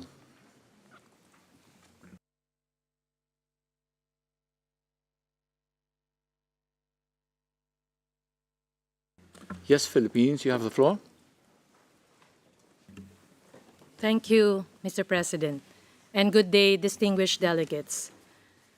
We thank the Secretary General for coming up with the report contained in C-13014 and A-337. Of this exhaustive report, we wish to highlight paragraph 95 on the work of the Seafarers Crisis Action Team, or ISCAT. We likewise cite paragraph 98 of the annex of C-13014 to appreciate the important work being done by the Joint Action Group to review the impact of the COVID-19 pandemic on the world's transport workers and the global supply chain. We commend the continuous work by the ISCAT and the JAG-TSC to set out concrete actions on how to better improve and protect the seafarers, truckers, and air crew from the impact of future health crises. As you know, the Philippine economy continues to thrive through the strength of the whole maritime industry, and the lifeblood that sustains it are the contributions of our Filipino seafarers.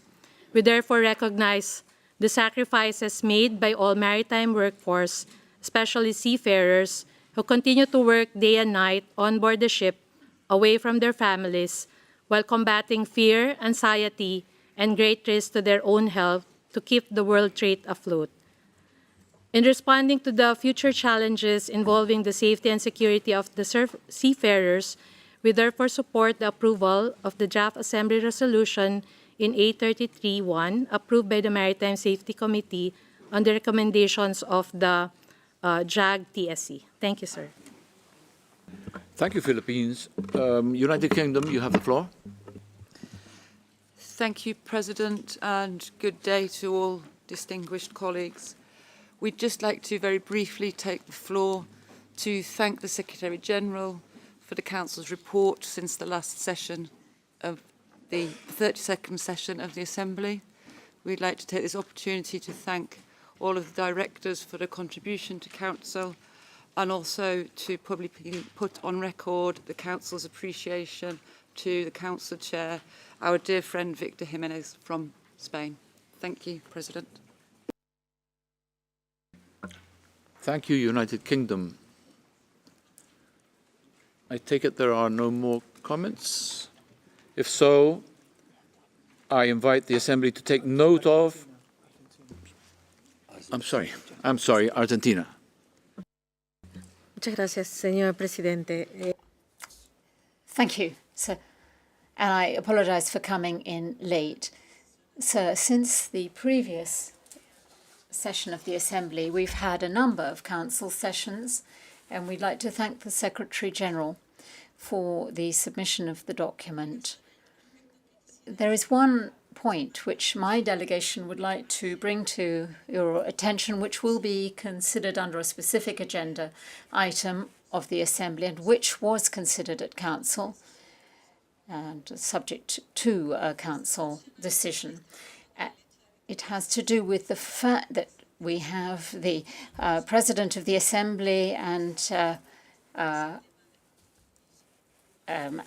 the Chair of Council speaking in English, and this is an issue to do with multilingualism that we've been advocating. Progress being made on multilingualism does very much represent the system of the United Nations. Having said this, and also bearing in mind that the chairmanship of Mr. Victor Jimenez has constituted a contribution to multilingualism in the organisation.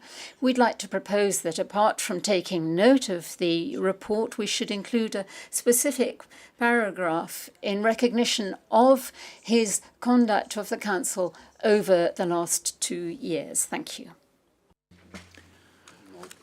Muchas gracias, Argentina. Thank you very much, Argentina. I don't know whether there are any other comments. Yes, the representative of Honduras. Sir, I'd simply like to associate myself in a very positive way to the remarks just made by the delegate of Argentina. I think this is just recognition of multilingualism and the work done by the distinguished delegate of Spain. So I would hope we could all support that by unanimity. Thank you. No sé si hay más comentarios. I don't know whether there are further comments. I think we could take it that Argentina's proposal, as supported by Honduras, is acceptable, and we will take note and include that suggestion and approve the document. Está decidido. It is so decided. Aprovecho. I wish to thank Mr. Victor Jimenez and the Council for the comprehensive report provided to the Assembly on the work of the organization since its last regular session. Thank you, Victor.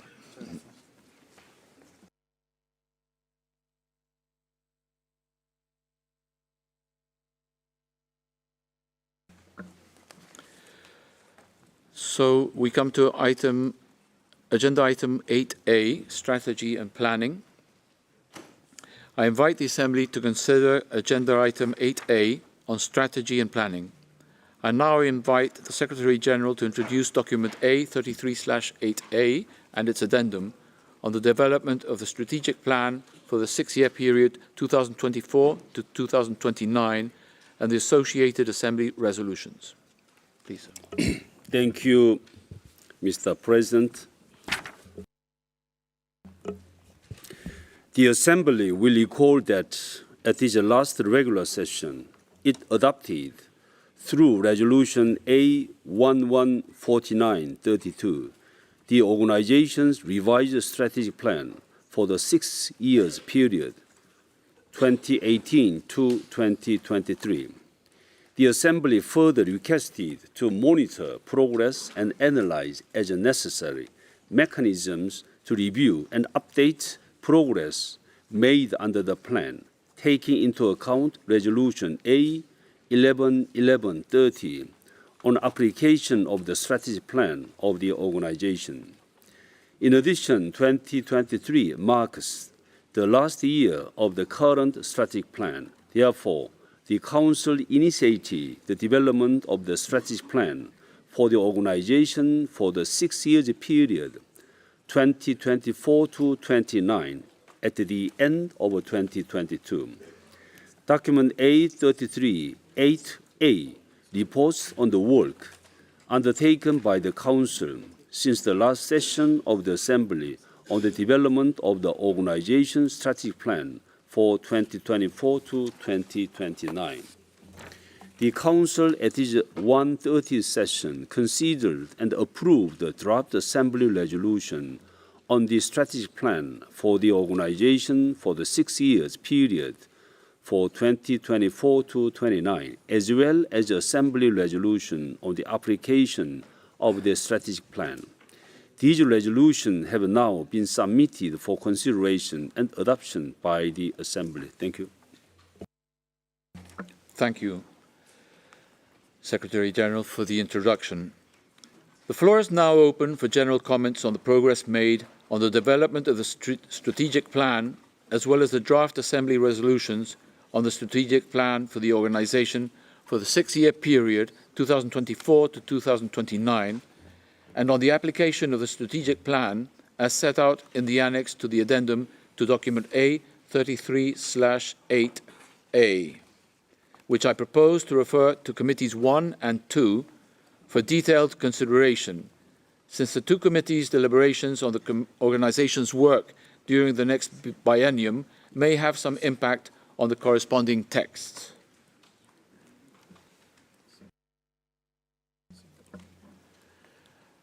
Sweden, you have the floor. Thank you, Mr. Vice President. In our view, the process of developing a strategic plan was a great achievement for the organization. One of the strengths of the strategy is that it's developed in an open and transparent process, and that all member states, IGOs and NGOs in consultative status can contribute to the development of the plan. The strategic plan is a paramount tool which clearly, effectively, and transparently governs all the work we do in this organization over the upcoming 6 years. For Sweden, digitalization, decarbonization, and efficient governance are of utmost importance in this strive towards effective governance. Many of the IMO organs suffer from an overload of work, and Sweden does believe we as an organization must do better in prioritizing our work so we can focus our resources where they are needed the most. This is even more important during a period of increased financial strains, and the strategic plan is an important tool that helps the prioritizing process. Sweden would like to wholeheartedly thank the working group on the strategic plan, and in particular its chair, Mr. Derek Lööf from Singapore, for his excellent leadership and tremendous efforts. Sweden has actively participated throughout this work and is very pleased with the results achieved by the working group. And to conclude, Sweden supports sending the documents associated with the strategic plan for the 6-year period 24 to 29 to Committee 1 and their subsequent adoption. Thank you. Thank you very much, Sweden. We've reached the 4 o'clock mark, so I suggest we break for tea or coffee. We will come back into the plenary at 4:30 as usual, and I think there is an announcement by Malaysia. Thank you, Mr. President. It's been a while I'm taking up this microphone. Assalamualaikum warahmatullahi wabarakatuh, and very good afternoon to all delegates. Malaysia would like to invite all the delegates to Delegates Lounge in Level 1 to enjoy a coffee and tea from us. Thank you very much. Thank you very much.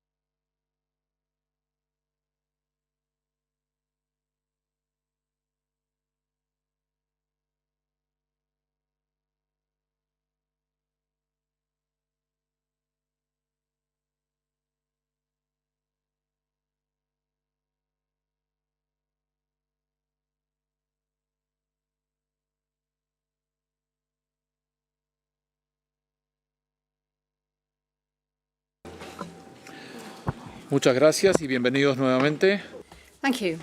And welcome back. We were on item 8A, and I'll turn now to the delegation of Singapore. Thank you, Mr. Vice President. Singapore supports the adoption of draft assembly resolutions on the strategic plan for the organization for the 6-year period 2024 to 2029 and the application of the strategic plan for the organization. Over the past year, Singapore has had the privilege of supporting the development of the strategic plan, serving as the chair of the working group. Working together with fellow IMO member states, significant progress has been made in the delivery of an updated and modernized strategic plan. Singapore is confident that the new strategic plan will help steer IMO forward in navigating future trends and challenges in areas such as maritime decarbonization and digitalization. We also welcome the stronger emphasis on the role of maritime in global supply chains, as well as IMO's commitment to strengthening human capital, inclusivity, and representation. Singapore would like to take the opportunity to thank member states for the invaluable support offered to my colleague, Derek Liao, who chaired the working group. We look forward to working closely with all to advance the work of IMO, guided by the new strategic plan. Thank you, Mr. Vice President. Muchas gracias, Singapur. Thank you, Singapore. The delegation of Canada has the floor. Thank you, Mr. President. The draft strategic plan and the associated documents before us today represent the collaborative work of delegates from 46 member states over several meetings this year. The contributions of all, as reflected in these documents prepared for consideration by Assembly, are greatly appreciated. The end result is a plan that we believe will help steer the organization effectively over the next 6 years, with clear indications of our strategic priorities. We extend our gratitude to the working group for the quality and timeliness of the submission. With such a strategic plan approved by Assembly, the IMO would be well prepared to chart a course forward for 2024 to 2029. We also want to acknowledge that this timely and high-quality work is in no small part attributable to the excellent work by the chair of the working group, Derek Liao of Singapore. As so many of us involved in IMO discussions know, it takes a special combination of skill, diplomacy, and expertise to bring so many different views together so effectively. Thank you, Mr. President. Thank you, Canada. The delegation of Malaysia has the floor. Thank you, Mr. Vice President. First of all, we would like to thank Mr. Derek Liao from Singapore for leading discussions to develop the strategic plan for the organization for 2024 to 2029. We believe that he has steered the group tremendously and have achieved the objective of the group. We welcome a renewed strategic plan that addresses new and unprecedented challenges to ensure IMO can remain relevant as UN specialized agency in promoting safe and secure shipping and prevention of marine and environment pollution by ships. The document that we have is a tool that specifies exactly what IMO should be doing and to tackle the emerging issues we are facing today. On this note, Malaysia welcomes the renewed commitments under the strategic plan, particularly in addressing climate change issues, more inclusive capacity development implementation, and integration to technology and advancement. Malaysia also notes that the document also emphasizes IMO focus on institutional issues such as ocean governance and human elements that are the main pillars in upholding the objective of the IMO. We are confident that this document will be able to create a well-functioning and successful pathway for the IMO for the next coming years. Thank you, Mr. Vice President. Muchas gracias, Malasia. Finlandia. Thank you, Malaysia. Finland has the floor. Thank you, Mr. Vice President. Good afternoon to everyone. The present first IMO strategic plan for the 6-year period 2018 to 2023 as updated in 2019, has served well, in our view, the work of IMO. At its 128th session of the Council, agreed to commence the work to update the strategic plan for the organisation for the 6-year period 2024 to 2029. Furthermore, the Council agreed to establish an intersessional working group on the strategic plan and invited submissions on revisions, additions and/or amendments to the current strategic plan by all Member States, associated members and NGOs, emphasising the transparent nature of the process. The working group under the leadership of Derek Lowe of Singapore has worked efficiently ever since and finalised its work last week during C130. This delegation is pleased about the outcome, which gives a solid backbone for the future work of the organisation for 6-year period 2024-2029. It is very important for Finland that the strategic plan guides the organisation to prioritise and focus its work on the most urgent and relevant issues, including also performance indicators to monitor the effective implementation of the strategic plan. Thus, Finland supports the adoption of Assembly resolution at hand. We want to thank the coordinator of the working group, Mr. Liu, the Secretariat and all the members of the working group for fruitful discussions and good collaboration. Thank you, Vice President. Sorry. Muchas gracias, Finlandia. Le cedo. Thank you, Finland. Can I now turn to the delegation of Philippines? Thank you, Mr. Vice President. We also congratulate and commend the chair from Singapore, Mr. Derek Liu, the participants, and the Secretariat of the Working Group, who worked tirelessly on the draft strategic plan for the 6-year period 2024 to 2029. We convey our support for the adoption of the draft resolutions which contain these important milestones. May I add that these are helpful guidance to the Philippines in implementing our own Maritime Industry Development Plan, our Strategic Voyage Plan, and the Philippine Maritime Strategy for the implementation and enforcement of international maritime instruments, in consonance with the IMO goals and objectives. We also appreciate that the documents and its attachments manifest the strong presence of the human element as a cross-cutting issue and as an overriding principle of the strategic plan. Thank you, Mr. Vice President. Muchas gracias, Filipinas. Thank you, Philippines. The delegation of Greece has the floor. Thank you, Mr. Vice President.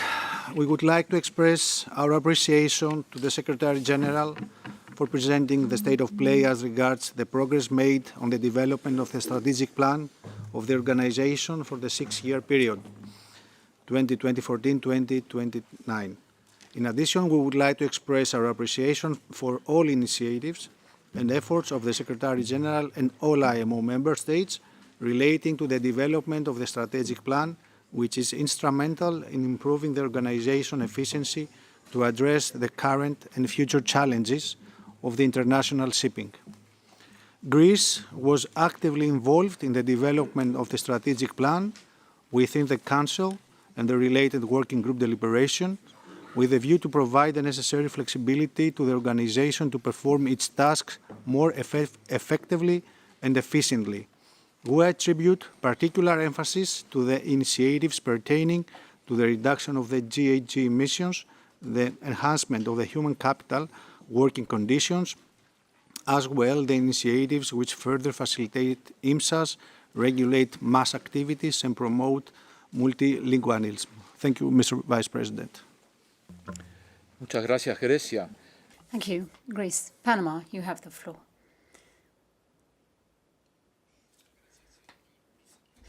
Thank you, Mr. Vice President, and good afternoon to everyone here at this plenary. Good night and good morning to those who are following remotely. We'd like to thank the Secretary General for having submitted A338A A33.8a add 1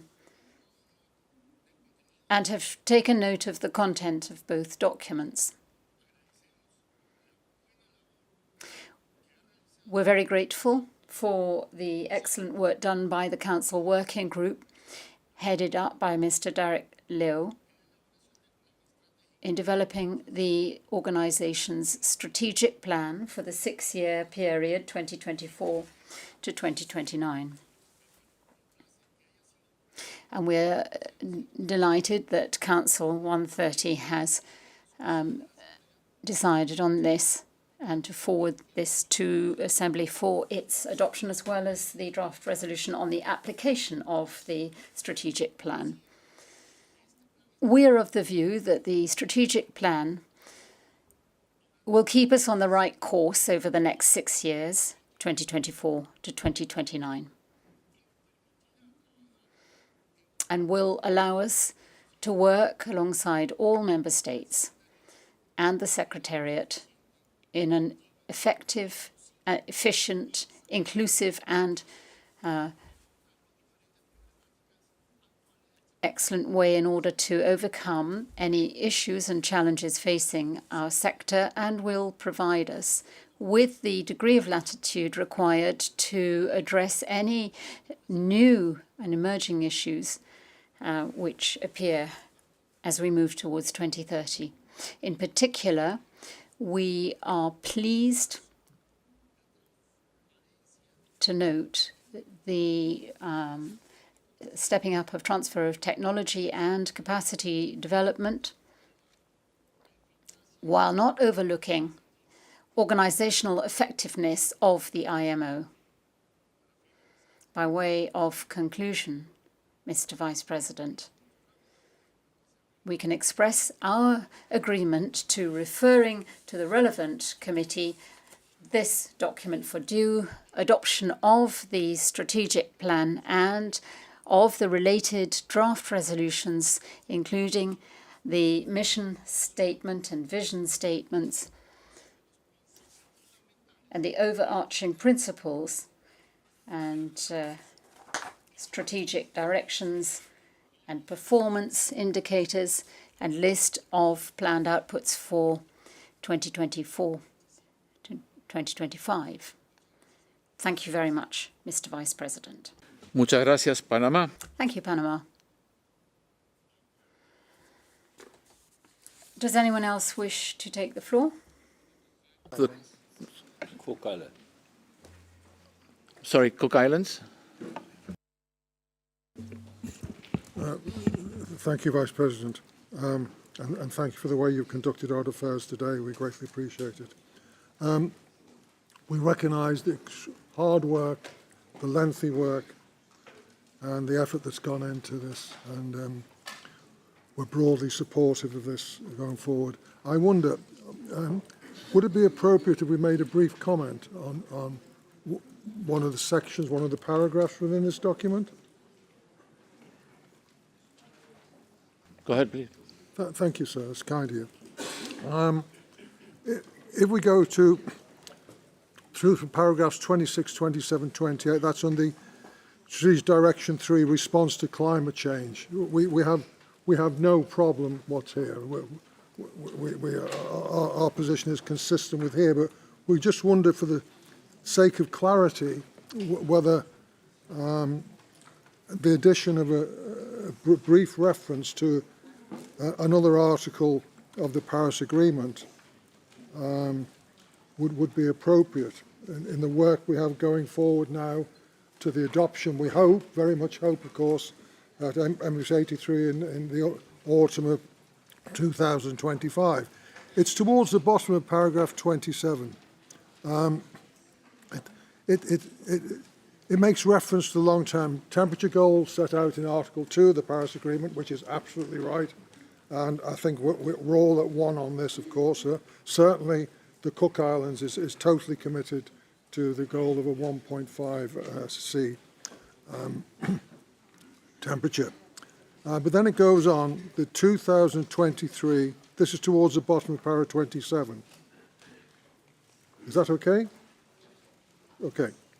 says the 2023 IMO greenhouse gas strategy, which we're delighted and proud to be part of developing, also outlines IMO's commitment to further develop and implement greenhouse gas reduction measures and the need to consider the impacts of measures on states. And then it goes on about particular reference.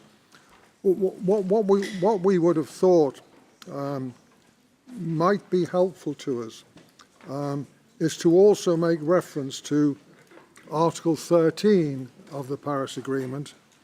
And if we did, if consideration was given to that, we'd end up with something in the final paragraph where it would be the 2023 IMO greenhouse strategy also outlines IMO's commitment to further develop and implement greenhouse gas reduction measures and the need to consider the impacts of measures on states by implementing in a facilitative, non-intrusive and non-punitive manner. That's direct from Article 13. And it's consistent with following on from Article 2, which we've rightly put down in here, which is the temperature goal. So it just illustrates, transposes from the Paris Agreement on how you would do that. All the terms under which you would do it, which would mean it would be facilitative, it would be facilitative, non-intrusive, and non-punitive. And that's what we would like to suggest to the Assembly. Thank you. Muchas gracias al delegado de Cook. Thank you, Cook Islands.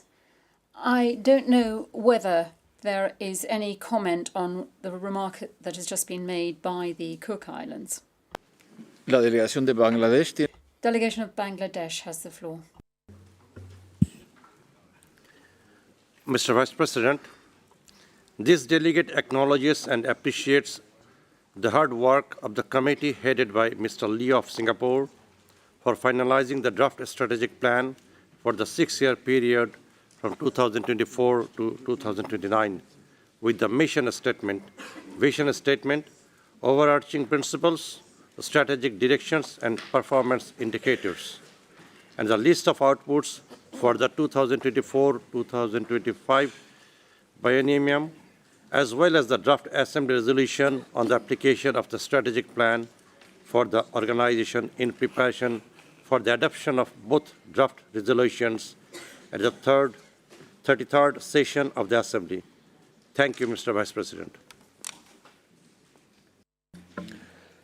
Muchas gracias a la delegación. Thank you to the delegation of Bangladesh. Are there any other comments? I would then suggest that we refer this proposal from the Cook Islands to Committee Number 1. Previously, I propose that we refer Annex 1 and Annex 2 to the addendum of document A33/8A to Committees 1 and 2 for detailed consideration, taking into account the comments, observations and suggestions which have been made in the general discussion, in this case Cook Islands, with a view to reporting back to the plenary in due course. If there is no objection, it is so decided.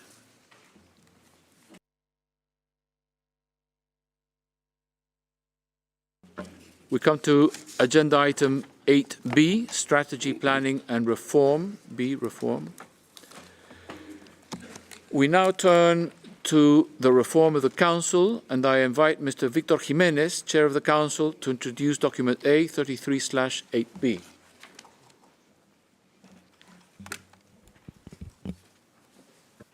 Muchas gracias, señor vice. Thank you very much, Mr. Vice President. And allow me to begin by congratulating you on your conduct of the Assembly. In brief, it's brilliant.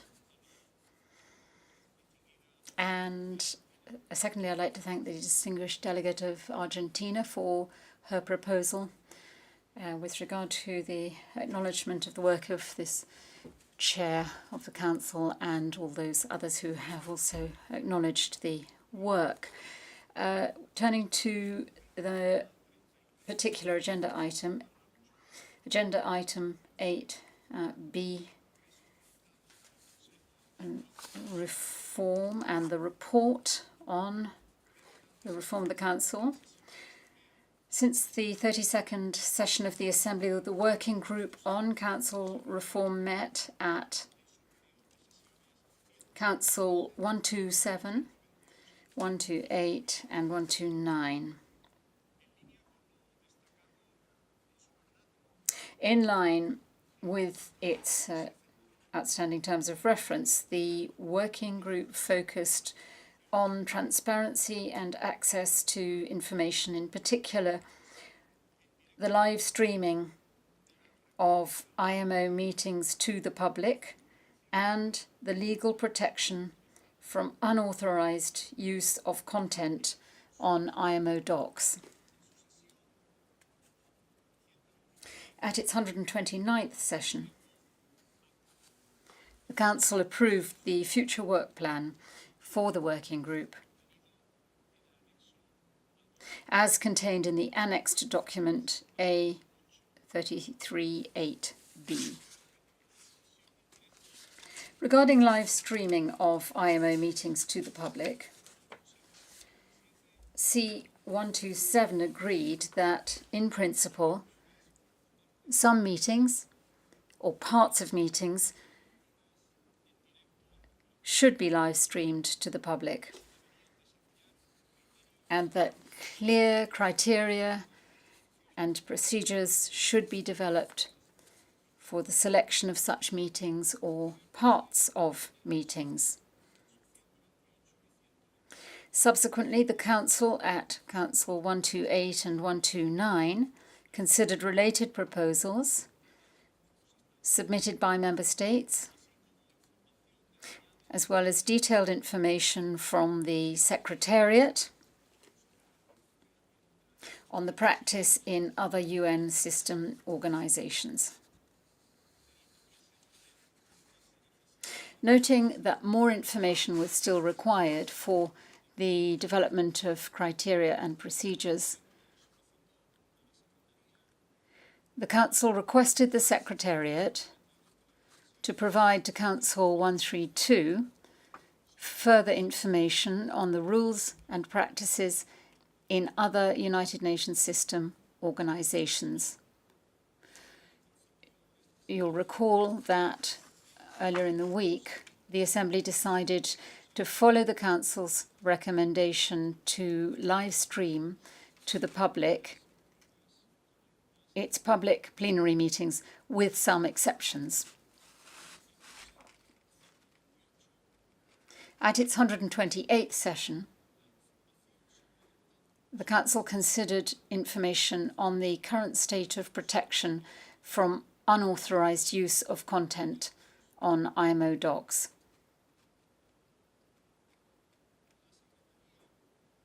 The Secretariat sought policy guidance from the Council on copyright and usage restrictions. At its 129th session, the Council considered detailed information provided by the Secretariat in cooperation with an expert in copyright law, and instructed the Secretariat to develop a policy on intellectual property management for consideration by the Council at a future session. The Council also further considered the financing options for the preparation of consolidated versions of IMO conventions.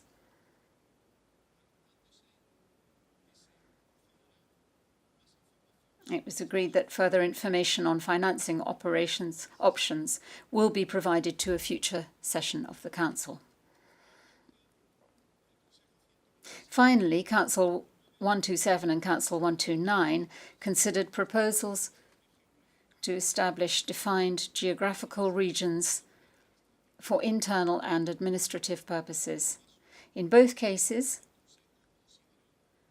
the Council considered that no review of the geographical regions used at IMO for various internal and administrative purposes was necessary. Thank you, Mr. Vice President.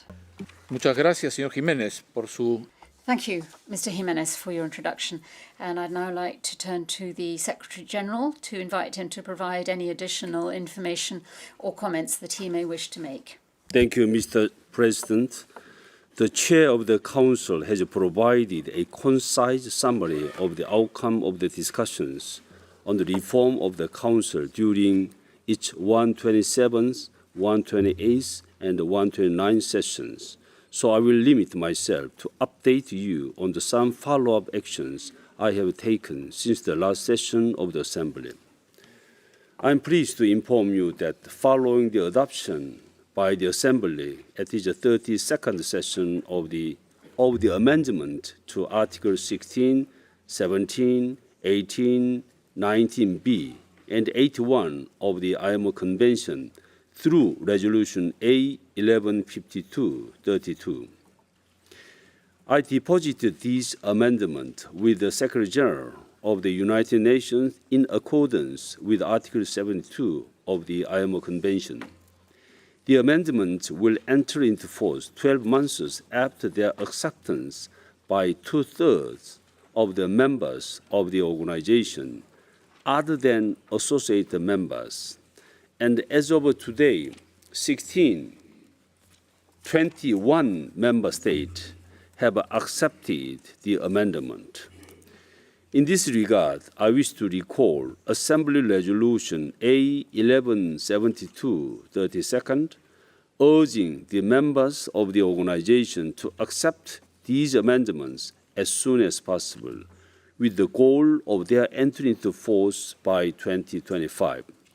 These amendments are of utmost importance to attain a representative, balanced, diverse, and efficient council that can support the interests of the whole membership and ensure the representation of all the major geographic areas of the world. Once again, the Council has considered a broad range of issues under the agenda item on Council reform, and I'm very satisfied with the good progress that has been made. Before I conclude, please allow me to thank the Council for its work and express my appreciation to Mr. Victor Jimenez Fernandez, the Chair of the Council, for the stellar efforts in conducting the meetings, as well as the Vice Chair of the Council and the Chair of the Working Group on Council Reform, Mrs. Amain Fetala, and all participants of the Working Group for their hard work and commitment to achieving this outcome. Thank you, Mr. President. Muchas gracias, señor secretario.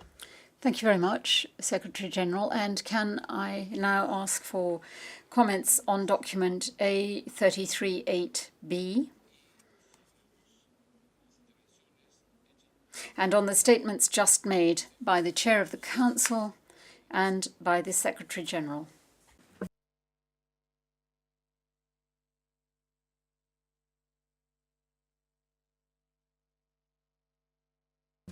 Argentina. Argentina. Thank you, sir.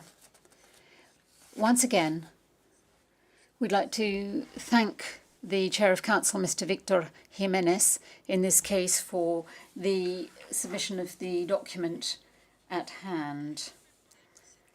His summary is precise, and we'd also like to thank the Secretary General for the update he gave us. If you would allow me, sir, Argentina would like to make some comments on the key issues, the most prominent issues of what's been submitted. Firstly, the amendments to the IMO Convention, which, as we all know, have to do with the extension of the mandate, the terms of reference and composition of the Council.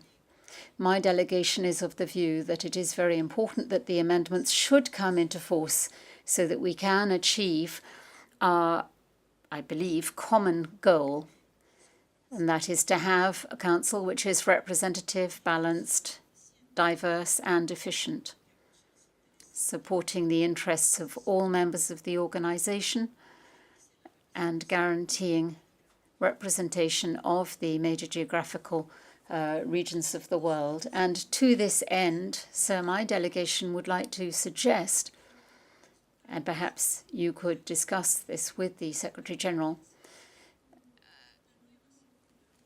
the convenience of issuing a new circular to encourage all member states to ratify the amendments. As to live streaming to the public at large, we are delighted that we've had the first trial here with transmission on YouTube of this Assembly plenary. It's going to be the first trial, and I'm sure the Secretary General will inform us of how it has gone, and we'd also be grateful to have an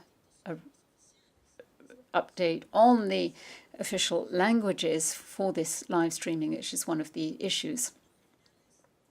In general, we are in favor of live streaming of our sessions to the public, in keeping with practice in other UN family organizations, and we would encourage all member states to give due consideration to United Nations parameters for extrapolation mutatis mutandis, by extension, to the IMO.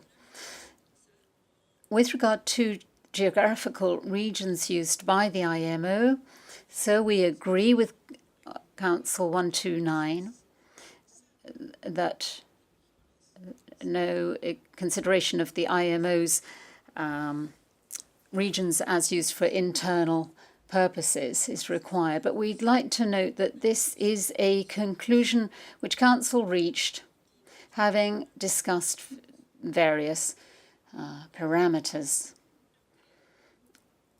Argentina does not believe that we should reformulate the regions which IMO uses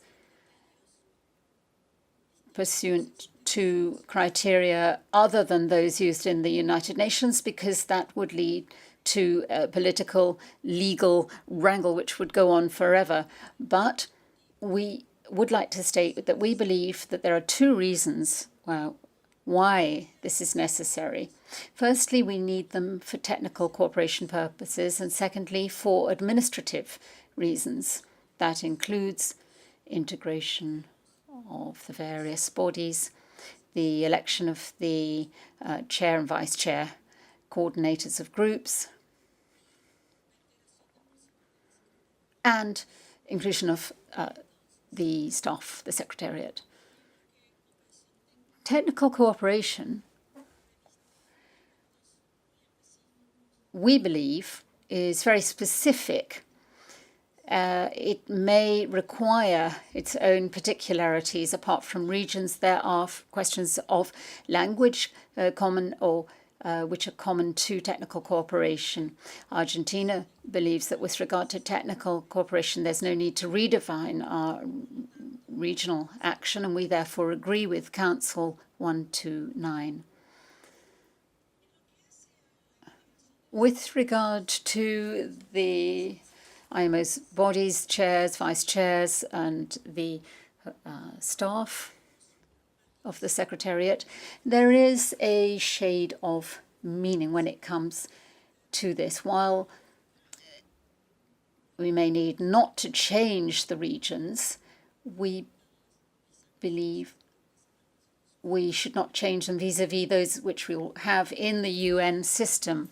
When it comes to administrative matters, IMO does not duly follow the United Nations criteria. And the importance, for example, of this lies in the fact that in the United Nations there's a regional grouping which is divided into two here, but in keeping with United Nations criteria, this group has more than 50% of the professional and higher categories in the IMO. My delegation, sir, believes that part of the diversity that we all aspire to in the United Nations lies in the staff of the Secretariat, and therefore we're pleased that Council has taken up our suggestion that apart from having discussions, the United Nations policies to enhance geographical representation among the staff has been taken up.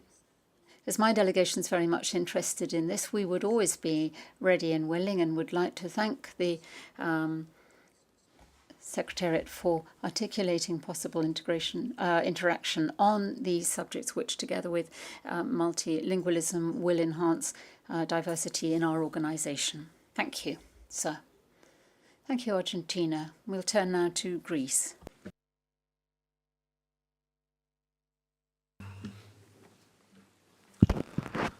Thank you, Mr. Vice President. We would like to express our appreciation to the Secretary General and the Chairman of the Council for presenting the state of play as regards the progress made on Council reform. Greece has been an active participant to the works of the relevant working group, and we would like to extend our appreciation also to all Member States which within the working group and the Council attributed with their expertise and proposals to reach to concrete results on very important issues which will enhance the efficient operation of the organism in general and the Council in particular. This said, we would like to endorse the proposed work plan on Council reform, as well as support the view of the Council that no review of the geographical regions used at IMO for various internal and administrative purposes is necessary. In addition, we support the Council recommendations to the Assembly as regards the live streaming of the Assembly's plenary meetings to the public, beginning from this session. Thank you very much, Mr. Vice President. Muchas gracias a usted. Thank you. We'll turn now to the delegation of Mexico. Thank you, Mr. Vice President. Can I begin by congratulating you on your excellent conduct of the business of the Assembly.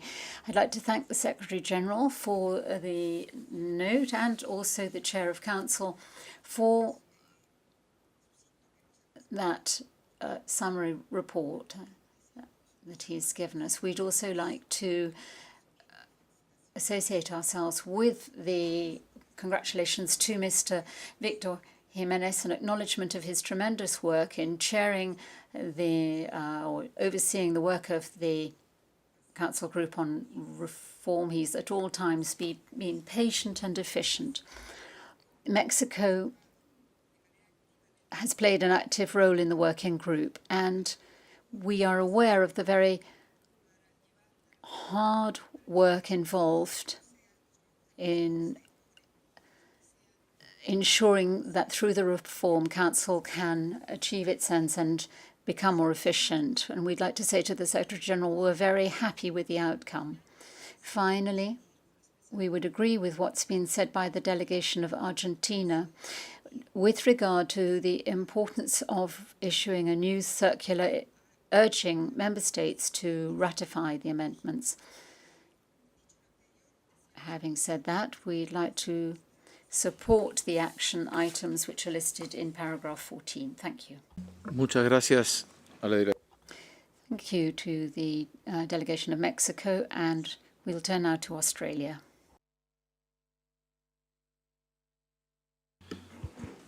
Thank you, Mr. Vice President. Australia would also like to congratulate all members of the IMO Secretariat and Secretary General on the progress of reforms that the IMO has achieved in the last biennium, particularly under the most excellent stewardship and chairmanship of our Chair of Council, Victor Jimenez. And even though he chairs in Spanish, it's always a pleasure to listen to our interpreter, so making us English speakers understand it.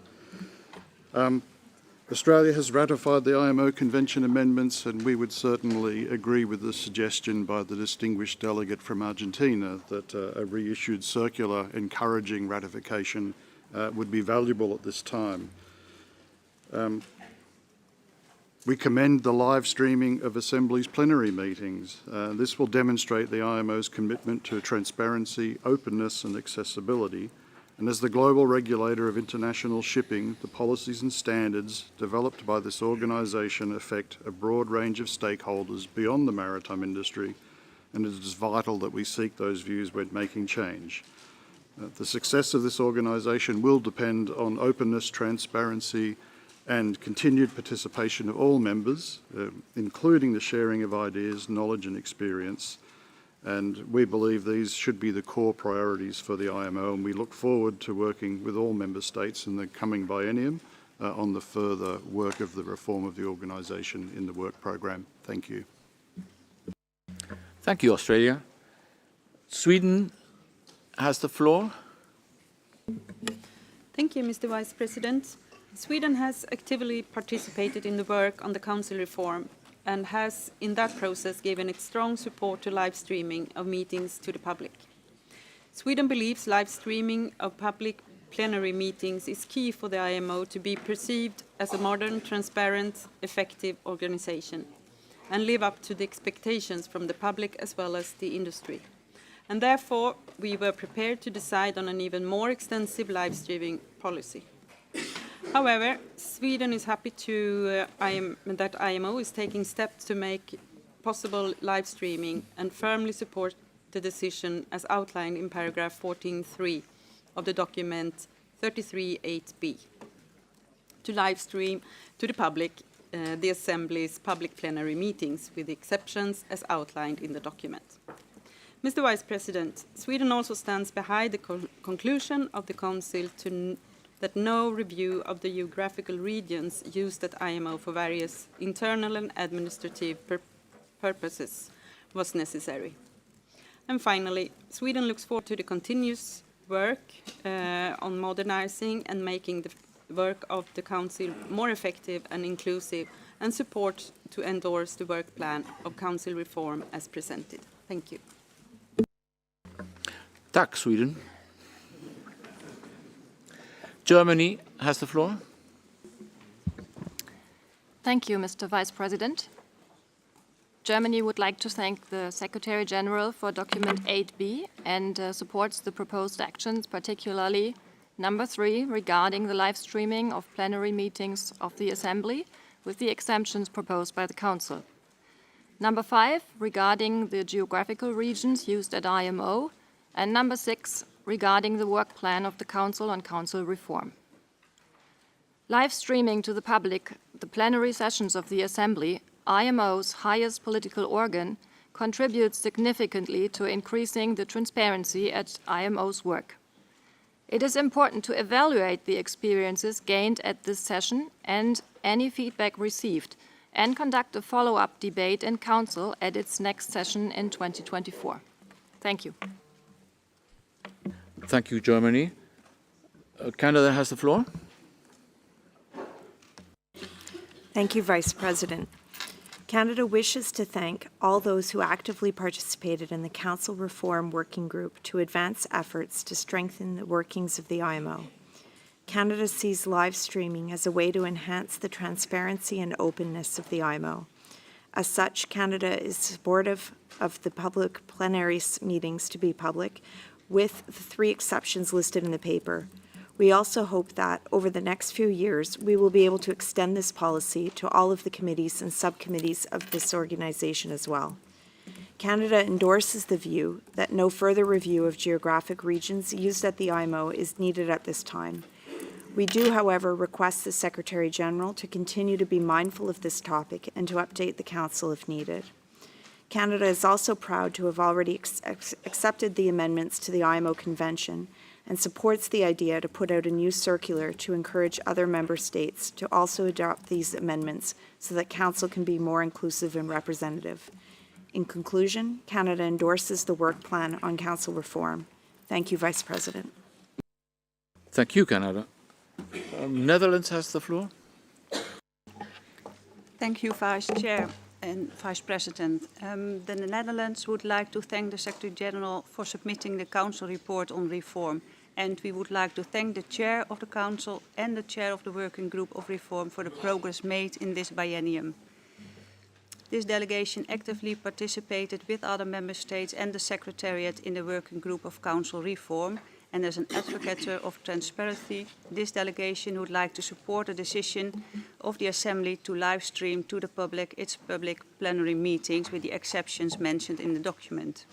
This is an important step and we support a further debate on the issue in the Council Working Group on Reform, as well as the other elements of the work plan for this working group. And we certainly support the adoption of the amendments to the IMO treaty, like was suggested by Argentina and Australia. Thank you, Chair.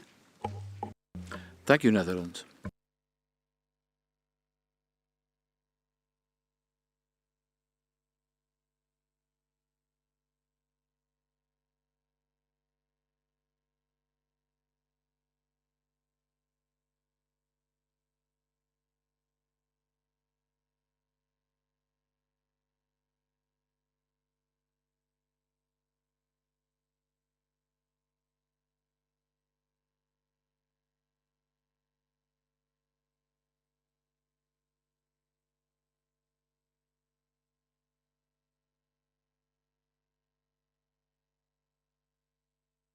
The Secretary General will say a few words.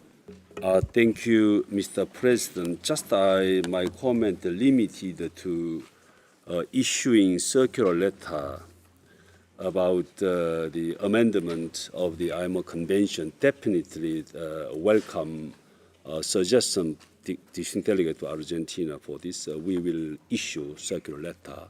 Myself, I believe we need to highlight more encouraging a member state to ratify amendment of our convention, so that the entry into force as soon as possible. We will do that. We will do our best from Secretariat.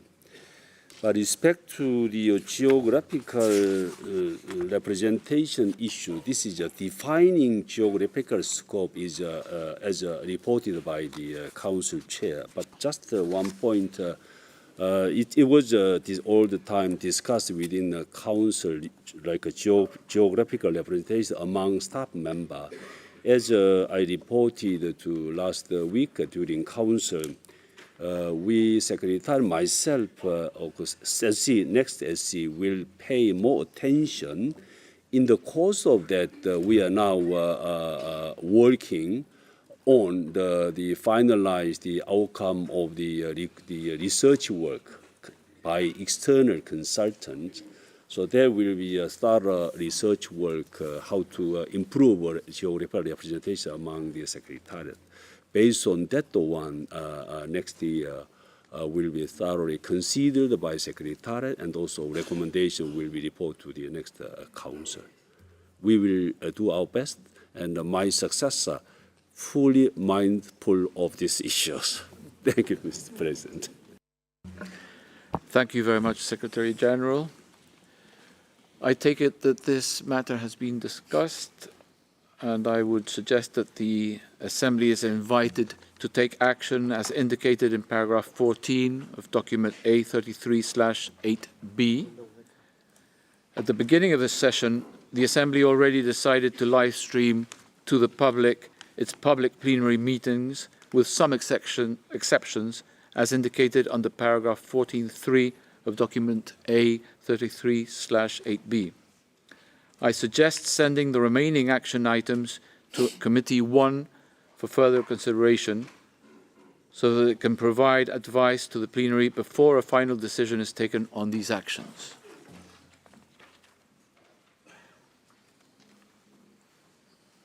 No? If there are no objections, it is so decided.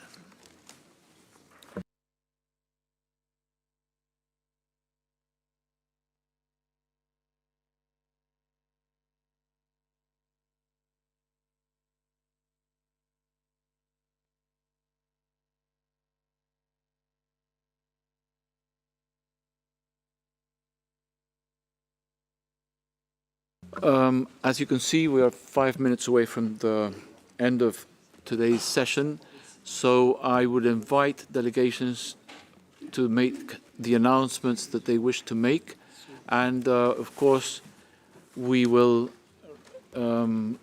meet again tomorrow at 9:30 for the Thursday session.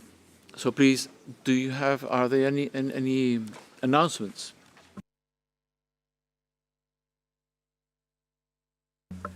Sweden, please. Tack så mycket, Mr. Vice President. The Ambassador of Sweden, together with Swedish Minister of Infrastructure, is inviting to a reception tonight at the Swedish resident on the occasion of the Swedish candidature for re-election to the Council under Category B. The reception starts at 6 o'clock, and I would urge you to get there quickly if you want to catch a glimpse of our special guest, Her Royal Highness, the Crown Princess of Sweden, who will be there in the very beginning. But I can assure you that there is no need to be disappointed, even though you may not make it there in time to see her. We have plenty of drinks, some really good canapés, and of course some good company of other Swedes all night long. Thank you. Muchas gracias, Suecia. Thank you, Sweden. Saudi Arabia, you have the floor. Thank you, Mr. President, Your Excellencies, heads of delegations, ladies and gentlemen. The Kingdom of Saudi Arabia would like to invite you for a reception at the Delegates Lounge on the first floor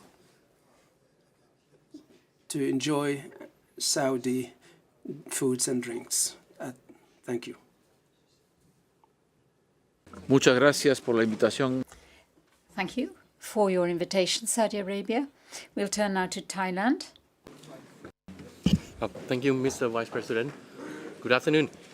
On behalf of the Thai delegation, I'm pleased to invite everyone to the evening reception hosted by Thailand at the Sea Life London Aquarium. 5-minute walk from here toward London Eye. Due to the limitation of the venue, the invitation is valid for 2 individuals per delegation. My apologies for that. We prepare Thai food and snack and traditional Thai performance, and more importantly, a karaoke session for you to show your vocal power. And I believe that we will find rising star of IMO Got Talent. Please join us and enjoy the evening. Thank you.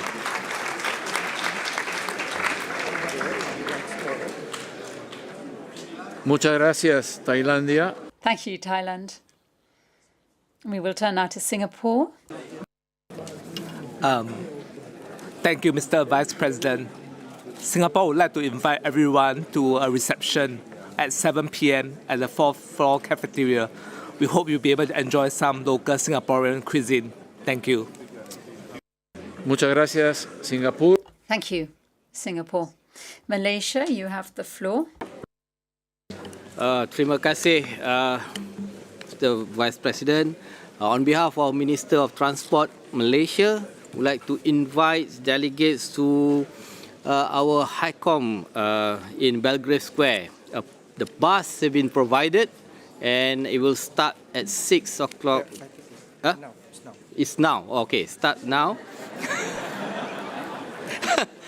And to enjoy some Malaysia local cuisine as well as Malaysia Malay martial arts.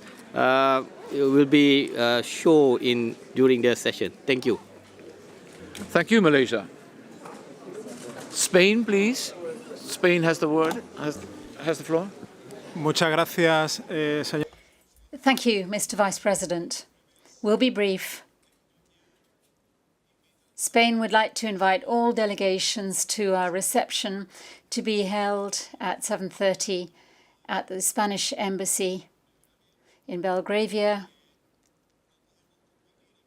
We can't compete with Swedish royalty because our Princess of Asturias was unable to attend the reception, but we can guarantee you an excellent selection of Spanish wines and tapas. Thank you. Thank you, Spain. We'll now turn to Turkey. Thank you, Mr. Vice President. I'll be brief. Even we haven't got any talented person, we have delicious foods. We'd like to invite you for our reception on our ambassador's residence from 6:30 to 8:30. Thank you. Muchas gracias. Quisiera. Thank you. And the Vice President is asking the interpreters for a few minutes extra. Certainly, sir. Yes, sir. Thank you. We'll turn now to the delegation of South Africa. Thank you, Mr. Vice President. South Africa would like to take this opportunity first to congratulate you on your well-deserved election as Vice Chair of Assembly. We would also like to remind Member States that South Africa will be hosting its reception here at the IMO headquarters, Delegates Lounge on the first floor, starting at 8 o'clock sharp. We hope to see you there, distinguished delegates, for an opportunity to hear more about our maritime sector as well as our candidature to the IMO Council elections under Category C. See you there, and thank you, Vice President. Thank you very much, South Africa. Japan has the floor. Thank you, Mr. Vice President. The Japanese delegation is pleased to invite participants to the Assembly to the Japanese reception to be held at the Embassy of Japan. Coaches will be depart at 5:45 in front of this building, so please don't miss it. In particular, those who are interested in Japanese sushi, please come. Looking forward to seeing you. Thank you. Thank you, Japan. Islamic Republic of Iran, please.